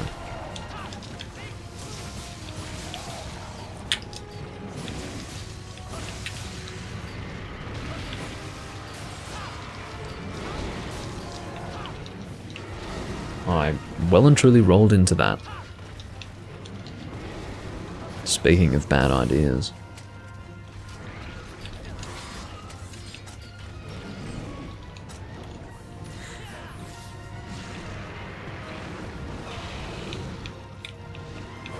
We will again go for the capture with this one, but I can't be the one to trap this time.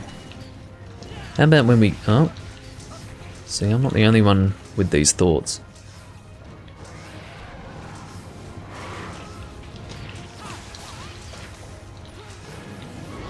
Oh.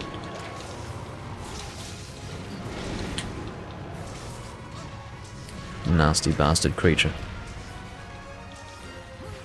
Go on, run straight in it. Beautiful.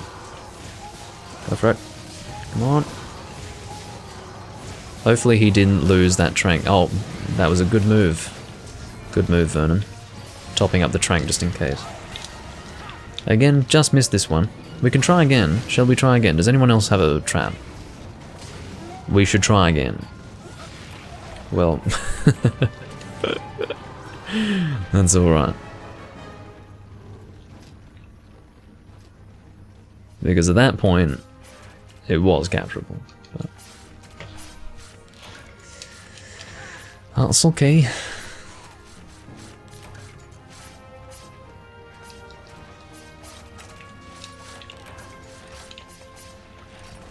Again, discarding the shards, have a max stack of those. I don't know where I used the cortexes. I don't know how I only have like 30. I mean, like, how do you have 30 cortexes but a full stack of 99 of shards? How does that happen?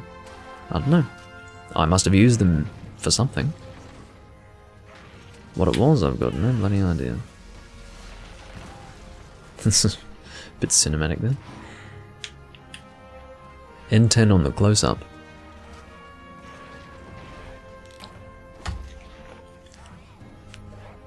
Oh, goodness me. Quest complete.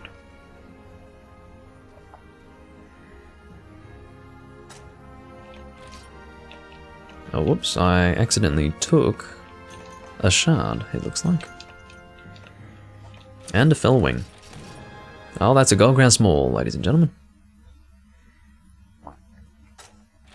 So for whoever didn't have that, you've got that now.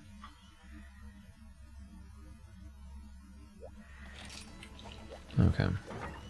So let's go and fix that thing with the Azure Rathlos stuff. So there's a Rathlos Fellwing that needs to be sold. What? Where is it? It said I had 100. Oh, it must have been placed somewhere else, I see. I'm not going crazy. You guys saw it. It said I had 100 Rathlos Fellwings, what the fuck? Okay, fine.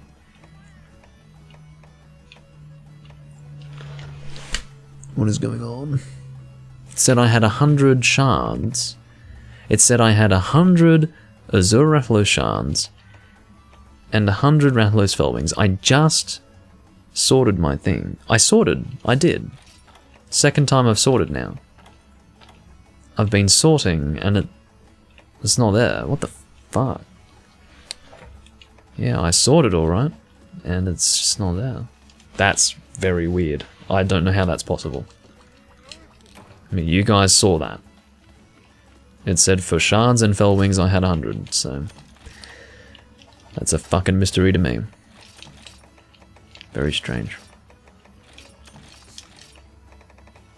Whatever. Life goes on. I did not have the quest. And I'm not going to wait to see if anyone else has it. I'm going to get moving.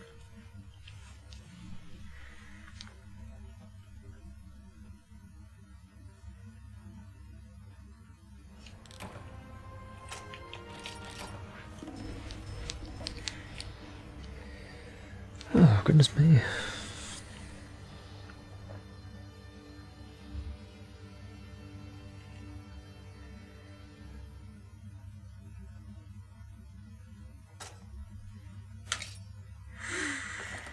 Who the fuck is this? Oh, don't I know this guy? Oh, I think I do. Don't worry. Just looking at my emails, you know. Okay. How are you going with your set, Autonomic? You don't need too much more, do you?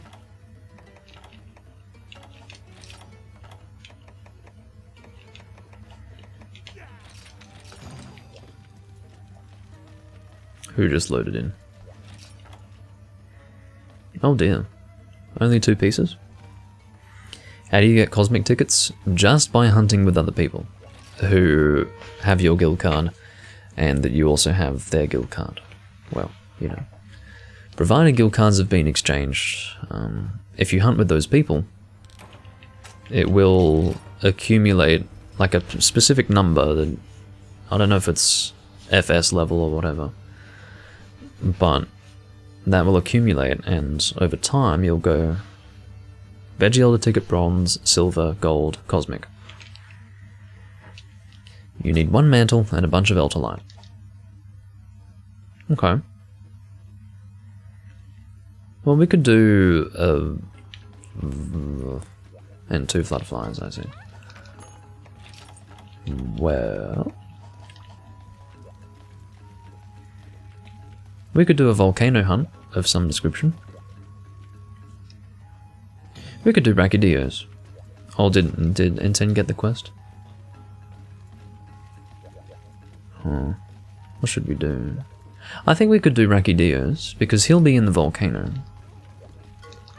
There's a volcano option for him, I think. Let me just see, I actually don't know. Sticky situation. So that's in the tundra. Maybe the only... Here we go. Break the Brachydios volcano. So if we do that, he'll be able to mine his Elderlight, get some Brachydios materials for his weapon upgrade. And if you get Explorer, as Vernon suggests, you'll be able to get some Flutterflies, I think. So that's 3 birds with 1 stone.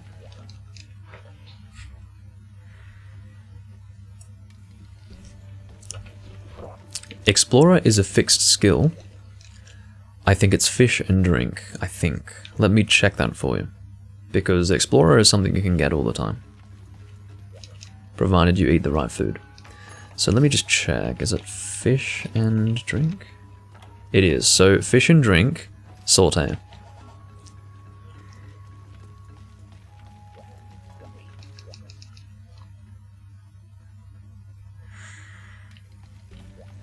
Well, it looks like it's been 7 hours since Elden Ring got a new trailer and I'm still hyped! Yes, well I expected that that's why you weren't here, Potato.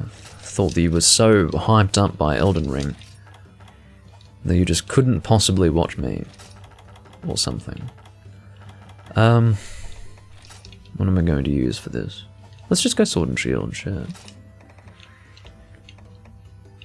Master Odyssey? Yeah, let's do it.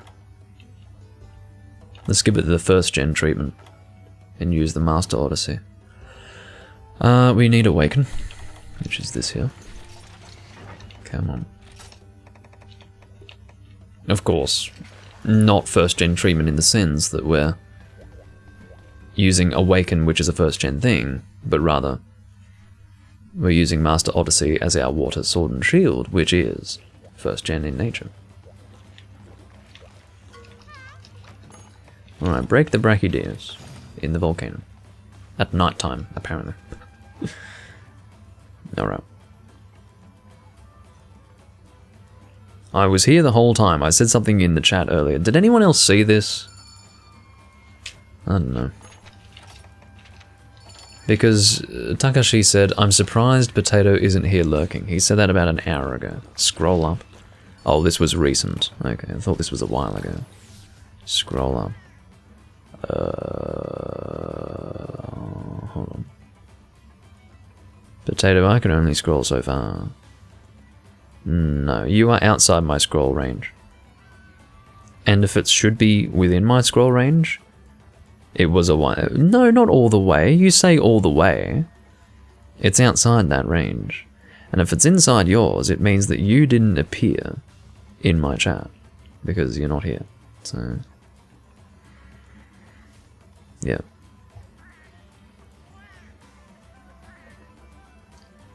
Time to check the logs.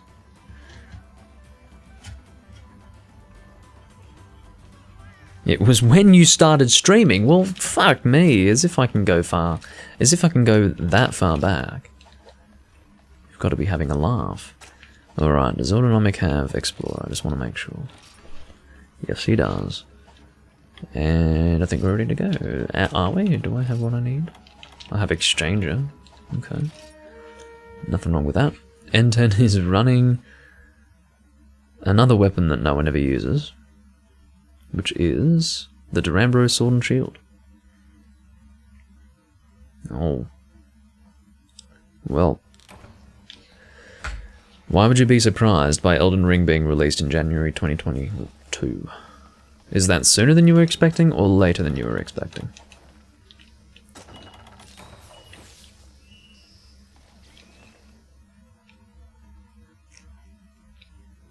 Because that's... No, usually FromSoft releases their games in March. It might be... That might be Bandai Namco. Or Namco Bandai. I don't fucking know. No, it's Bandai Namco, I believe, is the correct way to refer to them. Namco Bandai is the fucking English way to refer to them. Whereas Bandai Namco Games is the correct way. If you get what I mean. No, I assumed so, then.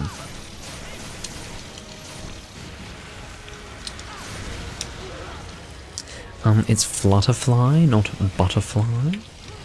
Unbelievable. Yeah, dude, you're attacking no one, Brachydia, seriously. No one's over there.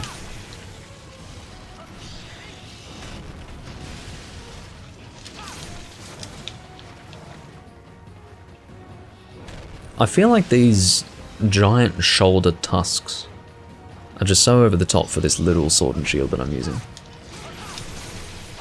In other words, I look very buff, very large, but this weapon I'm using is tiny. There's a disconnect there.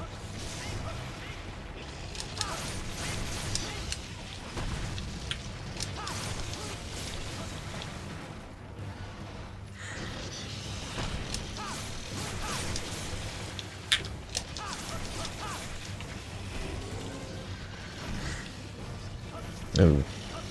No, Monster Hunter 6 will not be in it. Potato, you are the only human being on planet Earth who even begins to entertain that thought. You are literally the one guy. If all the people who thought Monster Hunter 6 was going to be announced at E3 were lined up in a room, you'd be in an empty room, okay? So, but what if they do? They won't. They're not going to, why would they? It's not super far away, but it's not so close that it's going to be announced at E3. That's ridiculous. That's actually, like, not... That's nonsensical. Like, it's actually not that far away, but it's not so close that it's going to be at E3. Like... Would be funny if they did. Yeah, you can flog me on that, okay? If they announce Monster Hunter 6 at E3, you can fucking flog me on that. Go for it. Welcome. Oh, I can't wait. My god.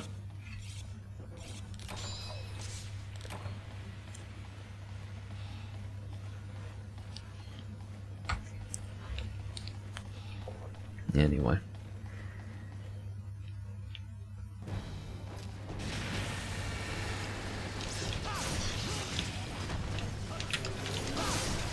Monster Hunter 6.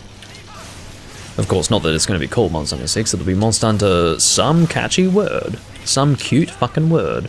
Monster Hunter. What are some fun words that they would possibly use?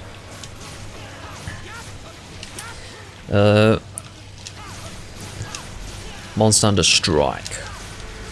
Monster Hunter Universe. Monster Hunter...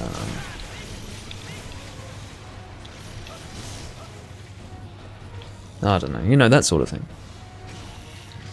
Yeah, Monster Hunter World 2 Electric Boogaloo, exactly. That kind of garbage. Monster Hunter 2 The Revenge. Oh wait, that can't... Monster Hunter World 2 The Revenge, rather.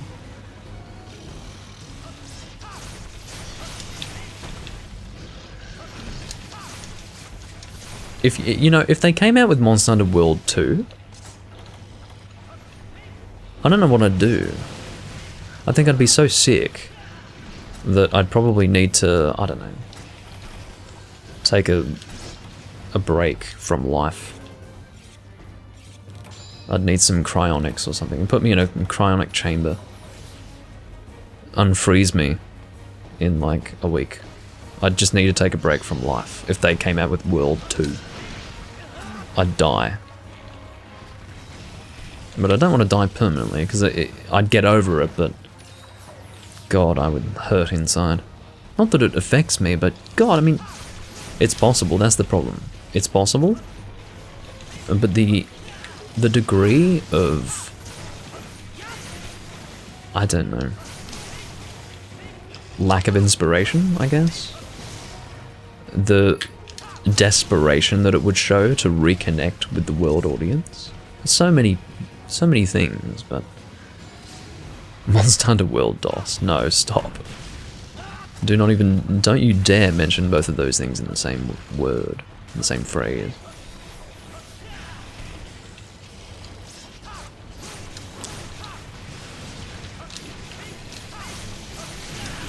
Have you done all your mining, Autonomic? I think you can get Eltalite from all areas from 5 all the way up to the top of the volcano. And do keep in mind that the mining areas do respawn in this game, so... How have we not fucking broken anything on this? Okay, just as I said so. Oh, just as I say it, we break 2 fucking things in that time.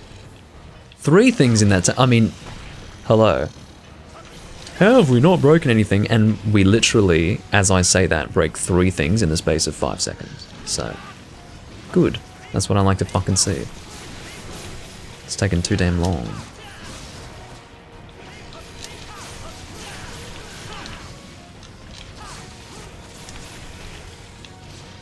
But, cutting the tail is always good, but I can't really do that with my sword and shield, and neither can N10. I mean, we can try, but it's going to be awkward.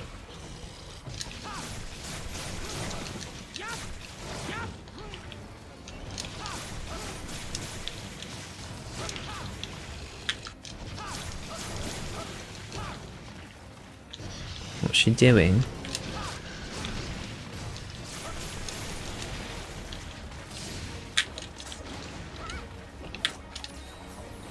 Monster Hunter World Unite. Well, I'll tell you what Capcom can't do. It's unite the Monster Hunter community. Admittedly, they've never been able to do that. The only time they could do that was in Monster Hunter 1. Because it was one game and everyone could play it. In Monster Hunter G, couldn't do it, because you had some people in Japan, some people in the US, and other places in the world. Couldn't do it in Freedom, because some people didn't play on PSP, some people didn't like the fact that you couldn't use the analog stick to attack anymore. Couldn't do it in DOS, because that was also in Japanese, so a lot of people were not included in that. You know, point being that there was one game where everyone was united in the community.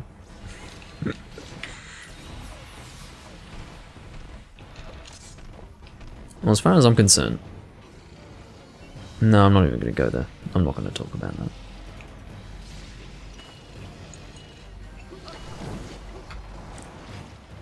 But let me just say, the people who, today, the people who are right at this moment playing Monster Hunter Rise, This is going to sound a bit aggressive, but I don't have respect for them.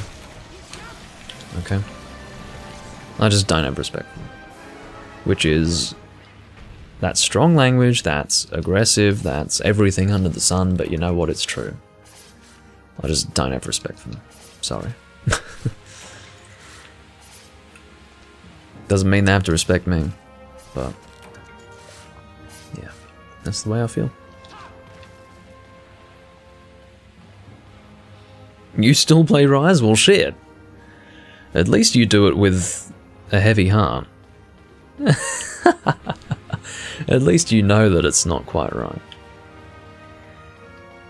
Okay, maybe saying play Rise is a bit aggressive. Maybe saying people who right now, today, really like Rise and think it's a perfect direction for Monster Hunter to go in, evolutionary speaking, or in terms of its evolution, those people I do not respect.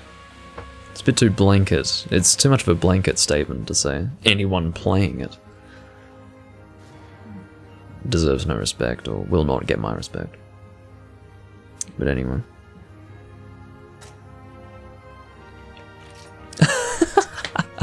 I might have liked Rise more if it didn't exist, says Potato. Well, there you go.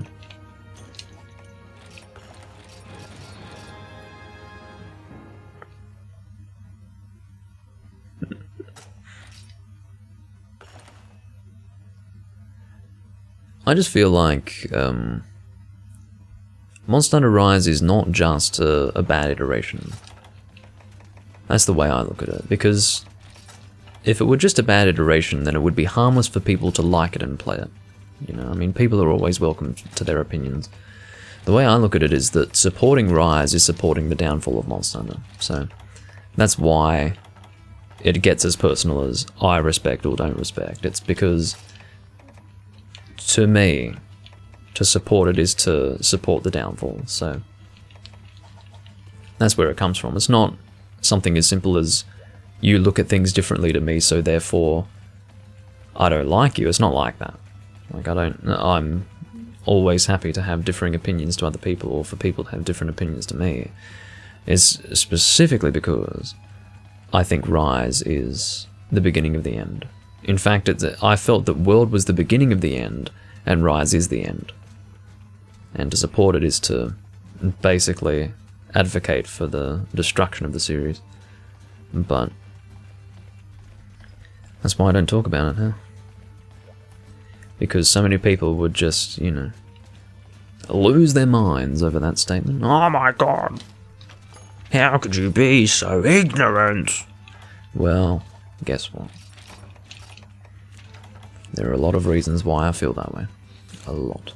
It's not just like one little thing, and I've decided, oh, I'm gonna have this real edgy opinion now. Oh, there's this one little thing that I don't like, so I'm gonna take the edgelord route. Yeah, I'm gonna say that I don't like Rise, because that's a real cute opinion. Real edgy. No. That's not what's happening, unfortunately. I wish it was that, because then maybe I could enjoy the game.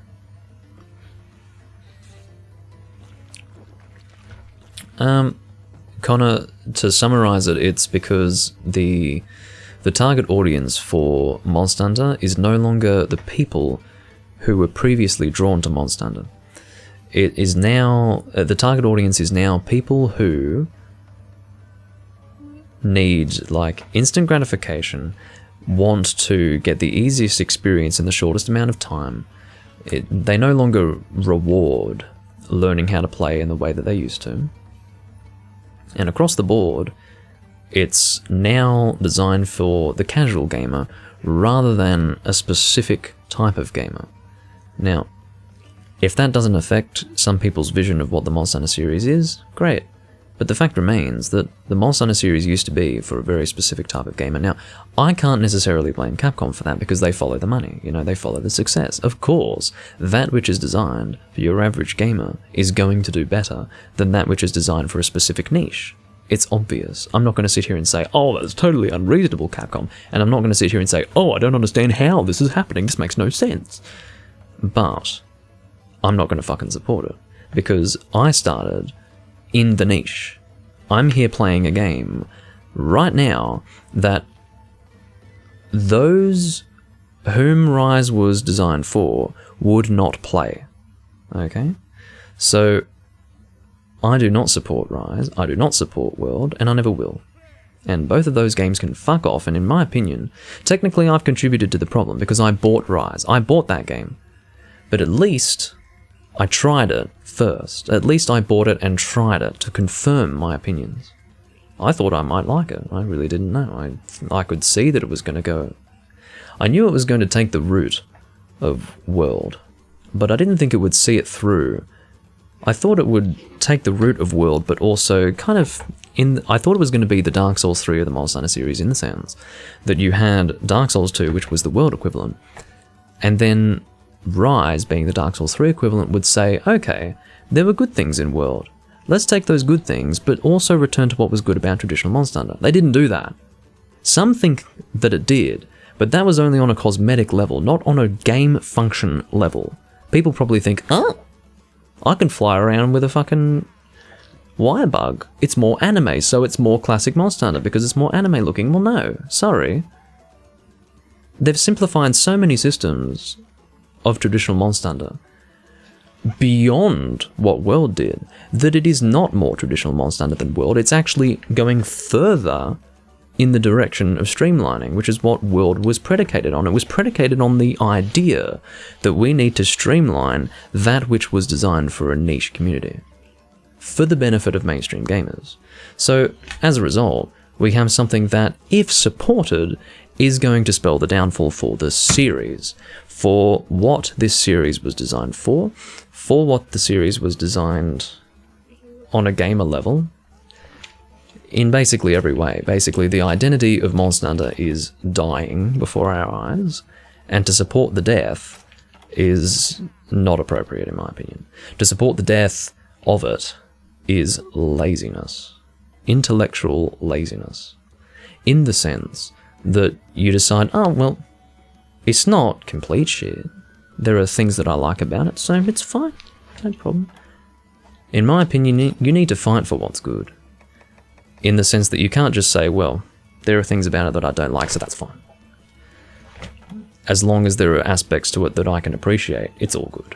If you can see it going backwards fundamentally, if you can fundamentally see that it's degrading, devolving, you don't sit there and say, great, Capcom, take my money. But that's the opinion of someone who probably has a very extreme point of view.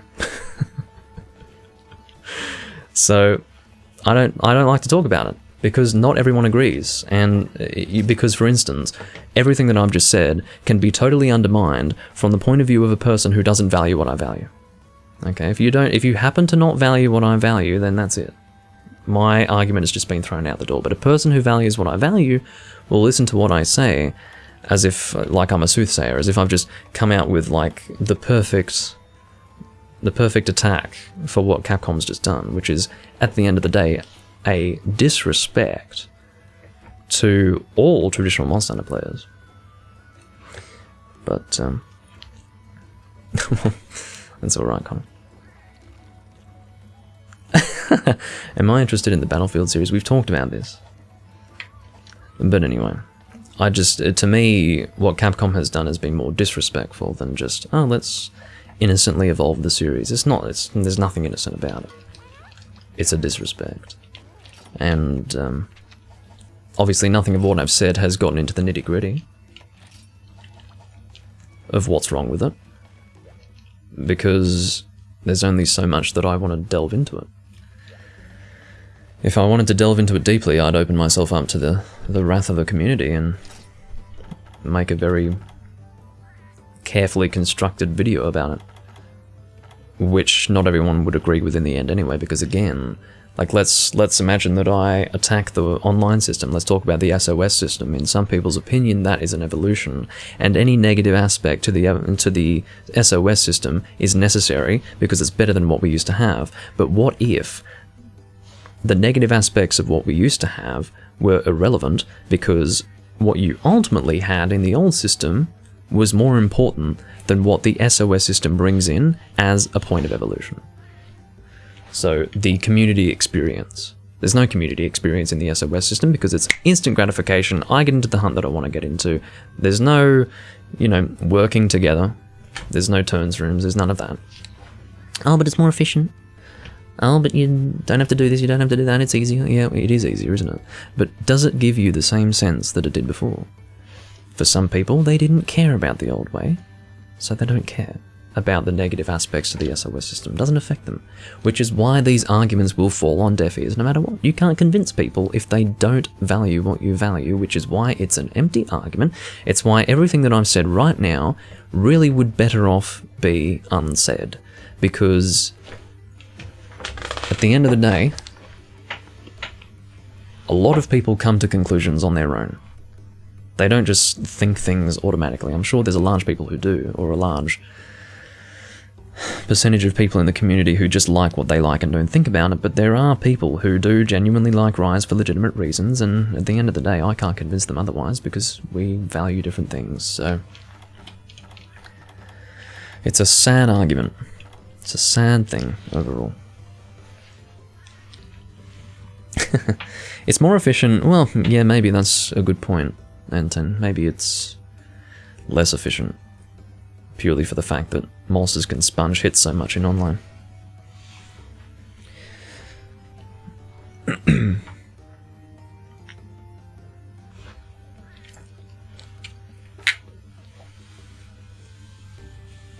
But yeah, Connor, I try not to talk about it, but I'm easily prompted to talk about it because I do simmer with these opinions. I'm constantly seething and simmering, and while I try to hold it back, sometimes I can't help it. Battlefield 2042?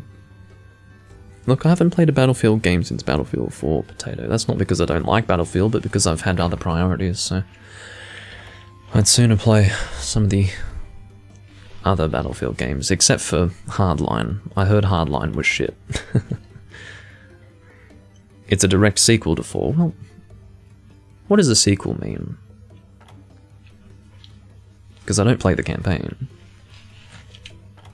Are we going to keep doing Brachydios? Because apparently Elterlight and Flutterflies are still needed, and definitely Autonomic is going to need more Brachydios stuff, so I think we'll do Brachydios.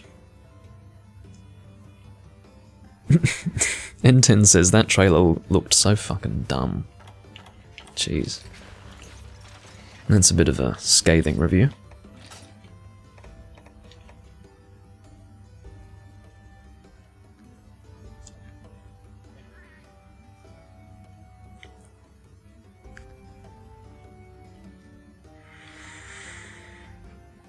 Oh really? Everything in that trailer was based on popular gameplay clips from the Battlefield 4 era. But does that translate into a good gameplay trailer? That's the question.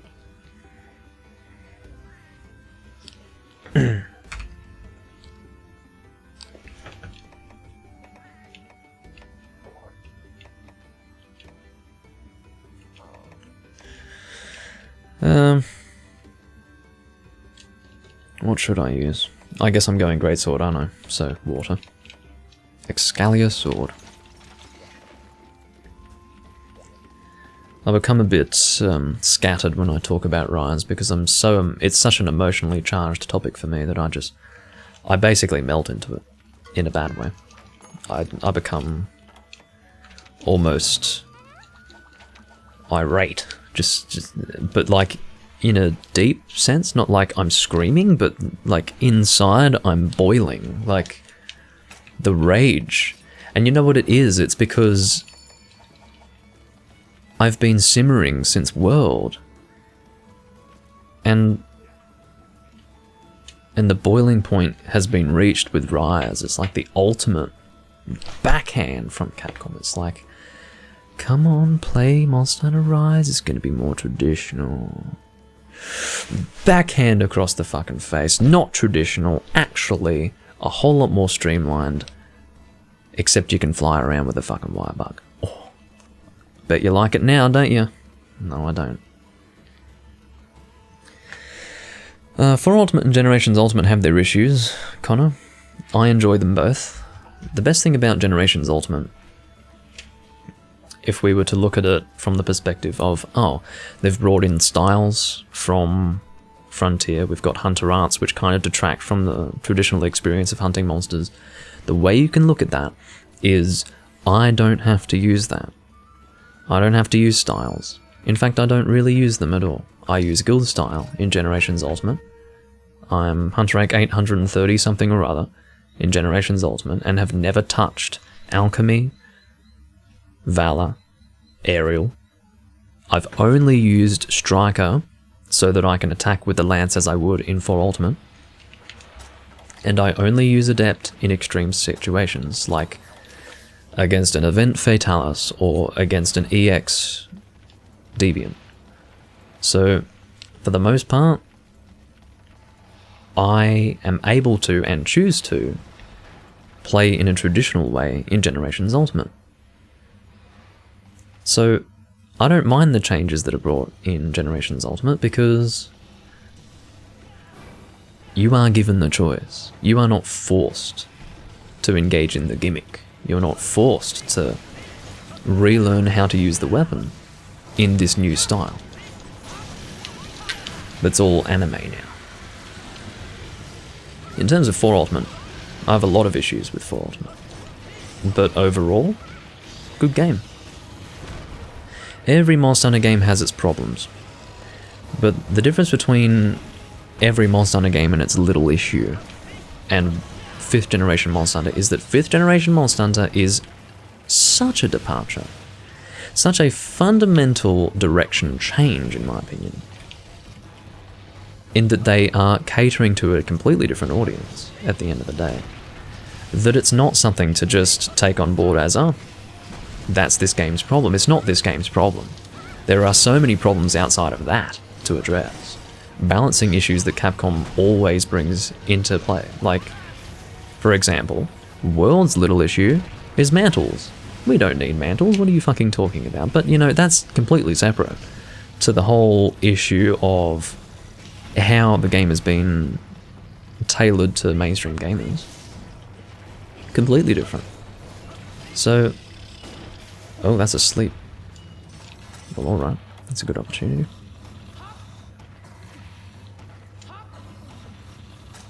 But I continue to play a lot of, oh, that's a terrible detonation. I continue to play a lot of Monster Hunter 4 Ultimate and Generations Ultimate, and I respect those games. A few little things here and there that I don't like, but it's not anything that would cause me to boycott the games, or refuse to play them, or anything of that sort. Whereas 5th generation Monster Hunter is going away from, oh, there are a few issues here, and rather encroaching upon the territory of Capcom is actually outwardly disrespecting traditional Monster Hunter players, and to the point where they don't even try to hide it, and to the point where they don't care. They don't worry about it. They're just like, yep. Oh, we'll cater to them to... Well, actually, to no degree do they cater to them at this point. What I had hoped for was that World would be a one-off. In fact, what I had hoped for was that you'd have World, and then parallel to World you would have, you know, the portable team Monster Hunter games, which is what Rise is, sort of, but not really, because I think the World team works on that too. I wanted World for the mainstream gamers and something on the Switch for, you know, people who like the niche, people who don't need to be so terribly catered for as the mainstream gamers do. But Capcom couldn't help themselves, could they? They just couldn't help themselves. They were like, well, fuck, let's go even further. Let's go even further.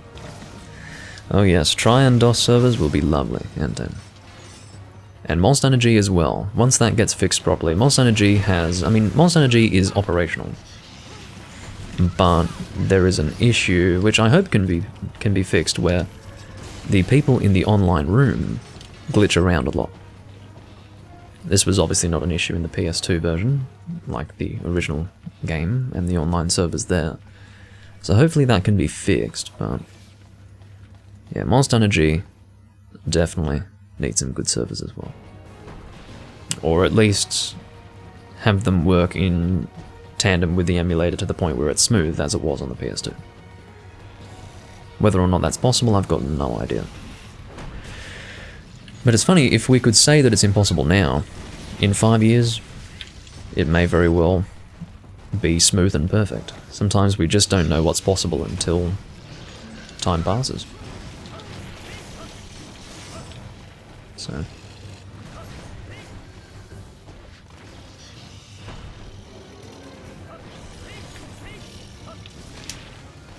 the tri-servers returning is just... I mean, that's incredible. I can't wait to port my server... my save over. Can't wait to port my save over from the Wii. Because I can do that. I've got a homebrewed Wii, and I can port my save over to PC. And I'll fucking play that. Oh my god, you don't even know. You guys need to let me know when that happens, because I don't have my finger to the pulse of that community, but once it happens... you have to tell me, because I'll be on there. I'll be returning to Lochlac. In fact, I'll record it. Well, I might not record it, because I might... whoa, okay. I was diving there, but apparently couldn't get the dive through fast enough.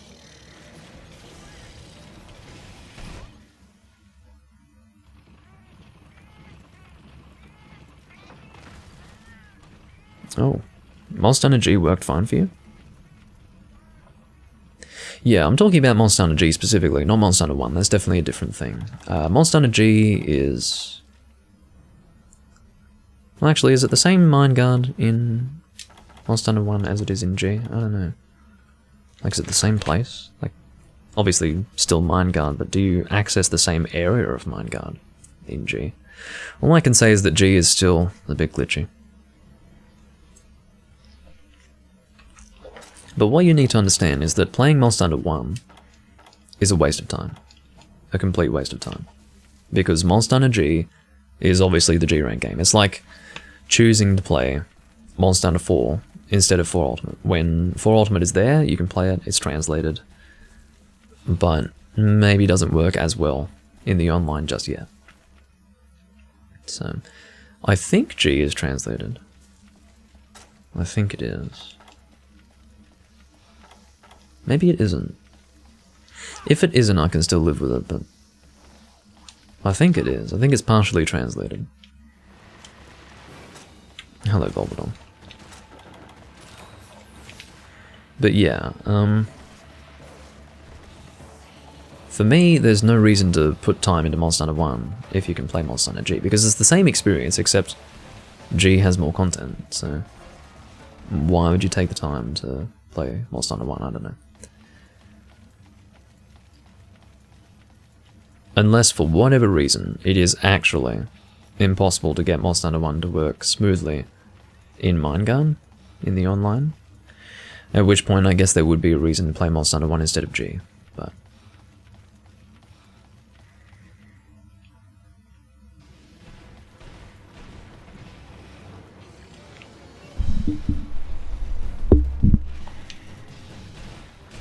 what?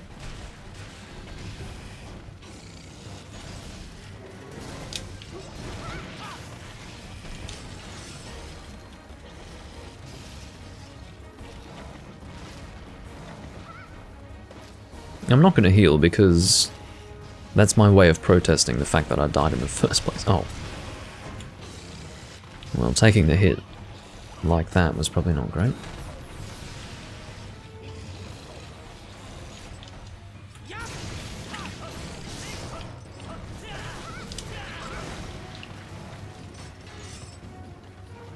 There are some items you can't get into. Let's see. Yeah, if you can move the save over without issue, then there wouldn't be a problem with playing Monster Hunter 1 first, yeah. Hadn't thought about that. I was assuming that maybe you couldn't move the save over because, I don't know, maybe it could only be done with actual hardware, but if through emulation you can go from Monster Hunter 1 to G, then yeah, that's fine. The reason why I didn't think it would be possible especially is also the version difference, so I was thinking you would have to play the Japanese Monster Hunter 1 in order to move over to Monster Hunter G. So, if it's still possible to move Monster Hunter 1 over to Monster Hunter G, then yeah, that's not an issue at all.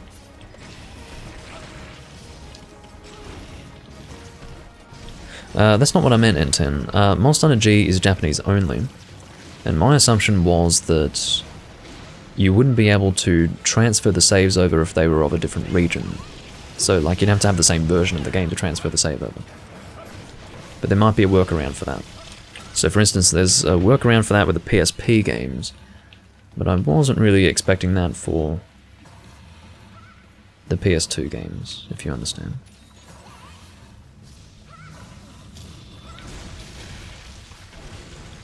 So, I'd have to look into it. I haven't looked into it, but it's easy for the PSP games because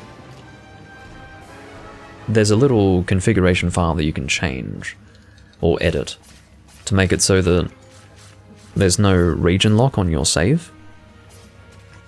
And with that configuration file edited, you can actually save your game, and then that new save after the edit can be moved to any region of the game. But I don't know if there's an equivalent for that with the PS2 versions of Monster Hunter, or the PS2 games in the series. So...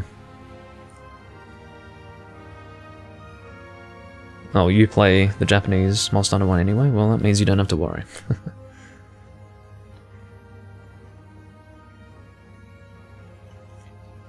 Means you don't have to worry. But that's what I always imagined. I imagined if you were playing Monster Hunter 1, like the European or US version, you wouldn't be able to transfer that US or European save to a Japanese region Monster Hunter G. So...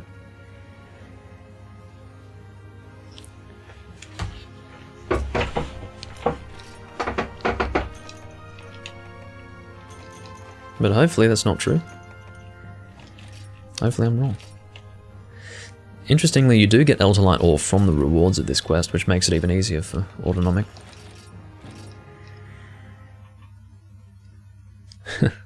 Who buys a $150 mouse a week before his PC dies? This guy. Where's my clown makeup? Who buys an Xbox One S?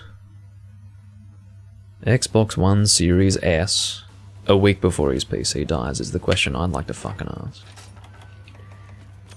Forget the mouse. I'd like to ask about the Xbox. Alright, let's go and sell that Cortex. Wherever it might be. We're out there. Or, not, Brachydios. We're out there. Fucking Brachydios. Brachydios. Brachydios. Oh. There's a scalp there that I didn't want. Here we go, found it. Get out of here. So I found a scalp and a Cortex, which I needed to sell, which was good.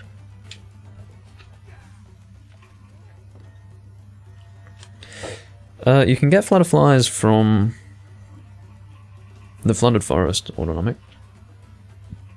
I think it was Vernon who said that you can get them from the volcano, but I'm not sure if that's ideal. Like, I guess from the secret area, yeah, but I think flutterflies can be acquired from just the regular bug nodes from the Flooded Forest. Hello, Aegis King. So, this first time chat from viewer thing, as I understand it, this is in beta. If you can see it, it's because it's in beta for my chat. So, this is the notification that I received, I think 7 hours ago. Beta access granted. Never miss that first message from a viewer. The new first-time chatter callout lets you and your mods identify and welcome newcomers to your community. This feature is managed within your chat settings. Provide feedback via user voice here. That's a really good thing for Twitch to add, and I'm glad that Twitch is coming out with good new updates. You know, I always seem to be talking shit about YouTube and Twitch, but that's a good thing to implement. You know, sometimes websites and software are updated just for the sake of it, and are often changed in negative ways. They devolve, but that's a good little update to add. So if you guys can see that first time chat thing as well, then that's great. You can see what I'm talking about, and it's definitely a positive thing. Mixer... No, it was DLive that I tried. DLive was very odd. I think I tried DLive, which probably... I don't know if it still exists, but... DLive was very odd because it was so focused on making money that I was like, what the fuck is going on here? It was very weird. It was when I first started streaming and was looking to multi-stream to several platforms to get myself out there. I started with multi-streaming to YouTube and Twitch, obviously. But then I wanted to try and get a third one. And DLive, I think, is what it was called, is what I tried. And, I think I did one Demon Soul stream to DLive, maybe two. But when I made an account with DLive, it was all about how to make money, and I'm thinking, look, I'm here to make videos, okay? I'm not here to make money. I mean, it's nice that I can make a little bit of money from Twitch now, thanks to you guys, and I do appreciate that. But when I started live streaming, as a person who started off as a Let's Player from the old days, making money was the furthest thing from my objectives. Like, that was just a stupid thing to thrust in front of me, all these ways in which I can maximize my earnings. I'm thinking, that is not the idea. The idea, like, it has to start off as a hobby. You can't start off with money interest. You just don't do it that way. It doesn't work. The Royal Lobstrosity, that's a good name. The Lobster Hammer is the ideal water hammer of Monster Hunter G and Monster Hunter Freedom. In other words, the first gen water hammer. You're looking at it right here. And it's got a pretty good name in this game.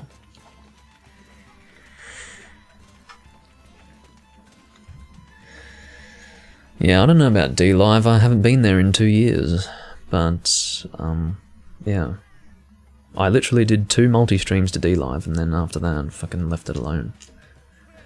I wouldn't have known about it, but it was in the list of possible places for me to multi-stream to from Restream. And, yeah. I'm the only channel streaming this game? Well, that is of no surprise. Not many people play this game at the moment. I never really thought that I'd possibly be competing with other people. Well, I wouldn't look at it in a competing sense, but... You know, I wouldn't think that I'd be one of 2 or 3 streams. I'm sure it happens occasionally that other people stream this game, but I'd imagine that a lot of the people who would stream this game in the past would currently be streaming Rise in the interest of getting new viewers. I'm not interested in that. I think Rise is garbage, so for that reason, I will stream what I enjoy. And that is Monster Hunter 3 Ultimate. This is my favourite Monster Hunter game, and I'll always be streaming it. I have the 3U market cornered, that's right. All 10 of you who watch 3 Ultimate. Oh, God. Well, yeah, obviously I don't chase the audience. I chase the thing that I want to play. That's what I do, but... Does Baleful give Uncanny Hide Plus? 11, actually. Well, fair enough. Uncanny Hide Plus. Well, what I'll see is if there is a baleful version of that. If there's a baleful version of Uncanny Hide Plus, it means the answer's no. Where's baleful stuff? Here we go. It looks like that might be a thing. I do think Baleful gives it. Well, that's because, Vernon, that's because you are one fish in a tiny pond, as opposed to one fish in a huge ocean. So there's an interesting balance between streaming a game that doesn't have much of a viewer base, or streaming something that has a huge viewer base, but you just get lost in the... You know, you have to find a happy medium between those two extremes. In the case of 3 Ultimate, there are actual people who want to still watch it, but there aren't too many of them. And because there aren't too many of them, not many people are going to stream it. So, it's a positive thing in that sense. Oh, goodness me. It's fucking cold. Why is it so cold? Drives me nuts. What is the temperature now? It was 9 degrees Celsius before. What is it now? Weather Sydney. It is... No, it's not 15. Fuck off. How does it go from 9 to 15 and I feel just as cold as I was before?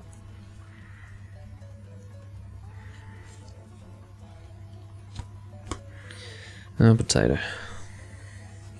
If you start streaming the old Quake games, you'll see the sad reality of streaming today. And that is that no one wants to watch a live stream of an old game. It's just what it is. I don't know why. I mean, it doesn't stop me from doing live stream playthroughs of old games, but... God. It's no man's land out there. It's just you and... whoever chooses to follow you. From something else that you streamed that was likely not an old, stinky game. Of course I say old, stinky in the sense that that seems to be the outlook that people have. Oh shit, need to sell that. Sorry, what are we doing now? I guess we're doing Flooded Forest, because, as I said, I think that would be good for getting Flutterflies. I'll find an advanced in the Flooded Forest, unless you really want to do Giganox, Baleful Giganox. You need it for the earplugs decoration. Let's try to focus on... Unless... Hold on.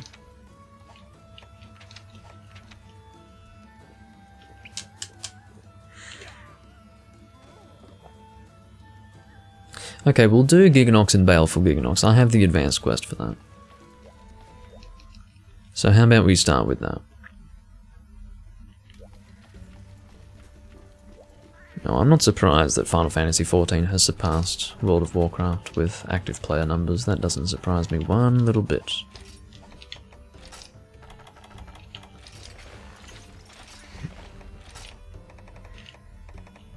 I'll get the Sarah Symmetry here.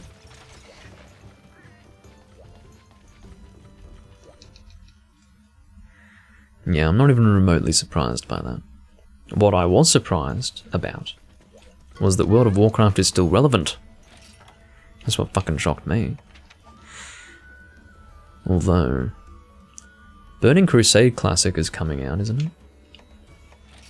I'd play that.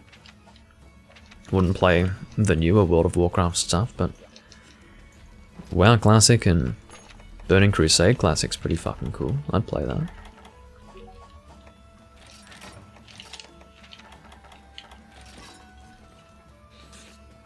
It's out now, cool. It's a hot mess. How can you have Burning Crusade Classic be a hot mess? That's like fucking up macaroni and cheese. How do you do that? Hello? Burning Crusade Classic is a hot mess. Like that's just wrong. Well, that's alright. Well, thanks for joining, Vernon. That was a good run that we did. That was almost 5 hours. And thanks for sticking around.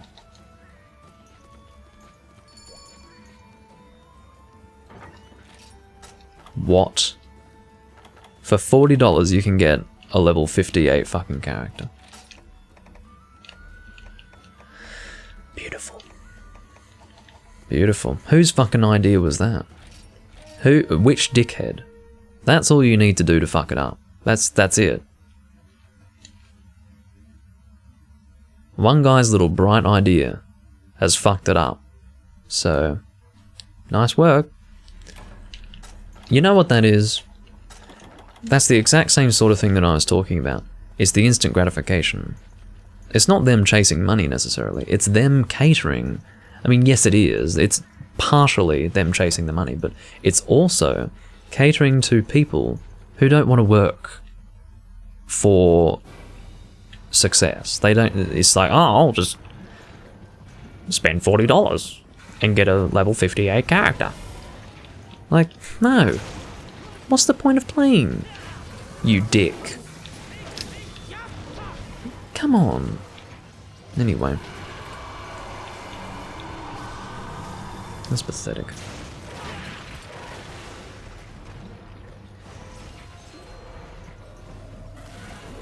You can't play your WoW Classic character in Burning Crusade Classic unless you pay $40.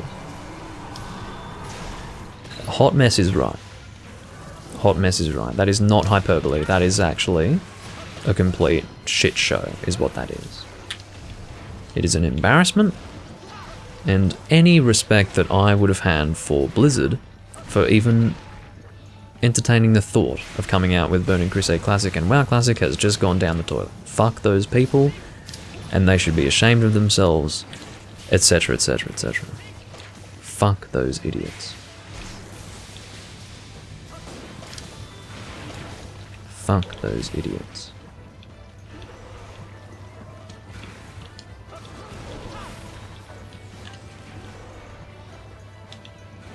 Oh, well, this wouldn't be the first time that I've gone off like a gun at a company on the basis of something that Potato said that ended up being completely fucking wrong, so maybe I should be more careful with what I say.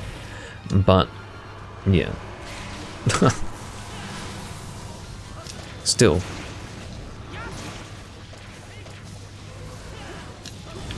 I have to tell you that monetizing it in that way, in general, is pathetic. And, I mean, that's all you'd need to do. Make it so that you can skip through the leveling process of your... I mean, what's the justification?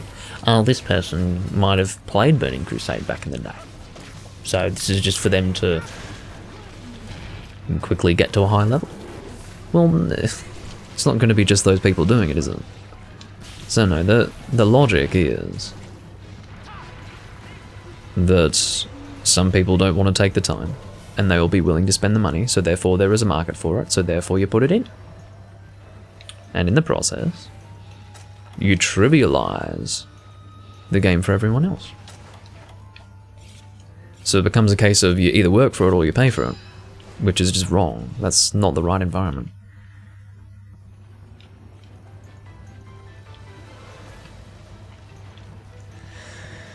Very disappointing. I'm glad it doesn't affect me, because I'm not a World of Warcraft player. But, you know, I would be... Okay, let me put it this way. I would not play new World of Warcraft, but I would play classic World of Warcraft. And I would play Burning Crusade as it has just come out. So... because that's pretty much all that's worthwhile. Quite frankly, I mean, why would anyone play new World of Warcraft? That's what shocked me. Like when Legion came out and it was huge, I'm thinking, why? Why? Come on, motherfuckers, what's going on? Is it worth playing? Most would agree no, but everyone went and got it anyway.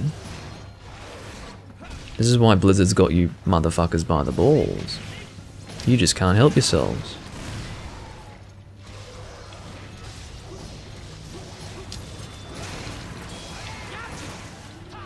Alright, there's Baleful.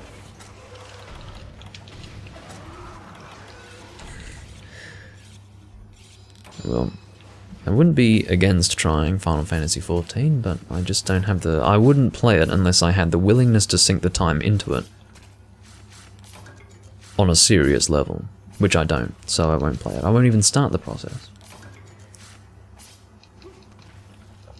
Must have Carver High. Yes, I do. I've got a revolting peel. Revolting? That's disgusting.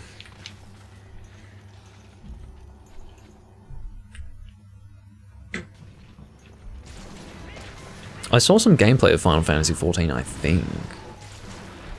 And it was like top-down gameplay. I mean, it might have been the settings that this person was using, but it was very much zoomed out, which I don't like. I don't like it to be really zoomed out and top down. I want it to be a little bit more personal than that. The number of skills on the screen was a bit, overall. And it's not fair to go based on first impressions like this, but as a first impression, not good. I didn't like what I saw. Didn't like what I saw at all. But it's very different if you play it, so definitely that wouldn't be a reason to not play it. But I can say quite comfortably that as a first impression, not positive.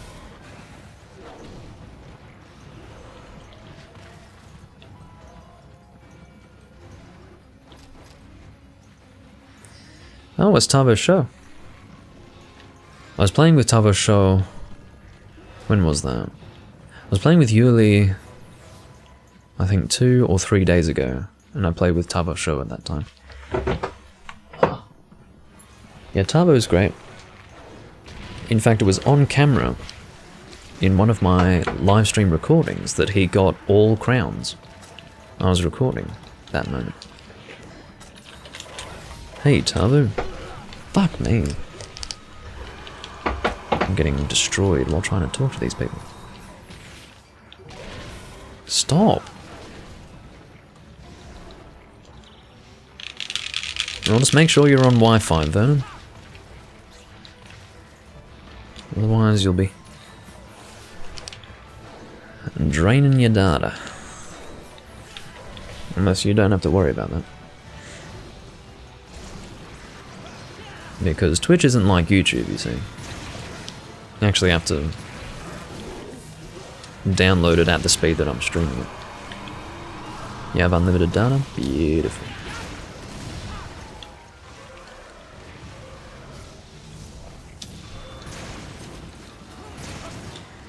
Well, yeah, I would like to think that any person who would watch my stream on a phone would be smart enough not to use their data to watch it.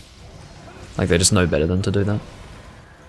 But I just want to make sure. I don't want to be held accountable for some guy who's just, like, lost all their data in 20 minutes of watching me play this game, so...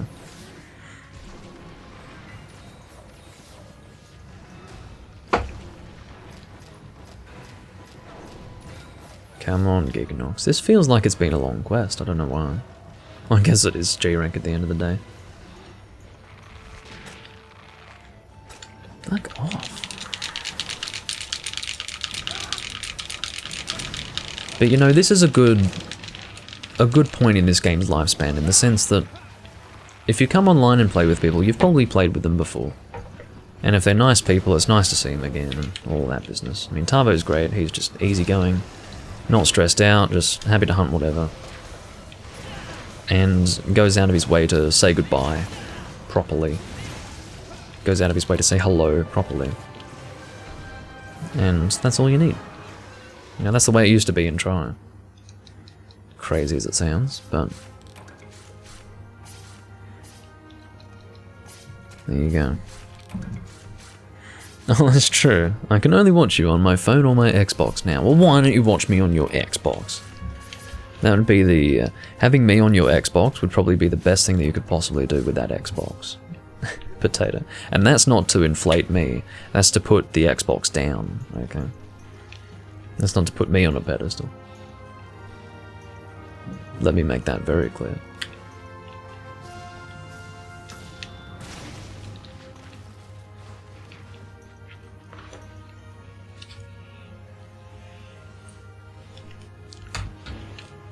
Oh, goodness me.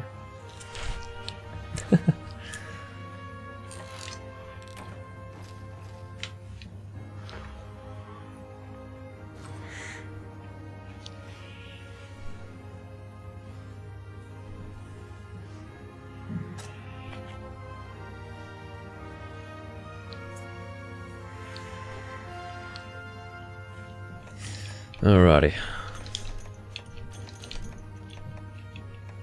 Just making sure I don't take anything that I have. A stack of 99 off. I'm only going to do one more hunt. Autonomic. I've been going for 5 hours. I need to start making food. Haven't eaten today. So, I would very much like to do that. So I'm just going to do one more hunt. We've got Tavo helping us out for this one, at least. But, yeah, we'll do a flooded forest hunt, I guess, so you can try and gather flutterflies.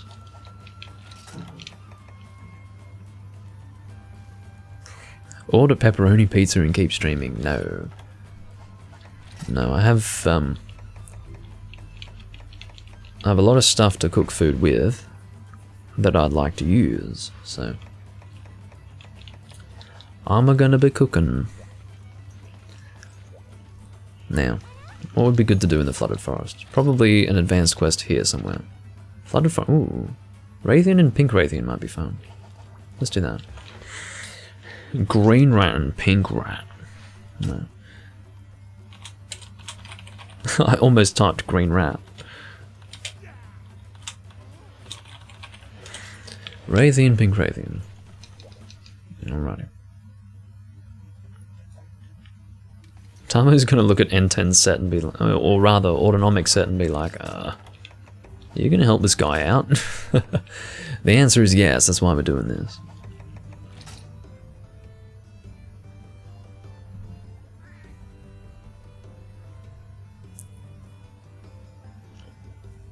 Now I'm half tempted to come back. I need those Raytheon mantles. Don't worry about it, Vernon. This is the last hunt. So, the chances of you getting a mantle on this one hunt is not high enough for you to come in, because I'm not going to kick Tavo's show for you. I like Tavo. Well, I wouldn't kick him for the last hunt anyway. What am I going to use? I'm going to still go Greatsword, but I'll go Dragon. Actually, let's use the Devil Joe Greatsword. Nero's Anguish. I should have told him that we were hunting green rat and pink rat, because now that I've said Raytheon / P Raytheon, he's not going to know what the fuck I'm talking about. But if I had said green rat and pink rat, he'd know exactly what I was talking about. I'd rather do regular Raytheon and pink Raytheon than double pink Raytheon, because that wouldn't be fun at all. I mean, yeah, no thank you.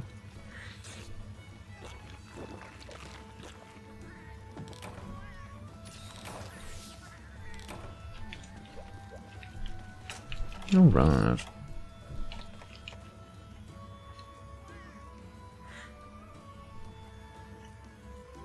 You can have as many as 300,000 bolts?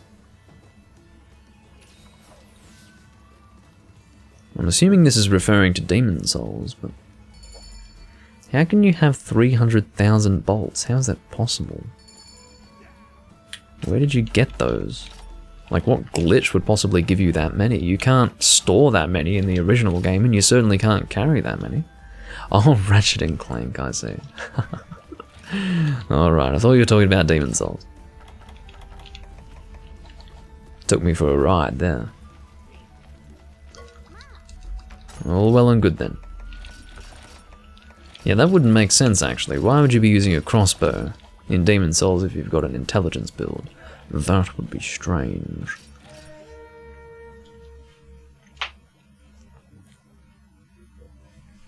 Alrighty. Well, 300,000 bolts.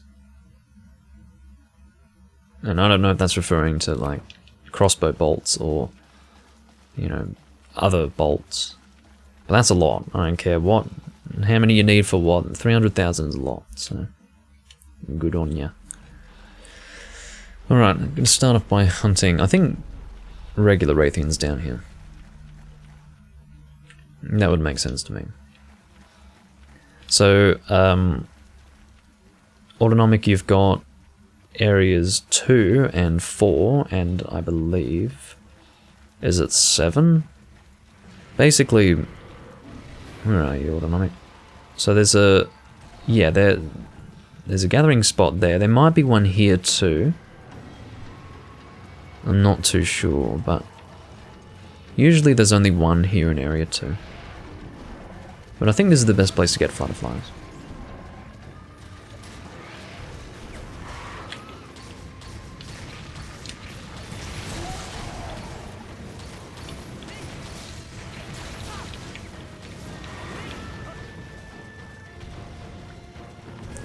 It's so wrong. I mean, it's been so long since I played Try, and it still looks wrong to be using the Deviljho Greatsword with a red accent. It should be purple, not red. Because of course, well, I mean green as well, I guess. You had whatever it was called. It wasn't the Berserk sword, that was the unupgraded one. I can't remember what it was called now, but it was Deviljho's Anguish. It was all Anguish. No, it was just called Anguish. It was Anguish P and Anguish G. Now, Anguish P was what I usually used. And it's just wrong to see a red version of it. Because in Try, that meant it was unupgraded. There you go. Good night. Good night, green rat. I'm not going to carve you. I don't need mantles anyway. I'm actually going to... Wait, do I have bug nets? I do not. So I can't even check to see if I can get a flutterfly. Hold on. Psycho Serum. Psycho Serum. Rat catching. Feels a little bit like that, yeah. Well, I hope you at least get one flutterfly. And even if you can't, if flutterflies are the last thing that you need except for that mantle, that's pretty good, because you'll be able to get all armor pieces except for the, well, except for one of them. Whichever one you chose to forge with that mantle you got before. Provided you in solo. No, stop it! You bitch! Provided you in solo try and gather those flutterflies. You should have access to the Harvest Tour, even in HR6, because Flooded Forest should be in the first list.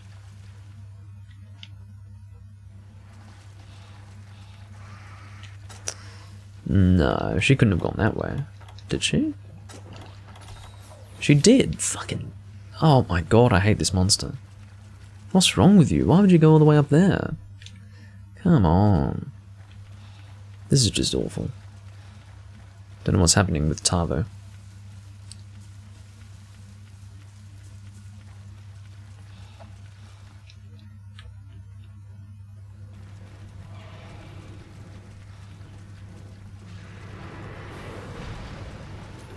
Whoa.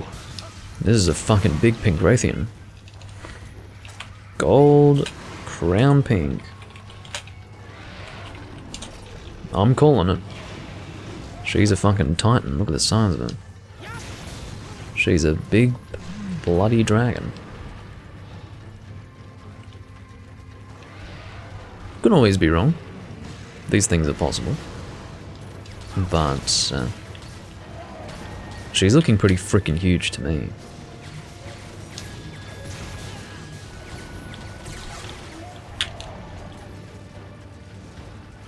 I do have critical draw on this set, don't I? I'm actually going to try it. I do not. That's because I had to get Awaken. And draw resistance, so... No critical draw here. That's still alright.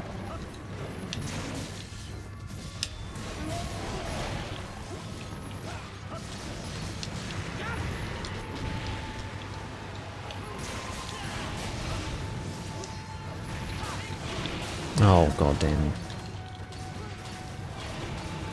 Stupid monster. Tavo is going rapid normal, which is a rare sight.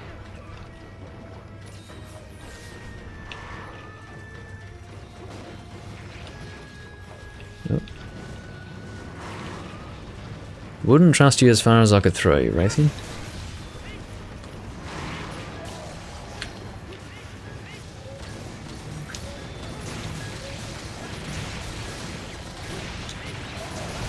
Very good. I don't know why Tavo chose to use that particular light bowgun. Because that's a fire light bowgun. He may have actually chosen the wrong bowgun accidentally, and has been forced to use normal shots.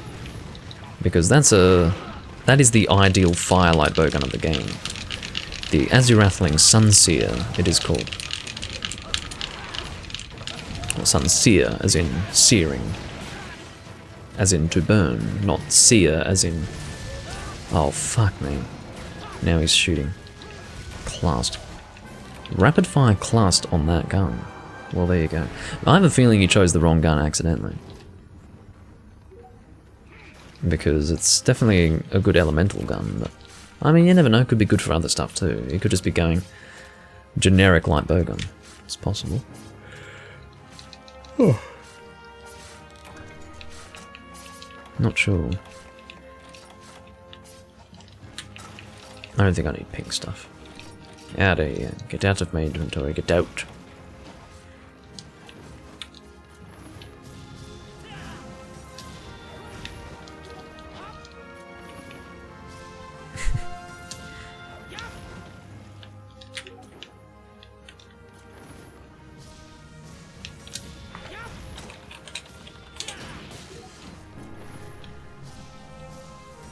Just charging our greatswords.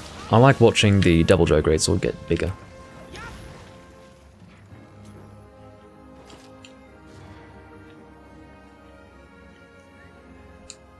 And thank you for the follow, Aegis King and Mr. Garetio. That is going to conclude this live stream. We've been going for 5 hours and 20 minutes. That is certainly long enough. I like watching it get bigger too. Says the... Of course that... Or, excuse me, says Takashi. That is not what Vernon said. I got confused. They have similar coloured names. Of course Takashi would be the one to enjoy watching it get bigger. But I do thank you all for watching, and I will see you next time I'm recording. This has been a long session, and I'm happy to see Autonomic really well and truly establishing himself into G rank. I'll see you all next time. Bye bye.